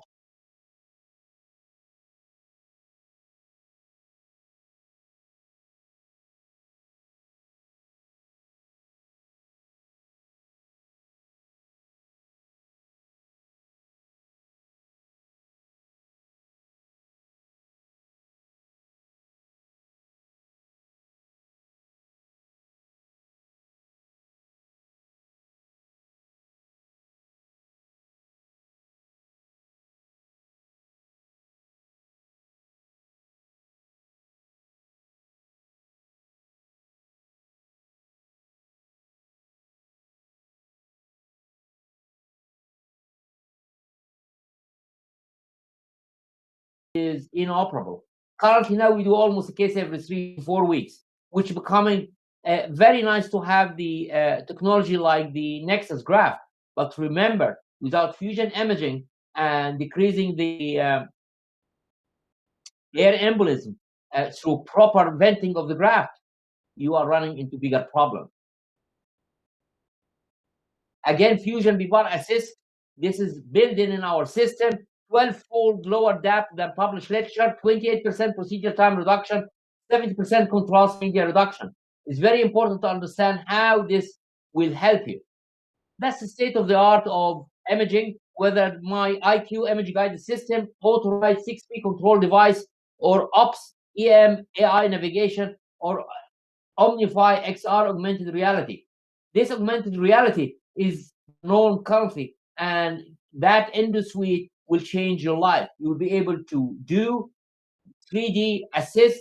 You'll be able to contact any of your peer if you want to discuss the case live while you're doing the case, just through voice activation, and augmented reality for collaborative care becoming a cornerstone of a lot of services currently. Transforming antiquated medical education through AI and big data analytics both will set to pioneer a new era in precision medicine, redefining vascular disease management. Future proofing of vascular surgery by building a resilient workforce equipped with advanced scientific insight and predictive tools to address modern challenges with confidence. The driving forces: the baby boomers will reach advanced ages. They will require top class services for their health and superior education opportunities to their offspring. Invest in both the service and teaching their offspring.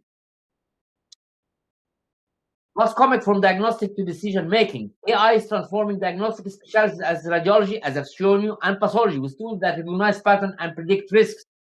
AI assists intraoperative decision, as I've shown you also, provide real-time alerts and improve outcome by predicting surgical phases and guiding execution. The vascomic revolution, there is strengths and there is weaknesses. However, the machine learning technology development receiver operating characteristic curve will be crossed and the failure will be lower as time goes in.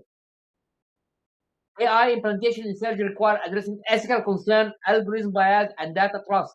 Surgeons must remain accountable and well informed about AI limitations. Strategies like federated learning and diversified data sets can mitigate bias. Surgical training must evolve to incorporate AI literacy, ethics, and data stewardship to avoid reducing obsolete practitioners.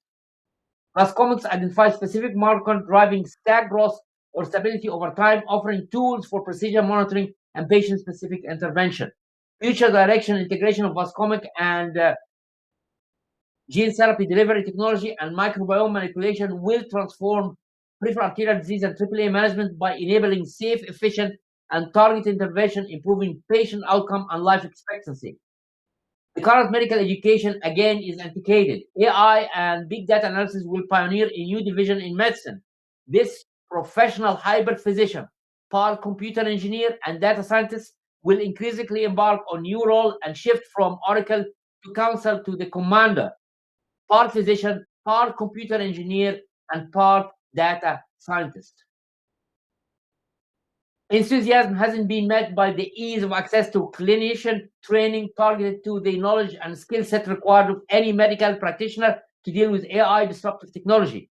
It's prudent to equalize the need for AI, machine learning, and big data analysis plans while not conceding to marketing hype and profit motive. Creation of AI-empowered healthcare specialists is crucial for a brighter, sustained green future. It's mandatory to understand the way algorithms are created, as medical practitioners will rely heavily on such contemporary technology, which might not always perform as expected. Machine language algorithm training is mandatory to abolish and lessen the risk bias. There is no fate except what we make it. And thanks so much for the opportunity today.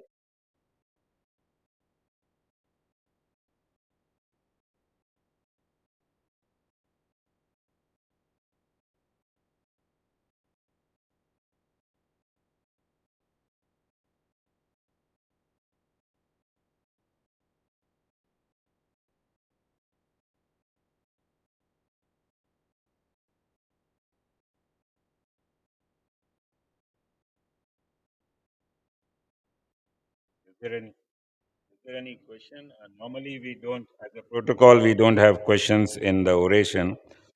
So we will leave it to individual discussions. May I just have the honor to present you this plaque virtually? We'll be sending it to you in Ireland. Dr. Gargi Khanna oration for the year 2025 has been conferred on Professor Dr. Sharif Sultan from Galway, Ireland, for the topic Revolutionizing Precision Vascular Care, integrating AI and multiomics to redefine risk, guide intervention, and personalize outcomes, opportunities and challenges of the vascuomic paradigm at the 17th Asia Pacific Vascular Intervention course held at New Delhi, India, from 11th to 13th July 2025. The Asia Pacific Vascular Society wishes him many more years of good life, academic excellence, dated this 13th day of July 2025. So, congratulations, Dr. Sharif, and we hope to welcome you as before to New Delhi next year. And it will be good to actually interact with you physically on your exciting work at Galway, Ireland. Thank you very much. Thanks so much for the opportunity. I'm really honored and it's great to see you. I'm looking forward to be there next year. Thanks so much. Thank you. So I would request the chairpersons to be here, and if Dr. Kaul allows, we have two small presentations which were left over in the last session. May I request Dr. Bansal to come up and present his topic on embolization. Bye.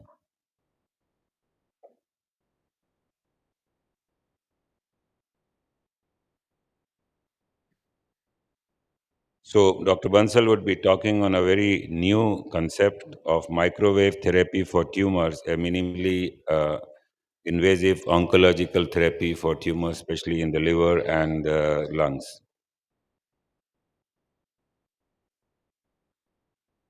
Thank you so much, sir. Thank you for all of you for spending a busy Sunday afternoon, and I think it's not easy, and especially standing between lunch and all the talks. So, I bring greetings from my hospital, Akash Healthcare, and I'm going to talk on a topic that's pretty close to the heart of all interventional radiologists. And I think uh, gone are those days when we talked about oncology. We should talk about medical oncology, surgical oncology, and radiation oncology only. And now interventional procedures basically are now being fast recognized as the fourth pillar of oncology care, and that's what this particular modality has made a huge difference and has literally helped climb the pyre for these oncological interventions. So microwave is nothing but what we use every day at our homes to heat our cook our food. That is exactly what microwave is. But how they have used is that they are actually condensing the technology to a small needle, and that's actually burning the tumor all around that particular area only. We have a huge list of procedures that we do in terms of local tumor control. I'll skip the details and I'll focus mainly on microwave ablation, what we do. So, just to take you back to this diagram that all of us have studied during our physics classes in school, that's the electromagnetic wave spectrum, right from gamma rays to the radio waves. And this is where the microwave comes into picture.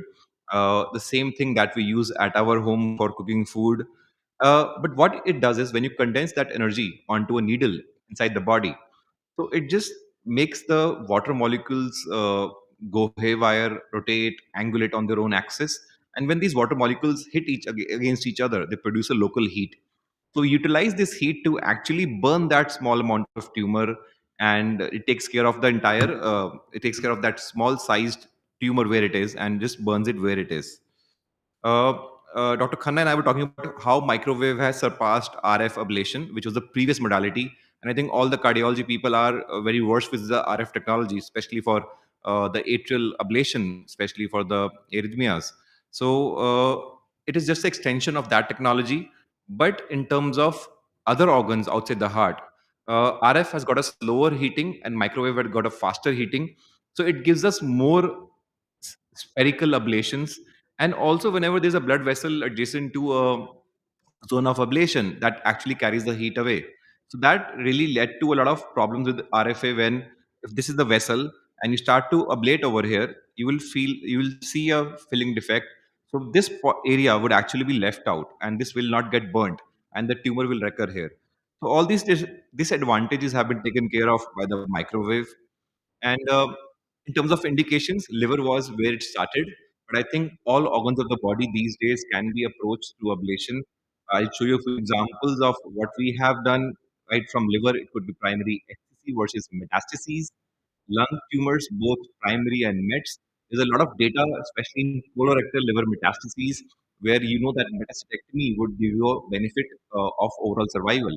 So rather than subjecting these patients to multiple surgeries for the lungs, multiple luminectomies, multiple VATs. I think ablation is something that you may just do percutaneously and burn that tumor out. Kidney tumors, again, for T1 lesions less than 5 centimeter, I think it's a very good modality for patients who are high surgical risk. Especially a lot of cardiologists are dealing with a lot of patients, old aged patients, post PTCA, multiple risk factors, post uncontrolled diabetes, hypertension. So imagine putting this patient for a surgical risk. So microwave does away with all that risk for these patients. It is a procedure in which you don't require GA. A simple small amount of sedation or what we call as MAC would be good enough. Uh, because we are burning the tumor and our aim is to completely burn the tumor, there has to be a size limitation because if I start to go beyond 5 centimeters, there are chances that I may leave some part of tumor behind. So we don't want to do that, right? So that is why we want to stick to lesions less than 3 centimeters, and if possible, maybe go up to 5 centimeters. Again, the number of lesions is again, you need to be sure that you don't really can't ablate 10 lesions in the whole liver because that would not leave anything behind. At the same time, that would mean that the patient rather needs a systemic therapy rather than need local therapy. Uncontrolled coagulopathy and poor performance status, patient is already bedridden, not able to move, not able to do daily activities. Those are the patients in whom you would want to avoid these. Again, as I told you, it is a non-surgical approach, minimally invasive, can be repeated. Uh, all the patient requires is probably a half-day stay or maximum one-day stay, and a very low complication rate. Uh, as I told you, it's less effective for large or irregular tumors uh, because we are burning something, so the risk of thermal injury to adjacent structures, and it requires certain amount of training in terms of how to avoid that area. Complications could be pain, bleeding, infection, especially if you're dealing with lungs, pneumothorax. Um, there's a lot of data that have told us that has actually proved that for lesions that are less than 3 centimeters, it is now equally efficacious to the surgical resections, but however, much less in terms of morbidity and mortality. And in terms of evidence, I can keep on going and on and on and on through these articles. I think all this will show you that it has stood the test of time and is now as good as a surgical resection for smaller tumors. Uh, in terms of this particular patient, if you will just see it, the first image shows how much the liver would actually go with the ablation. The second image, if you do a wedge resection, and third is a lobectomy. So you can imagine how much liver are you saving if you just offer the patient a small treatment modality like an ablation versus a wedge resection versus a lobectomy. That's the huge advantage, especially in patients who have limited liver reserves. Um, Depending upon what stage of tumor it is, it can be early, intermediate, but in all stages, you've got a role for microwave ablation. I'll just quickly run through a few series of cases that we have done, and I think this is what I think all interventionalists are. We saw some beautiful cases previously, the top four cases. I think just your imagination that is like holding you down. So if you can think beyond what else has done, what somebody else has done, something new. So there is no part in the body that you cannot reach. So one such patient was a patient with a carcinoma gallbladder and post multiple lines, post surgery, and now this is a solitary lymph node that is just between the aorta and the IVC. Um,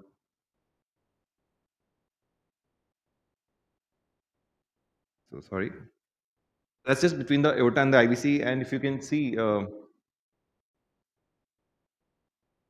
I'm not able to point out. I hope you can see that lighted lesion lymph node between the aorta and the IVC. And yeah, so that's the lymph node. And so that's the size of the lymph node again, measured around 2.5 centimeter, and the patient was beyond any surgical candidate now because she had already undergone surgery. And then we thought, let's do a microwave ablation for this particular lymph node. And what we did was we actually did some hydrodissection. We injected some fluid to create a pathway for a microwave needle to go in. We first separated the kidney out, then we separated the IVC over here, then separated the bowel anteriorly, and finally aorta on the right side. So this is our microwave antenna that we put in the lymph node directly, and that's the immediate post-procedure scan. Now it shows complete necrosis of the lymph node. That's the aorta, that's the IVC, completely gone. So all it required was probably a half an hour procedure in a CT scan without any GA, without any big laparotomy. So imagine a surgeon reaching there in the rectoperitoneal location would have required a big, huge laparotomy. And this is the follow-up PET scan after 1 year, and no disease there in that particular area. Another patient having a solitary site of left internal mammary lymph node. I think you all know the internal mammary vessels more than us. So again, we went in and ablated this particular area over here. And again, this is the post-ablation scan, and this is the post-ablation PET CT at end of 1 year. Again, the patient is completely disease-free. So again, a big thoracotomy was avoided for this patient by a simple procedure. We do a lot of intraoperative ablations also. We help our surgical teams in terms of whenever they're doing a primary tumor resection. So we go in and do an intraoperative ultrasound and burn the tumors where they are. And this one such patient, those are the metastatic lesions in the liver. This was too small to be felt by the surgeon. So we went in and ablated that. And lesions that are probably deep from the liver capsule, again, they cannot be felt by the surgeon. So we again went in and burned this tumor out. And that's what it looks like once we come out. That's a liver capsule. And these are the superficial burns that we see on the liver capsule where we went in and ablated these lesions. Another patient, multiple surgeries, and now this is a solitary lesion in the liver that's just next to the IVC. That's the MRI showing you this image. And the surgeon said that I can't go and ablate this. So what we did was we did hydrosection again. We separated the IVC from the lesion. That's some contrast, and that's how we have lined the IVC from the contrast. And finally, we put in our needle, and this is the ablation. After ablation, the scan immediately showing complete burning of the lesion. So again, something pretty difficult location to reach, but done non-invasively. It is got a big role in lung cancer ablation. This is one of our patients ablated this small nodule, and post ablation, you can see that complete activity is gone on the check PET CT. Another patient, solitary metastasis in the lung. We went in and ablated this lesion again. It has got a huge data that is coming up these days in terms of how it is useful in lung cancer, both primary and metastases. It has got incorporated even in the NCCN guidelines. That's the standard guidelines for oncology practice all over the globe. So, image guided thermal ablation has come up big way. Apart from that, we know that ablation, whenever we burn the tumor, there's a lot of tumor dead cells released into the body, and the body's normal white cells, WBCs, they are actually activated by these kind of dead antigens, and that can be actually used by the oncologist to actually tailor these patients for immunotherapical future options. So combination of ablation along with immunotherapy is the next big thing that's coming up these days, and I think that's how it's going to go more and more. So that's it from my side. Thank you so much. Thank you, Dr. Abhishek. Is Dr. Raman Chawla. He will be speaking on the prostatic artery embolization.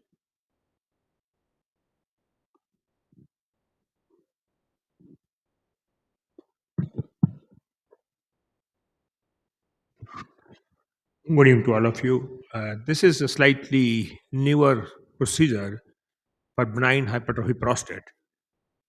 We know that benign hypertrophy prostate is the aging process, is one of the common diseases, and is present with different type of symptoms. Most important is that we should have the IPSS score to decide which patient needs intervention and how patient is going to get benefit. There are multiple ways we can treat the patient, starting with medications, diet, obesity, and so many things which can cause these lesions, and treatment option depends upon the severity of symptoms in addition to patient choice. Now, we have medical therapy which works partially, but standard therapy is TURP, the surgical intervention is the standard therapy for the procedures. Why prostatic artery ablation emerged? It basically emerged because of a problem with TURP, which include retrograde ejaculation, infections, incontinence, hematuria, anesthesia, stricture, and prolonged catheterization. That's why we have minimal invasive procedure surgical also. But origin of PAE was in as early as 1976, which was actually started with treatment of hematuria. And in that patient underwent prostatic embolization, hematuria was taken care.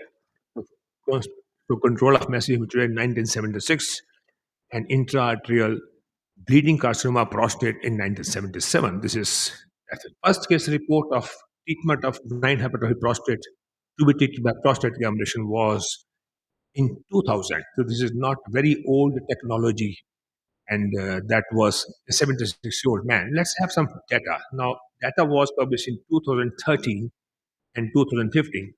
The latest data was 2016. And in this patient, they actually use perfected technique, what basically means that we do proximal ambulation followed by distal ambulation. Now, PA data has randomized with multiple studies, and summary of data says that there are 0.2 to 0.3% major complication rate, which is basically non-target ambulation. And TURP and open prostatectomy are more effective in short term, whereas prostatic artery ambulation will take some time to come into action. It's effective, that PA is effective in reducing IPSS score by 14 to 15 points and is durable and may be durable for at least 6 to 7 years. Before we proceed for prostatic ambulation, we have to be very sure that symptoms are because of PSP. We need to have uroflowmetry, urodynamics, and ultrasound. We need to have PSA to rule out prostatic cancer. If there's any doubt of prostatic cancer, then PSA need to be measured, and if it's more than 10, generally PA is not. Most important point is how do we locate prostatic artery? Prostatic artery location is not easier. As a uterine artery speaks for itself. Uterine artery is very tortuous and that was. You need not look for it. Whereas prostatic artery, that is small artery, you need to look for it. In the initial studies of my patient, I used to have CT angio of the patient before I did proceed for prostatic artery ambulation, and now we don't do that. Treatment indication of prostatic artery ambulation are basically same as TURP, but in addition, people who are non-surgical candidate, multiple comorbidities, great surgical therapy, refuse surgical therapies, and patient non-minimal invasive. More dependent is larger the prostate, better is the prostatic artery ambulation, and patient on anticoagulation, post-valve surgery, on antiplatelets, and these are the patients who actually need prostatic artery ambulation. Advantage is same day procedure, moderate sedation is required. Time taken is about 1 to 2 hours. Initially, it will take 2 hours, now it takes 1 hour. Recovery rate is 1 to 2 weeks. What happens is that initial symptoms actually deteriorates in first week because of some infection and inflammation, all because of prostatic ambulation. And we can improve, start improving after 10 days. We have multiple different types of particle can be used as we have already discussed, particulates and liquids. What I use is gel foam impregnated with absolute alcohol. That works both ways. Now, procedural consideration is patient who did not hold any anticoagulation or antiplatelets. Folius catheter is not required, but if in the beginning cases if we can put Folius catheter and put dye into the catheter balloon to locate the prostate. I almost always go from the radial route in this therapy. Now I used to do femoral route initially. Now I'm doing almost all cases from the radial route. Where do we find prostatic artery? Now we need to have anatomy of the internal like artery, posterior division and anterior division, and it comes from the anterior division. Obturator artery is the obturator artery, and the most common site is sphero-vesical artery giving rise to prostatic artery. This is the location of prostatic artery. Prostatic artery have two different branches, uteral capsular and capsular. Uteral branches by the transition zone and capsular branches by the peripheral. Use either femoral or radial route. Pipe of teeth is sufficient. We can take different types of catheter. I take multi-purpose catheter, 125 centimeter long multi-purpose catheter from the radial route. And we can, because the advantage of radial route is early mobility, decrease the stability patient can walk immediately. Patient can go to washroom immediately. The important point is you do femoral, patient has to lie down a couple of hours. And during those couple of hours, if you have not catheterized, it will be difficult for patient to pass urine and he might retain it and then he will require catheterization. To prevent catheterization, you should do radial route. DSA is the most important tool in my cath lab. And the most important thing is to which view we need to have to locate the prostatic artery. It is 30 to 45 degree oblique with 10 to 20 degree cranial. We used to have long cine for the DSA because these vessels are small vessels, they fill later on. And we have different type microcatheter on almost always I am using Prograde, 2 French or 2.4 French. 2.4 French, 2.4 French comes with a wire, 2 French does not come with a wire, and wire which I am using is simple swan blue wire. As I told you, different catheters are there. Now, contraindications are prostatitis, cancer, and we have symptoms which is not because of obesity, because of BSP. We used to Wide prostatic ablation is smaller prostate. Best is prostate of size of 50 gram or more, and it is very difficult to do some prostate tortuous iliac muscles, but it is in that case it is easier to do from the radial route. And clinical symptoms would occur in 85 to 90% population, but onset of symptoms would occur 7 days. Important is not the prostate size reduction. Important is the symptom improvement. Size reduction is not that significant because that does not correlate directly with the symptom improvement. Greater the prostate, larger the significant improvement. Reduction might continue up till 3 months and beyond, but as I told you, that does not determine the improvement of symptoms. Our problem is patient has, as we have already got some infarction of the prostate, burning situation, hematuria, hematospermia, hematochezia, and pelvic pressure pain. Patient need to have some NSAIDs, and I prefer steroids to prevent inflammation. If patient is on folic acid, then we need to give 2 day, 2 weeks trial before we remove it. Clinical follow-up, 1, 3, and 6 months. As I told you, complications are UTI, prostatitis, radiation burn, renal failure. They're very less common, as I told you, 0.2 to 0.3%. Benefit is low risk of erectile dysfunction, no erectile ejaculation, low risk of urinary incontinence, faster recovery, no anesthesia, no hematuria, no infrastructure, early mobility. And I'll show you just 1 or 2 cases of mine. This is how do we prostatic ablation. You can see prostatic artery is very tortuous vessel going distally, and once we have identified the prostatic artery, then we take the microcatheter in that prostatic artery and we embolize that area. This is typical look of the prostatic vessels. And then we embolize till the stagnation happens. And then we need to do bilateral. It is not possible. Advantage will not happen with unilateral. If it is unilateral, the improvement is only in about 50% population. This is a collateral going into rectus. We have to take care of it by coiling. Second case, another case, similar type of cases where we have to locate the prostatic artery.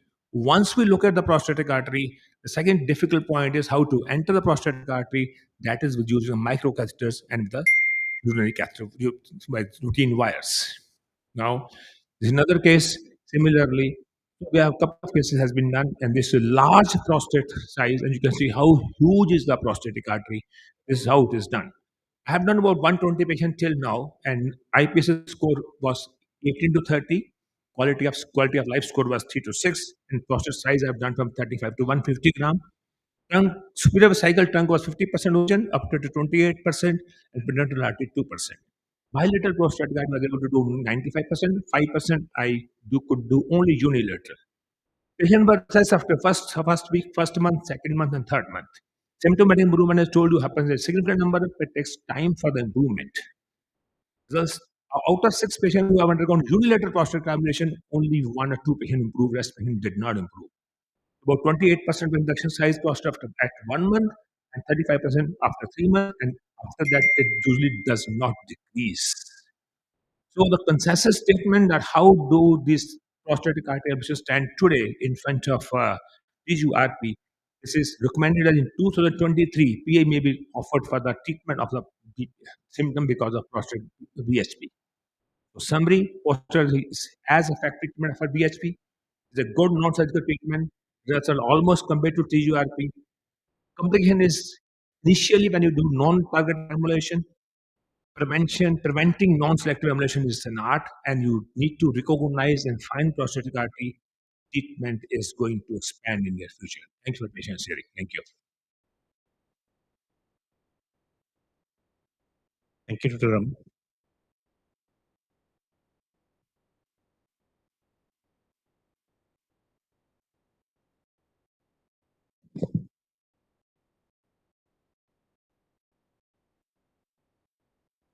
Thank you, and thank you, Chairperson. So we formally close this session on embolization. And now let me invite Dr. Upender Kaul for the session on recent advances in management of dyslipidemia. May I invite the chairpersons, Dr. Vimal Mehta from the Hospital, Dr. Pradeep Jain from Apollo Hospital, New Delhi, Dr. P.K. Asokan from Kozhikode, Dr. Sunil Modi from Apollo Hospital, New Delhi. Dr. Kaul is, as we all know, he's one of the most revered and teacher and cardiologist in the country. and he would be speaking on lipid lowering update to 2025 statins to inclisiran.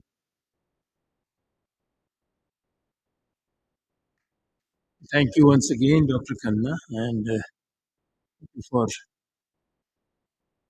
including this topic. I think it's an very important topic for any person practicing atherosclerotic coronary or vascular or cerebrovascular disease.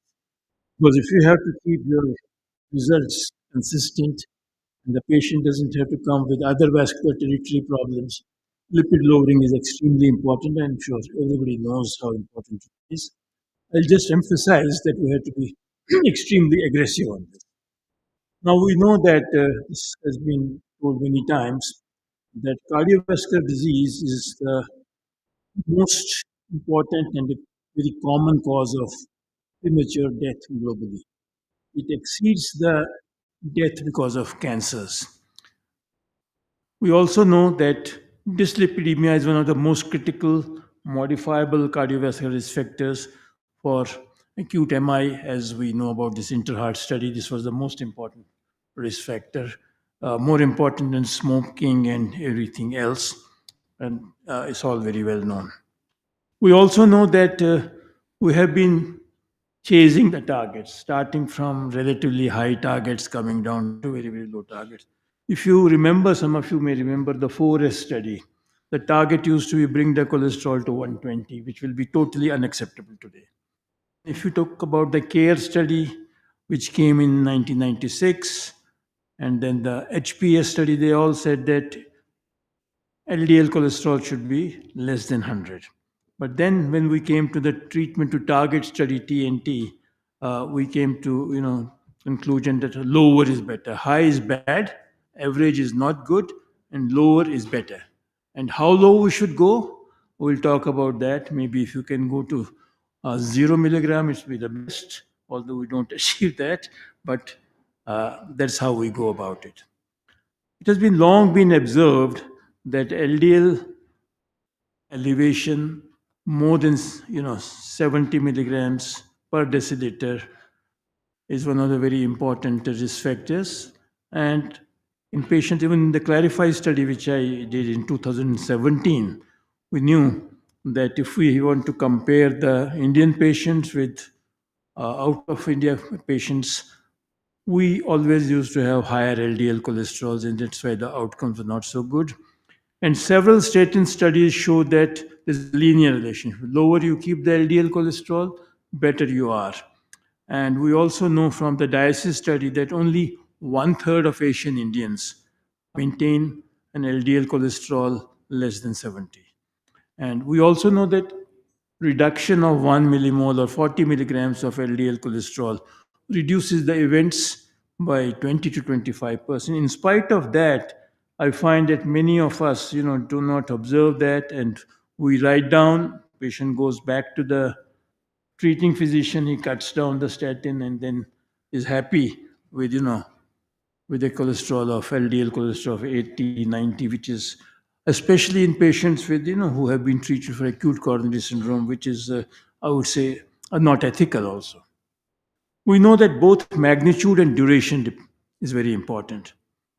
You start this process very early in life, and then it goes on building, the plaque goes on building, and finally, the risk of myocardial infarction goes on increasing with the cumulative LDL cholesterol. And we all know that for every 40 milligrams increase in LDL cholesterol, the risk of myocardial infarction is 30% higher. So we should never forget these simple but very, reliable facts. And the high risk of recurrent events in acute coronary syndrome, whenever we do an angioplasty and we do plenty of it, first 90 days are usually the critical period, whether it is a stable or an unstable patient. And that is the crucial area. We need to have very optimal lipid lowering therapy. And then 1 in 10 patients report a second myocardial infarction within 100 days, within 3 months.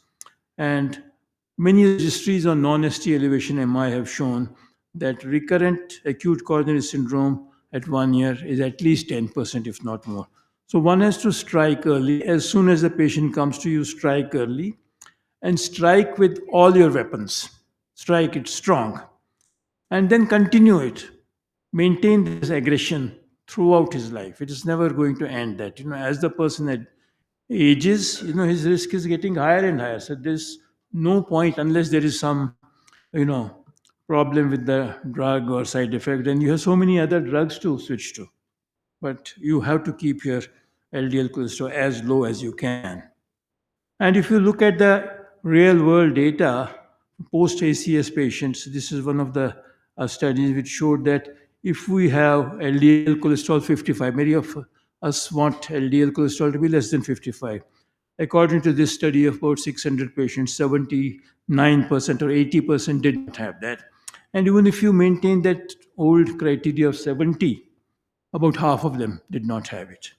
So only one third of the patients would achieve less than 55, and that is not, to be allowed. And we know that in spite of so many therapies coming, statins continue to be one of our best bets. And we know that when we do an angioplasty, we're happy seeing the result. But we also know from many, intravascular imaging studies that almost 75 to 80% of acute coronary syndromes have more than, one culprit lesion. They're just lying quietly there. You don't see them very well. But these are the culprit lesions which are going to create problem in the future, and not distant future, near future. So as you can see, 80% of the patients who were studied in in this particular program had more than one or two culprit lesions, and these are the lesions which can rupture. The plaques can rupture because they are thin walled and they can produce problems of a recurrent event. And it has also been shown, even if you keep 70 as the ballpark figure, if you reduce it to less than 70, there's a 12% more chance of plaque regression, even with 70. And we have some salient features in our patients. We see them at younger ages with dyslipidemia, all we know. Awareness and treatment is abysmally low. The lifestyle, the genetic makeup, high, low HDL cholesterols, high triglycerides, they all combine. And above all, we know that we get coronary events at younger ages. Disease is more severe, it is very often diffuse, the mortality is higher. So we have to be extremely aggressive in the Asian patients, and what I mean in our day to day patients. LDL cholesterol is a major health challenge in India, although, in the lipid profiles, very often we see triglycerides are high and you don't concentrate on LDL. According to the ICMR study, which was published in Lancet, I think 2 years ago, 180 million patients in our country have LDL cholesterol, which is high. In that study, if you take all the dyslipidemias, 85% of patients studied in that. That was not a study for coronary disease, that was a general population, rural versus urban. And they said that 80% had dyslipidemia, including low HDL, high triglyceride, LDL cholesterol, everything taken together. And we also know that 80% of the patients do not achieve target LDL cholesterol despite our trying to use high intensity statins. And we know that one of the very important tools we have is to reduce the LDL cholesterol. This is possible. We're not sure what happens if we reduce triglyceride. We know that nothing much happens unless triglyceride is more than 350 or 400. And also the acute coronary syndrome patients who are undergoing PCI are at a higher risk of future ischemic events due to progression of non-target lesions. I also emphasized upon that 94% of the patients who are not on optimal LDL cholesterol reduction and have at an LDL cholesterol more than 55, they, despite whatever you do, have a higher chance of getting a lesion somewhere else. So if you reduce and keep it less than 55, the chance of non-target lesion not progressing is also high.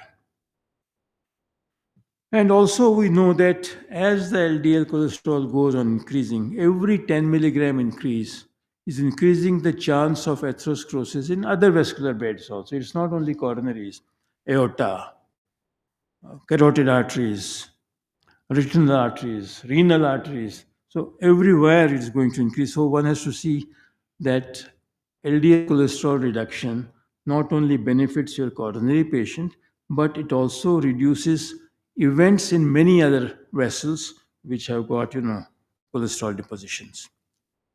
Now, lowering LDL cholesterol, we know, reduces the major cardiovascular events. Every 40 milligram reduction of LDL cholesterol reduces major coronary events by about 24%, coronary revascularization need by about one quarter, 25%, and also strokes by about 16%. So that's extremely important. And also, we know that targets have been changing over the time. I already showed you that in 1988, then 1993 ATP guidelines, and then guidelines kept on changing. And as you can see, the LDL cholesterol uh, limits kept on coming down. And finally, now the Lipid Association of India in very high risk patients suggests that the LDL cholesterol should be less than 35. And this is possible. That's what we're going to talk about. Statins also are responsible for maintaining the plaque stability, because it is not only the amount of plaque, but it is also what is covering that plaque. If there's a thin wall plaque, you need to make it thicker. And statins and other agents also make it thicker so that the rupture of that plaque is minimized. And we also know that in spite of giving good doses of statins, there's always a residual risk. Even in the TNT study, in spite of keeping the LDL cholesterol less than 70, which was the target that time, every year 7% to 8% patients would develop a problem as compared to if you don't keep it. So LDL cholesterol reduction makes an outcome difference. How much? That we already seen, that absolute reduction by about 40 milligrams per deciliter, there's a 23% reduction in major coronary events and 21% reduction in all the major vascular events. And we have different agents beyond statins. We have ezetimibe, which is available easily. It's not a very strong agent, but it does add to the efficacy of the statins. We now have for the last 2 or 3 years bempedoic acid, which can also be given in statin intolerant patients, but also can be combined. Very few of us still do not combine statins, ezetimibe, and bempedoic acid all together. And if you do that, you will see that a marked reduction in LDL cholesterol occurs. And fibrates and bile acid sequestrants are all theoretical. They have hardly any role in the LDL reduction, especially the fibrates have no role. Now, this is a small study, but a very good study in which patients were given all the three agents together. And we have more data from LAI also now, that bempedoic acid, 180 milligrams, 10 milligrams of ezetimibe, and high dose of atorvastatin given. And you can see that if you give all the three, LDL cholesterol reduces by 63%, non-HDL cholesterol by 60%, the HSCRP, which is a very important component, reduces by about 48%, and there's some reduction in triglycerides also. So this is important. So now, as we're moving ahead, the lipid goals have changed in many situations from 70 milligrams to less than 55. And as I told you, in some situations, less than 35. And lowering LDL cholesterol below 70 is the need of the day. And as you can see, the outcomes are the best if you keep it less than 70 and less than 55. And that was the message given by PCSK9 study, the 4-year study. And this is, about PCSK9. Evolocumab has been available for quite some time. These are expensive agents, not meant for all the patients, but do very well in selected patients where you require. This is the agent. The other one is not available. And in this particular study of acute myocardial infarction patients, if you combine PCSK9 with statin or ezetimibe, 75% of the patients would achieve an LDL cholesterol less than 55. Such is the the combination so effective. But if you give PCSK9 alone, then it does reduce, but only about 34% reduction. So whenever this is required, it has to be a combination. And this is the trial design of Fourier, a very important study. Many of us know about it. These are the patients who had stable coronary artery disease, prior MI, or peripheral artery disease, who were on statins and had LDL cholesterol more than 70. And they were taken, and evolocumab or placebo was given. And as you can see, the LDL cholesterol reduced by about 60%. And this 60% reduction was translated to a significant improvement in the cardiovascular outcomes. And there was an absolute benefit, as you can see. Cardiovascular death, MI, stroke, and need for revascularization came down by about 15%. And if you look at cardiovascular death, MI, and stroke, it came down by about 20%. And even this is not a new news. Even an old study like Improve IT, in which simvastatin, that time atorvastatin was not a popular agent, when it was combined with ezetimibe, there was a significant difference in the outcomes. And there was an absolute 2% reduction in cardiovascular event when you combine 40 milligrams of simvastatin with 10 milligrams of ezetimibe. So the LDL cholesterol goals are being redefined, and as you can see, from 2019 to 2025, today the ACC-AHA guidelines suggest that in acute coronary syndrome patients who are on maximally tolerated statins with LDL cholesterol, if it is more than 70, add a non-statin drug. You have ezetimibe, you have bempedoic acid, you have injectable agents, which we'll be briefly talking about. And to reduce the MACE, higher the risk, better is the benefit if you keep the LDL cholesterol very, very low in the beginning, sustain it, and continue it for years to come. So if you look at LDL cholesterol less than 55, how much is achieved? A recent Indian study published in Indian Heart Journal recently showed that there was only 70% of the patients, 70% patient did not achieve this. Only 30% patient achieved. And even if you look at the Lipid Association of India REACT study, there again, only about 30% of patients, in spite of all the three agents, did not achieve it. So this is important, that in spite of all the efforts, we need some agents. And this is the Sweetheart study, which has divided their patients into intensive early and sustained versus early but don't continue it, or you start it later. If you have an intensive early and sustained lipid lowering therapy, bringing it down to less than 55, there will be a 20% reduction in MACE. All cause mortality will be reduced by 15%, and myocardial infarctions will be reduced by 24%. So why striving for lower LDL cholesterol matters in very high risk patients? Because reducing the LDL cholesterol from 80 milligrams to 20 milligrams, there will be 12% reduction in high risk patients getting a cardiovascular problem. And 21% will happen in 20. It's a long term effect. Within 5 years, there will be a benefit of 12%. When 40 years, there will be a benefit of 30. That's why you start it early. If you start at the age of 80 or 90, the benefit is going to be short lived. So that's very important. And the greater absolute benefit would come in the patients who have got a 10 years cardiovascular disease risk, which is higher. If it is 20%, the benefit, you have to treat only 25 patients to lower it to that much. But if you have the cardiovascular risk, which is lower, and that can be calculated by, there are so many nomograms and calculators and apps for that, then you have to treat larger number of patients. So the message is, anybody who has got a higher risk of getting an event by those scores, you need to keep your LDL cholesterol extremely low. And it is especially all of us who do very complex interventions, bypass surgery, and the low LDL cholesterol lowering to great extent is going to benefit much more. And this is not only short term. This particular study which is a follow-up of the Fourier study only, you would see that in 1 year there's a 20% reduction in the composite endpoint. In 2 years it increases to 36%. In 3 years it increases to 40%.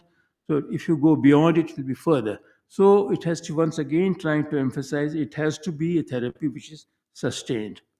And long-term intensive lipid-lowering therapy is the need in all the complex revascularizations. And LDL cholesterol less than 70 milligrams, we have to keep it as low as possible. And there comes the role of PCSK9. And now that we have inclisiran available, which has some advantages that, it acts soon within a few weeks, but then the action is sustained for 6 months. So these are the achievement rates of inclisiran with the data which we have now, that the second injection is to be given at 3 months and then 6 monthly. The subcutaneous injection, when you give it, it is removed from the blood. That is maintenance dosing. You don't have the problem of that. It is still circulating in blood. It's all taken away. And it is reducing the LDL cholesterol. No dose adjustments are required for any renal dysfunction. And then, as you can see in the Orion 3 study, which is still ongoing, there's a sustained reduction of LDL cholesterol by more than 50%. And this is always over and above the statins and ezetimibe wherever possible. Inclisiran offers LDL reduction and attainment of LDL cholesterol in more than 64% of patients. And when you give it, the target of less than 50% can be achieved in a very large number of patients. In about 70% of patients, you can achieve that. Then there's a concept of lipid variability, which is being talked about quite a bit these days, although we still don't have that complete proof, that variable lipid profile, that means LDL cholesterol for few months 70, for few months 30, then coming to 80, average is all right, the patient says that's not good. Lipid variability means fluctuation of lipid levels. That should be avoided. This is a very important emerging area of research, and it has been shown to be associated with increased risk of cardiovascular disease. So you are working also, you are acting, you are giving drugs, but try to maintain that lipid profile at a very low level, LDL cholesterol very low all the time. And long-acting agents with predictable LDL cholesterol lowering would have lower lipid variability, like agents like inclisiran, as you saw the Orion 1, 2, 3 complex slide, keeping it less than 50 continuously. And this is a recent study I just picked from a few days back from Circulation. That is inclisiran given in patient with homozygous familial hyperlipidemia, which is very difficult to treat. There again, one could see that the residual activity and the LDL cholesterol reduction lasting for a longer period of time was there. We know that this is a very difficult group of patients, and very often these are the patients who need PCSK9s and other things. So the ACC-AHA guidelines, which have also been adopted by SKY, when a patient is admitted with an acute coronary syndrome, and if the patient is not on statin, very often it happens is not taken statin, straight away start with, I think the best thing is to start with all the 3 oral agents. That's going to take some time to act, maybe 2 weeks to 3 weeks. But if the patient is only on statins, add ezetimibe and bempedoic acid and then continue. But if the patient is already on maximally tolerated statins and his LDL cholesterol is less than 55, continue that. If it is between 55 and 69, you have to add non-statin drug. And if it is more than 70, these are the patients where you have to add multiple drugs. And if the patient is intolerant to statin, actually intolerance to statin is not frequent. I don't think it's more than 2%, 3%. And if you talk to the patient, convince him that this is not going to be a problem, this muscle ache, to a very large number of patients, you can continue with statins. What happens to the residual risk? This is a very important slide. That means the residual risk is always there. But if you keep your LDL cholesterol to about 20, the residual risk is the minimum. Cumulative cumulative residual risk is least in these patients where you have this LDL close less than 20. And there are some people who think that, if you go down to 10 or 15, there might be, neurological problems, dementia, impaired cognition. This is a very important message which was delivered, that whatever level of cholesterol, LDL cholesterol, you go down 15 or 10, it is not associated with any cognitive disorder. This is very important. So I'd like to conclude and give you some take-home messages. LDL cholesterol reduction is one of the very important tools we have for the management of patients with acute coronary syndrome and chronic coronary disease. We know that we have many other things to do, but this should be always at the top. Indian population, which we see every day, is at a very high risk of developing ACS with serious events. Aggressive lipid lowering, especially during the early phases of acute coronary syndrome, is crucial. Bring it down to very low level as soon as possible. This would prevent future events. And also, triple oral therapy should be one of the goals to start with straight away without looking at the lipid levels and other things. But peak effect is going to take 3 to 4 weeks. Most patients in the long run on triple therapy are okay with their LDL levels. But we have evolocumab and inclisiran, which reduce LDL cholesterol to very, very low levels. And in very high-risk patients or where you're not able to achieve it, you can use it. They're expensive, but it's worth it because any admission with an acute coronary syndrome is also very expensive. PCSK9 and inclisiran both have an important place. PCSK9 acts faster. You give it today, within few days, it works. Inclisiran takes some time, but after that, you could start the patient on PCSK9, a young patient coming recurrently, and then maintain the patient on inclisiran because compliance will be much better. And inclisiran, we know, has the advantage of requiring infrequent injections and better compliance. Thank you very much. Thank you, Professor Cole, for a wonderful overview of the lipid loading therapy. And it is interesting. We are running 1 hour late, so we cannot have much discussion. Nevertheless, as you pointed out, that just say two very important points. You have said it multiple times in your beautiful talk, that achieving LDL goals remains the key to reducing cardiovascular events. Just doing interventions is not going to help the society as a whole. That's one point.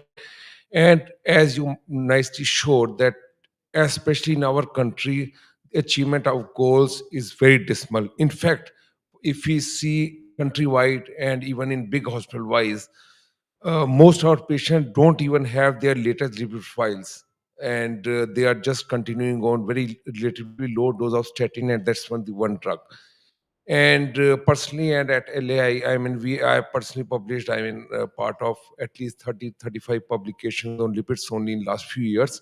So this is very important, very important. Secondly, over the last 6-7 years have been very exciting. For the last decade has been very exciting for lipid lowering, because as is so nicely showed in so many studies, that now we have the arms and the tools available to reduce lipids beyond statins, and the lowest levels are absolutely safe. There is no nadir, as you said in the beginning, that even zero may not be bad, though achieving zero may not be humanly possible, as I can go into detail, but nevertheless, lowering it to 10, 12, 15 may not be that bad, because each cell produces its own LDS, so there may not be any harmful effect. So achieving goals is extremely important, and every endeavor should be done to achieve them. I think we'll conclude the session. And just one comment on concluding remark.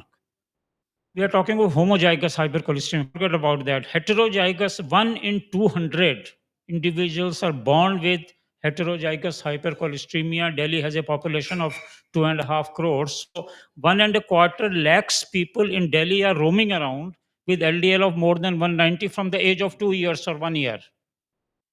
Now, what is the surprise? These people are getting MI at the age of 20, 25, 30, because if you believe in burden and not the levels only, so from the age of 2 years, they have 190, 200 LDL. So they have to have MI at the age of 25, 30 and 20, not 50, 60. Yeah. So that is the crux, So many numbers are roaming around with high LDL. So we have to do something to identify this population. We had recommended, to the various authorities that first LDL should be checked at the age of Very early. 5 years, school going age, because earlier statins were not recommended below 5 years. Now they are All that is recommended gone. even up to 2 years. And in the years when the statins were recommended beyond 5 years of age, we had recommended that school going age child, particularly the child whose parents had MI in the younger age, the LDL must be checked so that you can prevent. And 80% of these MIs, young MIs, can be prevented. Yeah, I think the high risk individuals have to be identified very early, and as I repeatedly said, strike early, strike strong, and maintain it. Sir, I think should identify a young age group, calculate lifetime risk, and identify the high risk group and you treat them early. That's also important rather than secondary. Secondary is anyways beneficial.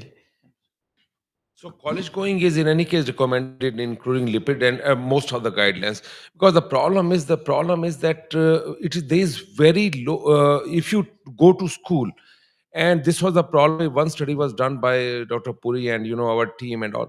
So if you go to parents are not ready to get their blood drawn from the children and all that. Even if they drawn, they say this will take care of with dietary habits and all that. But we have to realize that with diet alone, you can reduce triglyceride by maybe as high as 50%, but LDL reduction will be only 10 to 15%.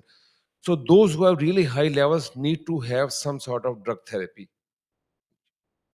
Yeah, the problems are dyslipidemia. Yeah. Problem is obesity. I thought Yes, next time you should have lifestyle a- measures, of course, remain the key. I mean, that unites it. burning subject. Yeah, of we obesity. are running very late, and there's a huge pressure that just shut it the all down. Okay, thank you.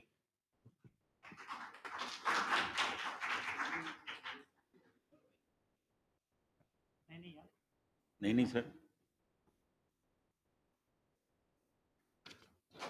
Thank you all very much and thank you, Dr. Call and the chairpersons for such an interesting talk. To conclude, the concluding talk was that's the crux, that's the maintain and keep our interventional results good.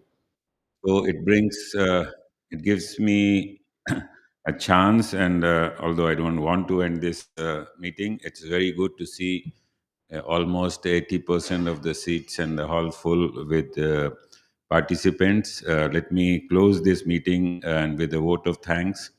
And before that, I would request if Dr. Suri is around. Yeah, we had a plaque for him. I would request probably Dr. Gupta to hand it over to Dr. Suri for his talk on artificial intelligence. And he's been very kind to come all the way from United States for this talk.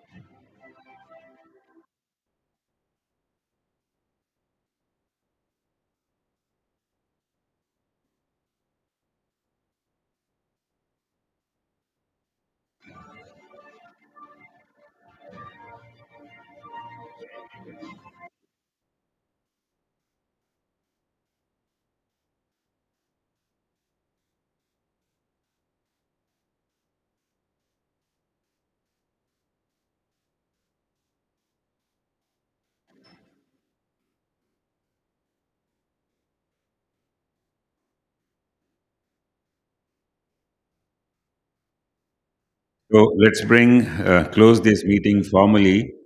I would, at the end, I would, start with a thanks from my co-chair who could not come because of personal ill health, Dr. Michelle Henry, who was also my teacher and who's been the course chairman right from its inception. Also, I would thank you on the behalf of Dr. Jacques Bosquet, who's there from France for last 2 years and here who attended this meeting also for the last 2 days. He is an international ambassador for our Asia Pacific Vascular Society. He had a flight early this morning, so he had to leave. I thank all the faculty members and the participants who attended this. Just to let you know, this meeting actually got 22 CME credit hours from Delhi Medical Council, and that's been a very consistent sort of a thing for its academic content. We have 11 and a half hours of deliberation on the first day, more than 12 hours till yesterday, and about from 8 to this about 7 hours uh, today. And all along, even yesterday and day before, even at 8:30 in the night, this hall was nearly 90% full. No, and I also thank the presenters. The presenters this year have been chosen by a group of consultants. Or there were 250 CDs based only on vascular interventions from all across the country, and we chose. We had difficulty in choosing them, but we chose about 120 of those, and we had 70 entries for Ironman competition, from which we chose 7, and there were 3 who won actually. I also thank the industry partners. I believe they are on the screen. I'm not going to be naming them. All of them actually worked very hard to help develop the scientific program, as well as to fund it for academic purpose, and also to support the participants who came here. A special thanks to my organizing team, which includes Dr. Suparna Rao and Dr. Varun Bansal, Dr. Gaurav Gupta, who's been a scientific coordinator and almost worked like my man Friday, my secretary Kritika Arora, and the other team members, Mr. Abhishek Kanodia, Nancy Gupta, and Mr. Aryan. The team of Promax, which handled the audiovisual and the sort of communication with the participant, needs a special applause. And especially we would like to thank the entire team, which has been headed by Samir Madikar. We also thank the team of Basic Need Solutions, who worked very hard for the basic, logistic support in this conference, and also to Mr. Jagdish Chandra Pandey and Shakil for coordinating the travels for this meeting. I thank Ms. Usha Banerjee and the team of nurses who helped us, especially helped me to work late in the night to continue working in the hospital. But when I was busy doing this sort of work in the morning hours or day hours in Apollo Hospital. And also we want to finally thank the team of Oberoi Hotel, led by Priyanka Maniktala, who has been very kind and very helpful to actually let us do this event, and also to help us out to celebrate and let us, the LPS Institute of Cardiology alumni, to meet formally and have a great night day before yesterday. Thank you all very much, and we will see you again next June. And now we have shifted our meeting to our original dates, which are the last week of June or the first week of July every year. Thank you all very much. We would now proceed for lunch and finally call off the Congress. Thank you.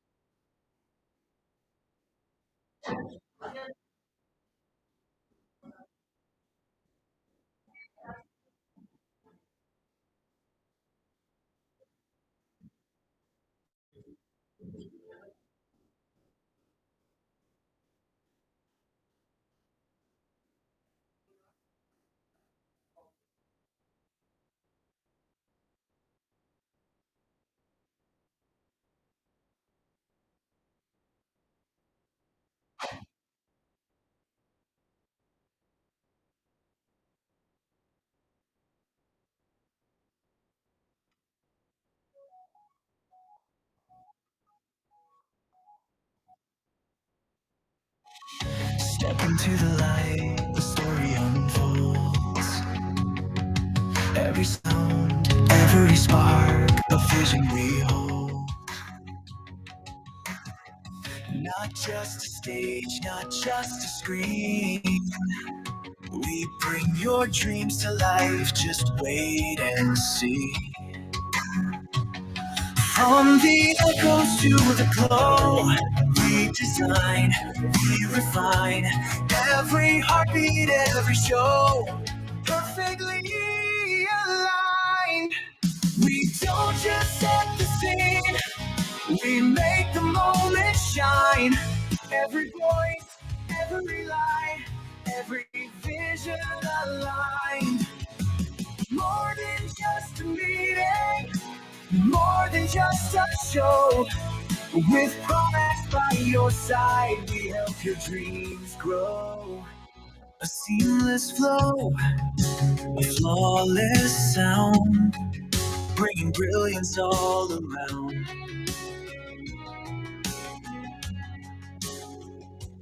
From the first word to curtains close, we make magic that only grows. From the echoes to the glow, we design, we refine. Every heartbeat, every show, perfectly aligned. We don't just set the scene, we make the moment shine. Every voice, every line, every vision aligned.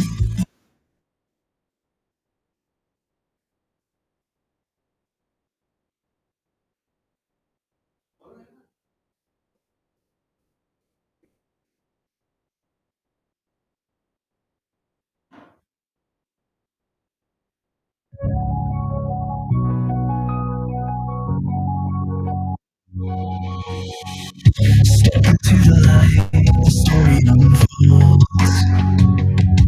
Every sound, every spark, the vision we hold. Not just a stage, not just a screen. We bring your dreams to life, just wait and see. From the echoes to the glow, we design, we refine. Every heartbeat, every show, perfectly aligned.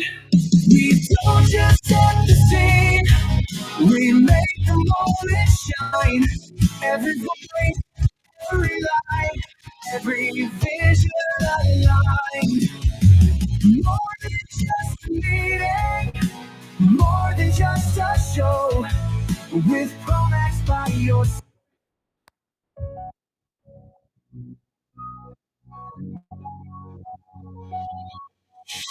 Step into the light, the story unfolds.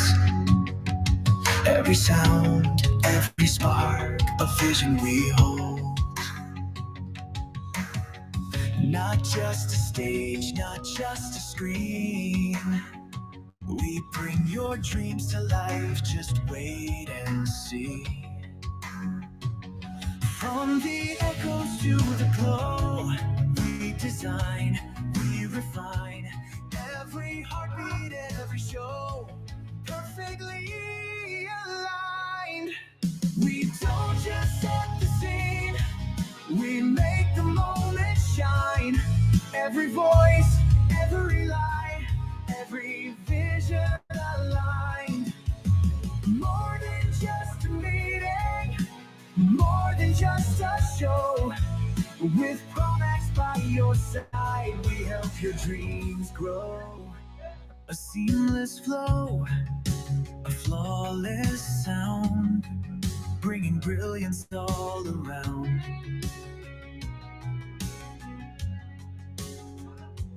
From the first word to curtains close, we make magic that only grows.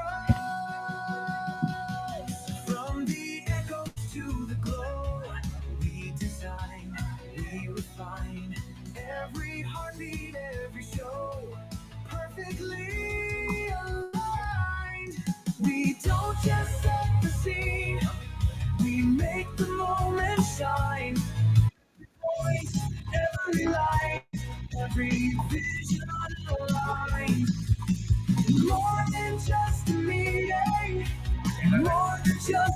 show.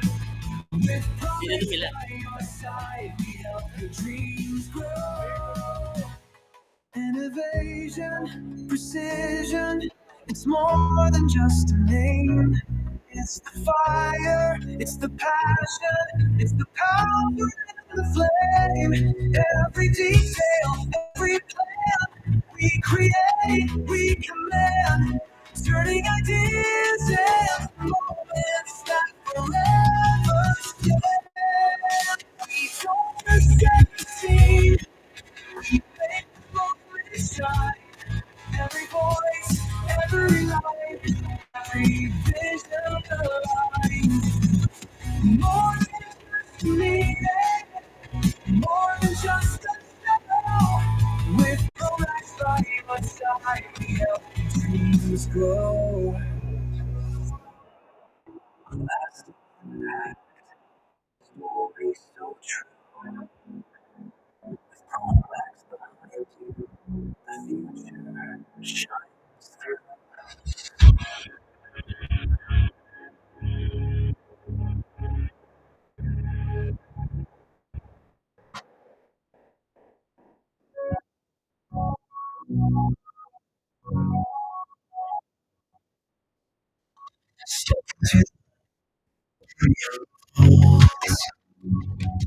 Every sound, every spark, a vision wheel. Not just a stage, not just a screen. We bring your dreams to life, just wait and see. From the echoes to the flow, we design, we refine every heartbeat, every show, perfectly aligned. We don't just set the scene, we make the moment shine. Every voice, every line, every vision aligned. More than just a meeting, more than just a show. Promise by your side, we have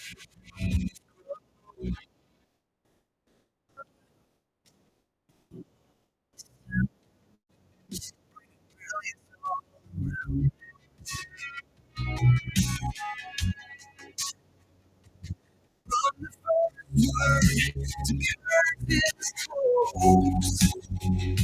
We make magic that only grows.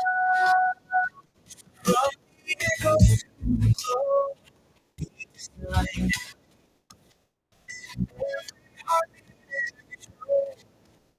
every line. We don't just see, we make the moment right. Every light, every vision of life. It's just a show. With promise by your side, the dreams grow. Innovation, it's more than just a fire.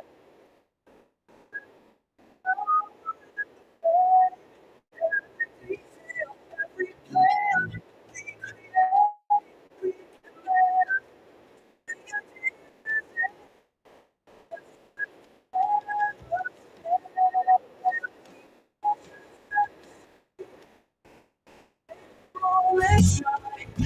Every voice, every line, every vision aligned. More than just a meeting, more than just a show. With promise by your side, we help your dreams grow. A lasting impact, a story so true. The future shines through.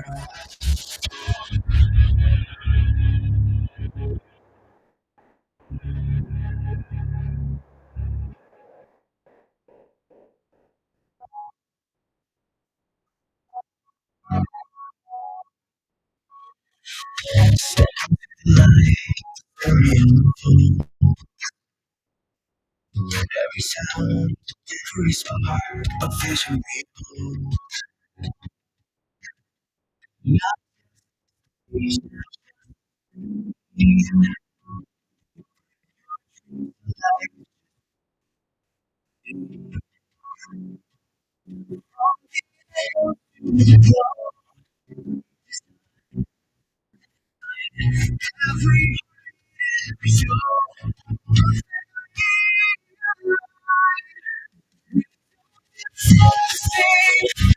we make the moment shine. Every light, every vision aligned. More than just a meeting, more than just a show. With products by your side, we help your dreams grow. A seamless flow, a flawless sound, bringing brilliance all around. From the first word to curtains close, we make magic.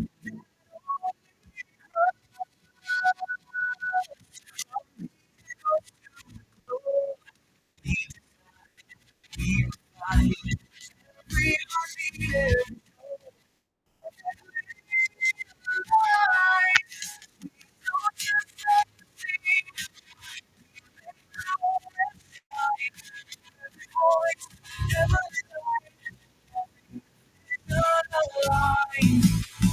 more than just a show. By your innovation, precision, more than just a name. It's the fire, it's the passion, power and the flame. Every detail, every plan, we create, we plan, turning ideas into moments that forever stand. We don't just make the moment shine. Every voice, every light, every vision alive. More than just a meeting, more than just a show. Right by your side, we help dreams grow.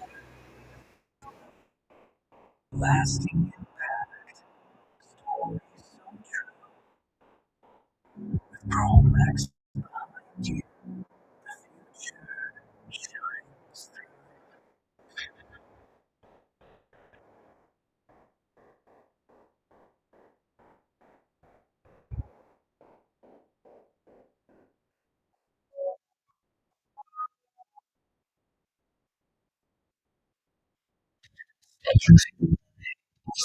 through.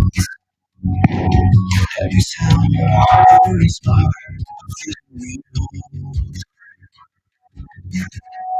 not just a stage, to scream. We bring your dreams to life, just wait and come to the time. We refine every beat, every show. Perfectly, we don't just sing, Hello, check. we make Hello, check. Hello, hello, hello, check.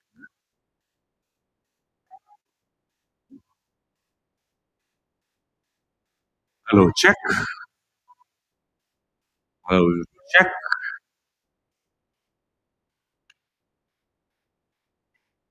Hey, hey, hey, hey, all around. hey, hey. Check. From the first word to curtains close, we make magic that only grows. From the echoes to every beat, every soul, perfectly aligned. check, hey, check.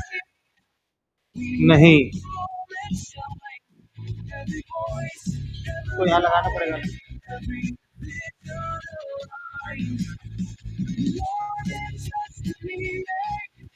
More than just a show. With products by your side, we help the dreams grow. Innovation, precision, it's more than just a name. It's the fire, it's the passion, power in the flame. Every detail, every plan, we create, we plan. Turning ideas into moments that forever stay. We we make the moment shine. Every voice, every line, every vision alive. More than just a show. With products by your side, we help you grow.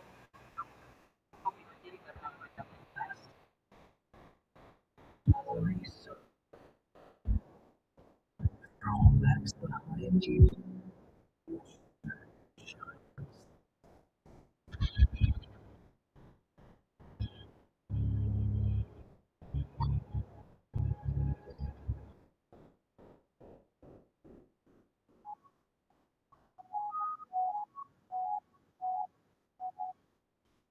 Step into the light, unfold. Every spark, vision we hold. Not just a stage, not just a screen. We bring your dreams to life. Just wait and see. From the echoes to the glow, we design, we refine every heartbeat, every show, perfectly aligned. We don't just set the scene, we make the moment shine. Every voice, every light, every vision aligned. More than just a meeting, more than just a show. With products by your side, we help your dream grow. A seamless flow, a flawless sound, bringing brilliance all around.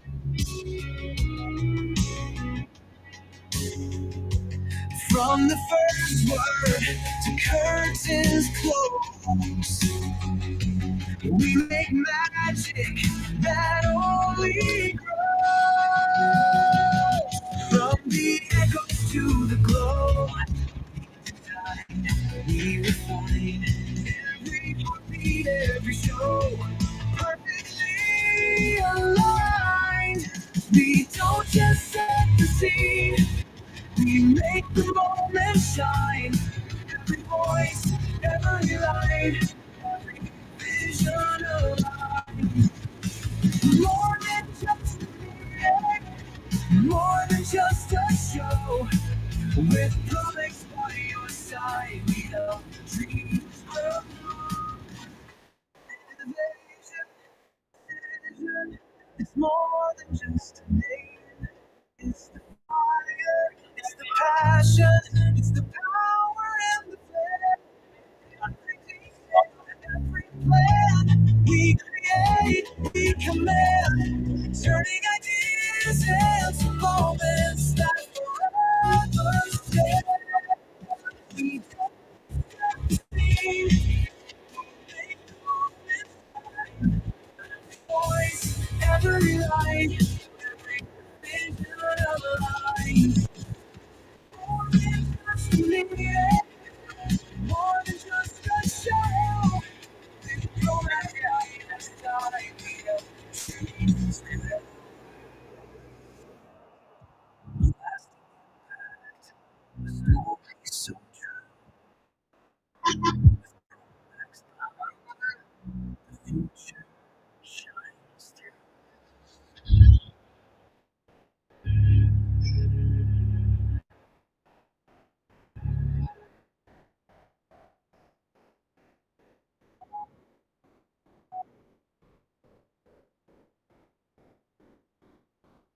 Step into the light, the story unfolds. Every sound, every spark, a vision real. Not just a stage, not just a screen. We bring your dreams to life, just wait and see. From the echoes to the glow, we design, we refine. Every heartbeat, every show. We don't just set the scene, we make the moment shine. Every voice, every line, every vision aligned. More than just a meeting, more than just a show. With romance by your side, we help your dreams grow. A seamless flow, flawless sound, bringing brilliance all around.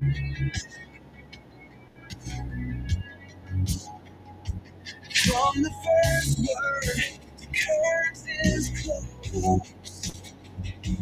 We make magic that only grows.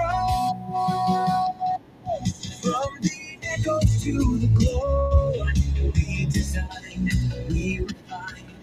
Every heartbeat, every soul, perfectly aligned. We don't just set the scene, we make the moment shine. Every voice, every line, every visual line. More than just a meeting, more than just a show. With comics by your side, we help your dreams grow. Innovation, precision, it's more than just a name. It's the fire, it's the passion, it's the power in the flame. Every detail, every plan, we create, we command, turning ideas into moments that forever stand. We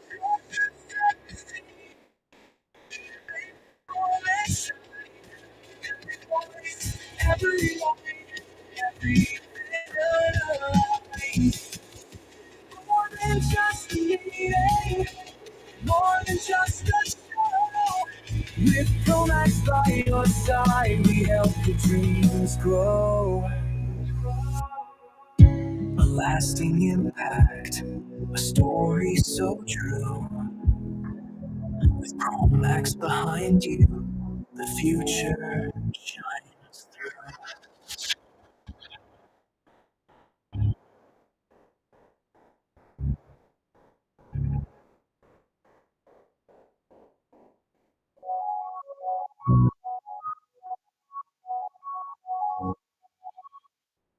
Step into the light, the story unfolds.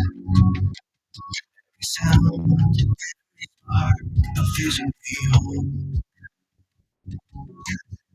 Not just the stage, not just the screen. We bring your dreams to life, just wait and see. From the echoes to the glow, we design, we refine. Every heartbeat, every show, perfectly aligned. We don't just set the scene, we make the moment shine. Every voice, every line, vision aligned. More than just a meeting, more than just a show. With products by your side, we help your dreams grow. A seamless flow, a flawless sound, bringing brilliance all around.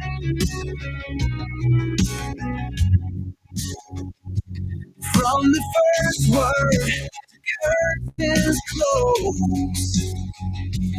We make magic that only grows. From the echoes to the glow, we design. design, we refine every heartbeat, every show. Leave alive, we shine. Every voice, every light, every vision aligned. More than just a meeting, more than just a show. With promise by your side, we help the dreams grow. Innovation, precision, more than just a name. It's the fire, it's the passion, it's the power in the flame. Every detail, every plan, we create, we command, turning ideas into moments that forever stay. We don't just set the scene, we make the moment shine. Every voice, every line, every vision aligned. More than just a meeting, more than just a show.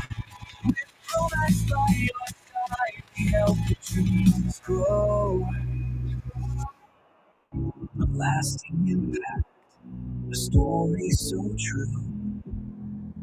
With Chromax behind you, the future shines through.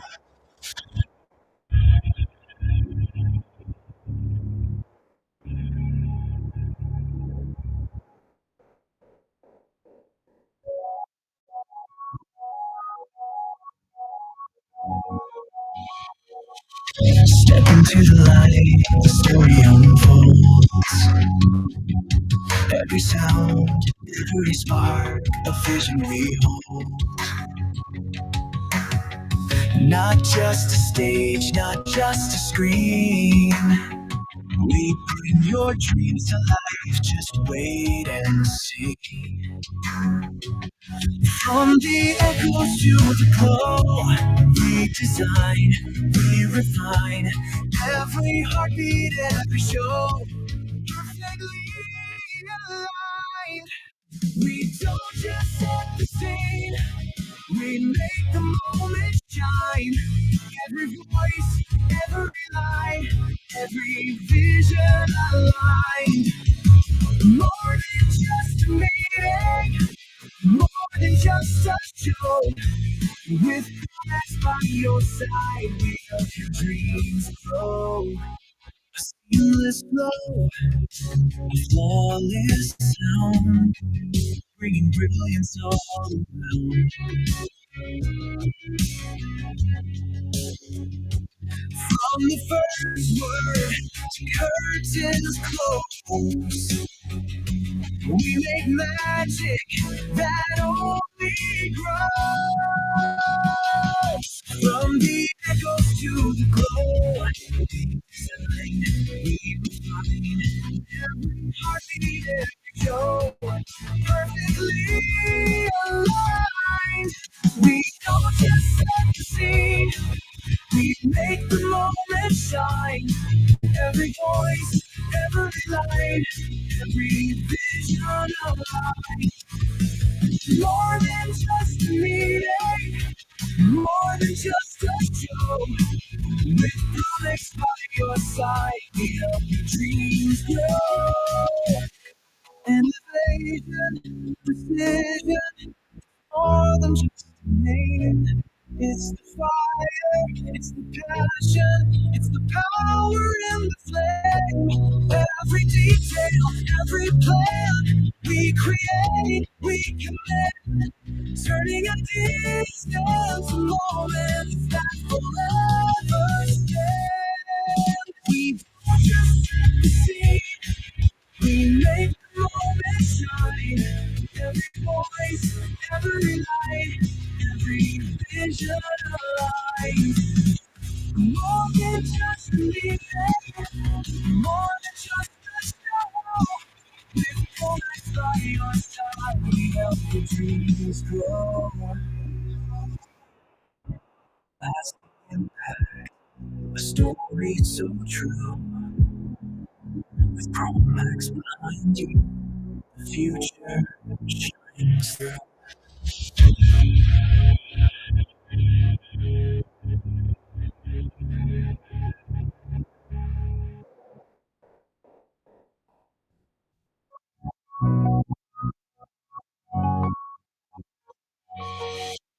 Step into the light, every sound, every spark, vision we hold. Not just a stage, not just a screen. We bring your dreams to life and see. From the echoes to the glow, we design, we refine every heartbeat, every show, perfectly aligned. We don't just set the scene, we make the moment shine. Every voice, every line, vision aligned. More than just a real, more than just a show. With your side, we grow. Let's go. Bringing brilliance all around. From the first word, heard in the close. We make magic that only grows. From the echo to the glow, every beat, every show, perfectly aligned. We don't set the scene, we make the moment shine. Every voice, every light, every vision aligned. More than just music, more than just with comics by your side.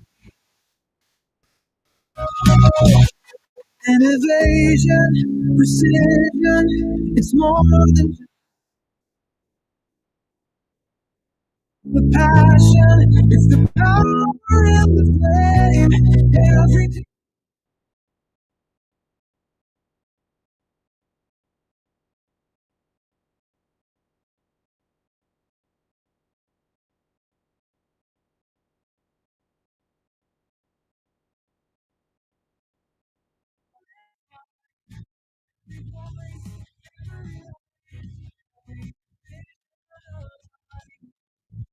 more than just me, more than just a show. With your eyes on your side, we help the dreams grow.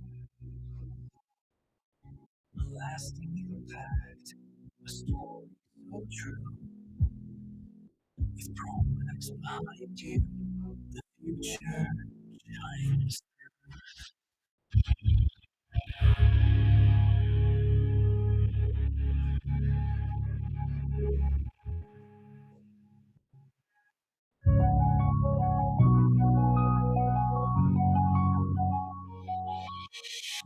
Step into the light, the story unfolds. Every sound, every spark, a vision we hold. Not just a stage, not just a screen. We bring your dreams to life, just wait and see. From the echoes to the glow, we design, we refine every heartbeat, every show, perfectly.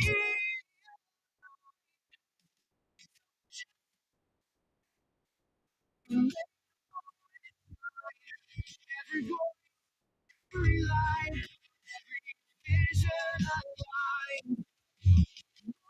Just me, just you.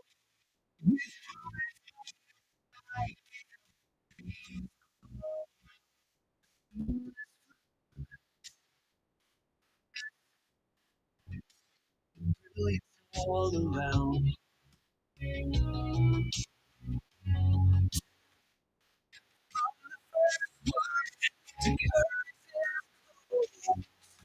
We make magic that only grows from the echo to the glow. We design every heartbeat, oh, perfectly aligned. We don't just sing, we make the moment shine. Every voice, every line, every vision aligned. More than just a meeting, more than just a show.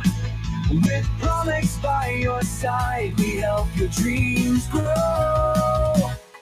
Innovation, precision, more than just a fire, passion, power in the flame. Every detail we plan, we create, we command.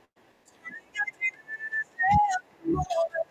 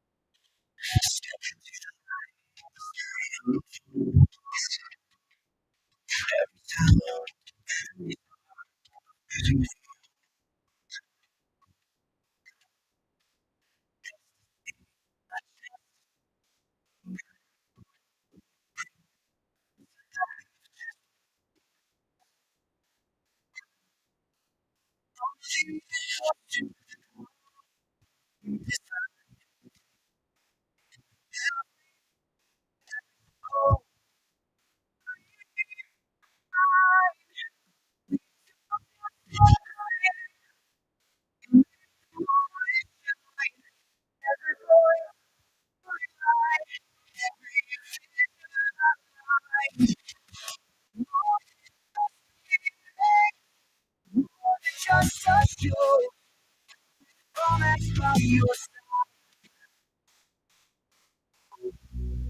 seamless flow, sound, bringing brilliance all around.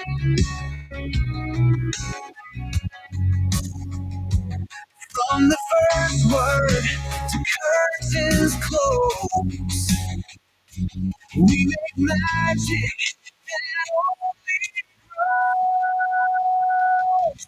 From the echo to the glow, we design, we refine every heartbeat, every note. Perfectly aligned. We don't just make the moment shine. Every voice, every line, every vision aligned. More than just a day, more than just a show. With Promise by your side, we help dreams grow. Innovation, precision, it's more than just a name. It's the fire, it's the passion, it's the power in the flame. Every detail, every plan, we create, we command, turning ideas into moments that forever stand. We focus everything, we make the moment shine. Every voice, every line, every vision aligned. More than just a meeting, more than just a show. With Promex by your side, help dreams grow.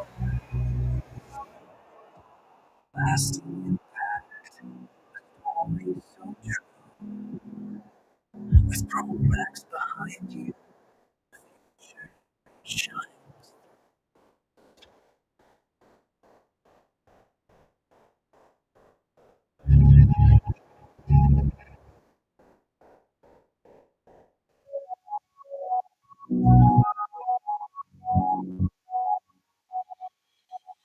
Step into the light, the story unfolds. Every sound, every spark, a vision we hold. Not just a stage, not just a screen. We bring your dreams to life, just wait and see. From the echoes to the glow, we design, we refine every heartbeat, every show, perfectly aligned. We don't just set the scene, we make the moment shine. Every voice, every line, every vision aligned. More than just a meeting, more than just a show. With Promax by your side, we help your dreams grow. A seamless flow, a flawless sound, bringing brilliance all around.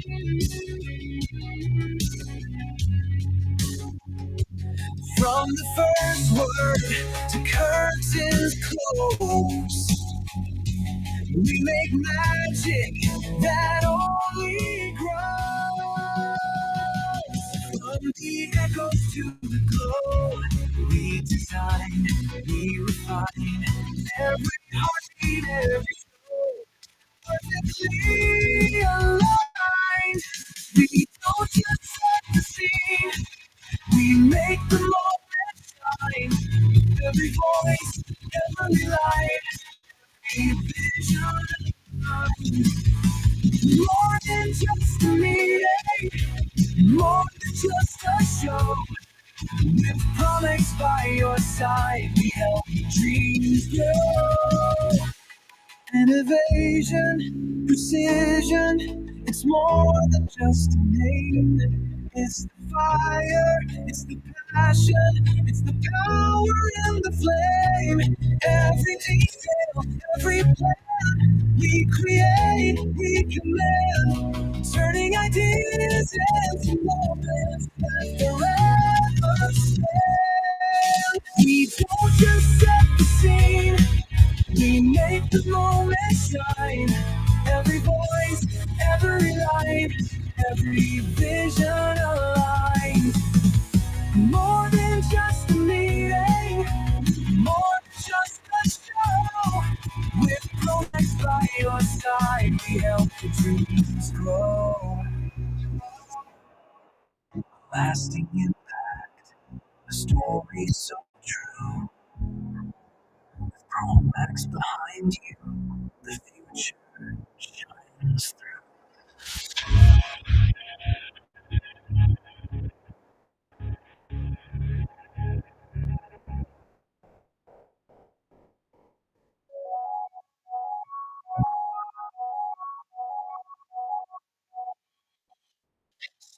To the light,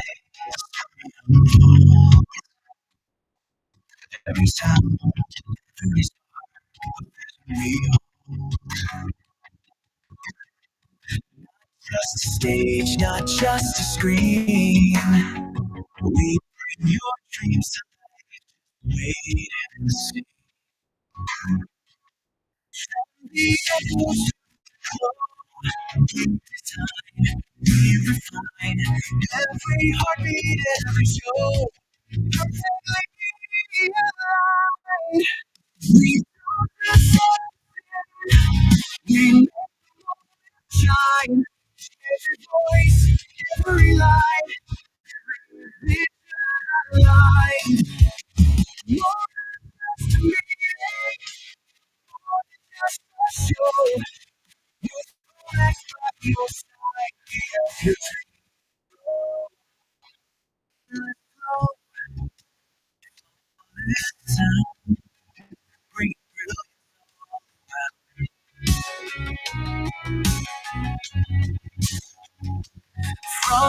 password, curtains closed.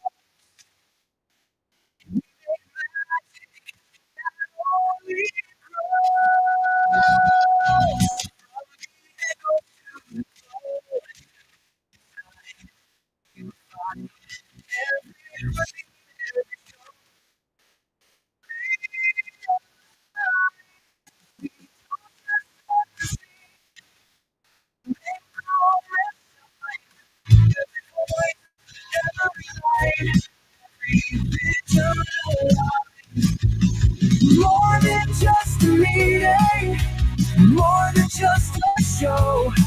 With comics by your side, we help your dreams grow.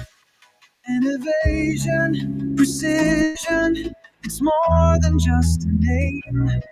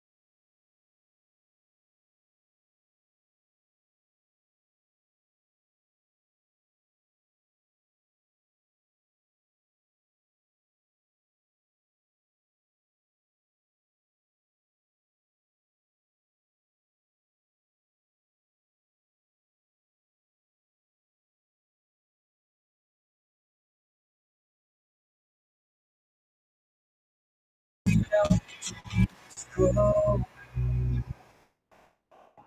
lasting impact, a story so true.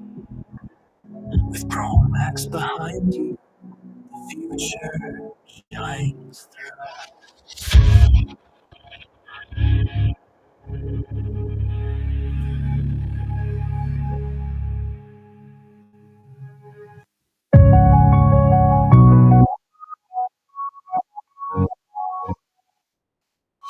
Step into the sound, every spark of vision we own. Not just a stage, not just a screen. We bring your dreams to life, just wait and see. To the glow, every heartbeat, every soul, perfectly aligned. We don't just set the table, we make the moment shine. Every voice, every light, every vision alive. More than just a meeting, more than just a show.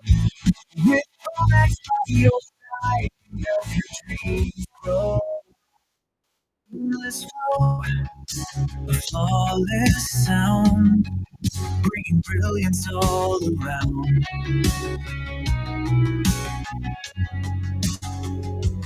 From the first word to curtains close, we make magic that only grows. From the echoes to glow, we design, we refine every heartbeat, every soul, perfectly aligned. We don't just set the scene, we make the moment shine. Every voice, every light, every vision aligned. More than just a meeting, more than just a show. With Alex by your side, your dreams grow. Vision, vision, it's more than just a name. It's the fire, it's the passion, it's the power and the flame. Every detail, every plan, we create, we command, turning ideas into moments that forever stand. We don't just set the scene, we make the moment shine. Every voice, every light, every vision aligns. More than just a meeting, more than just a show.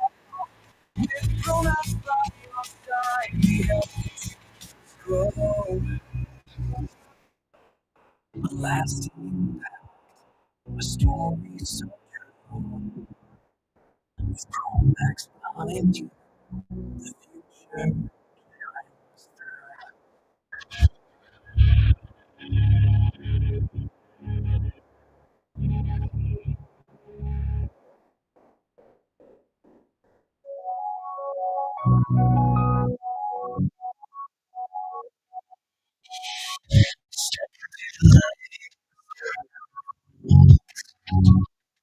Every sound, every spark, a vision we not just need your dreams.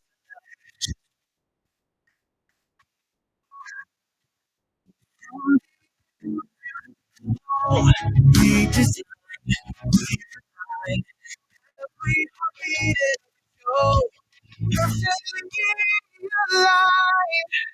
We don't just set the scene, we make the moment shine. Every voice, every light, every vision alive. More than just a meeting, more than just a show. your side, we help your dreams grow. A seamless flow, a flawless sound, bringing brilliance all around.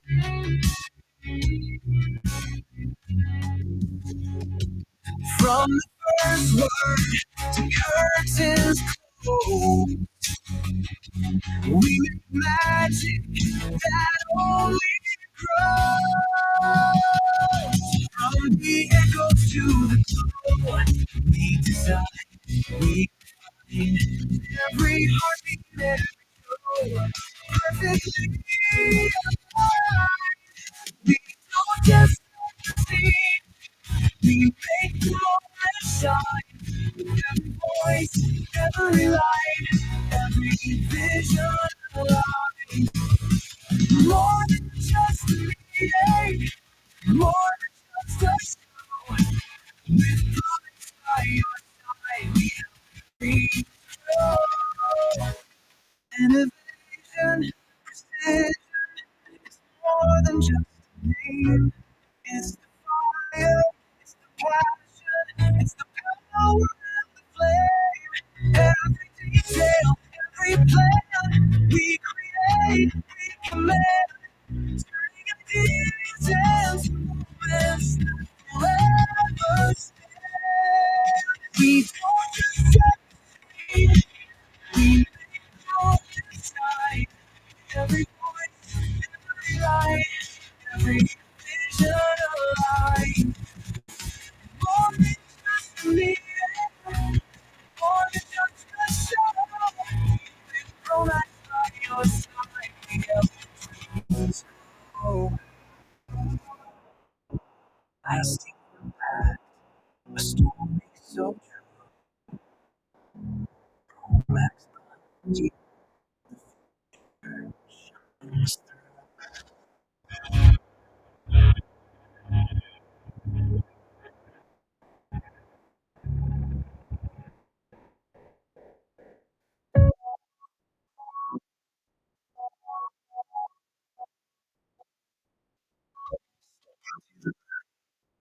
Unfold every sound, our vision, stay. We bring your dreams to life. Wait and see. From the edge to the design. Go perfectly aligned. We just stay. We make the moment shine. Every light, vision aligned. More than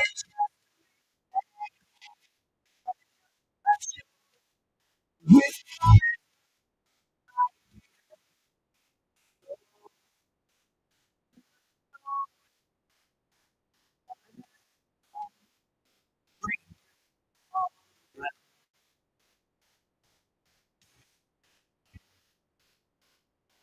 from the first to curtains.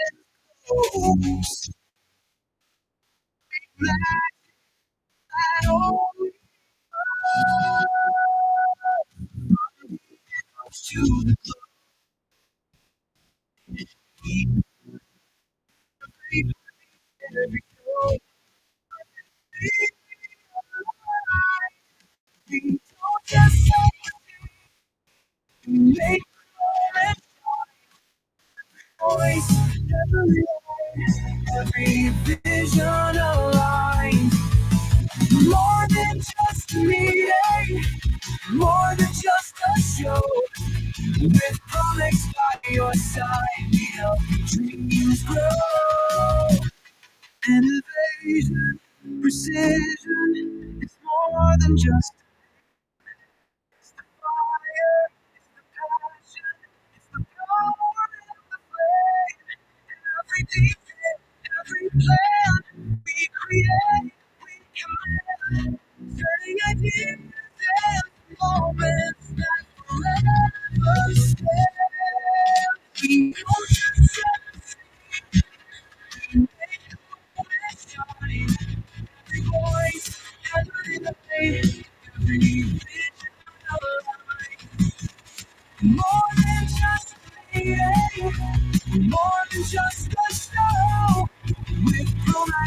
your side, we help the dreams grow. Lasting impact, a story so true. Next future shines.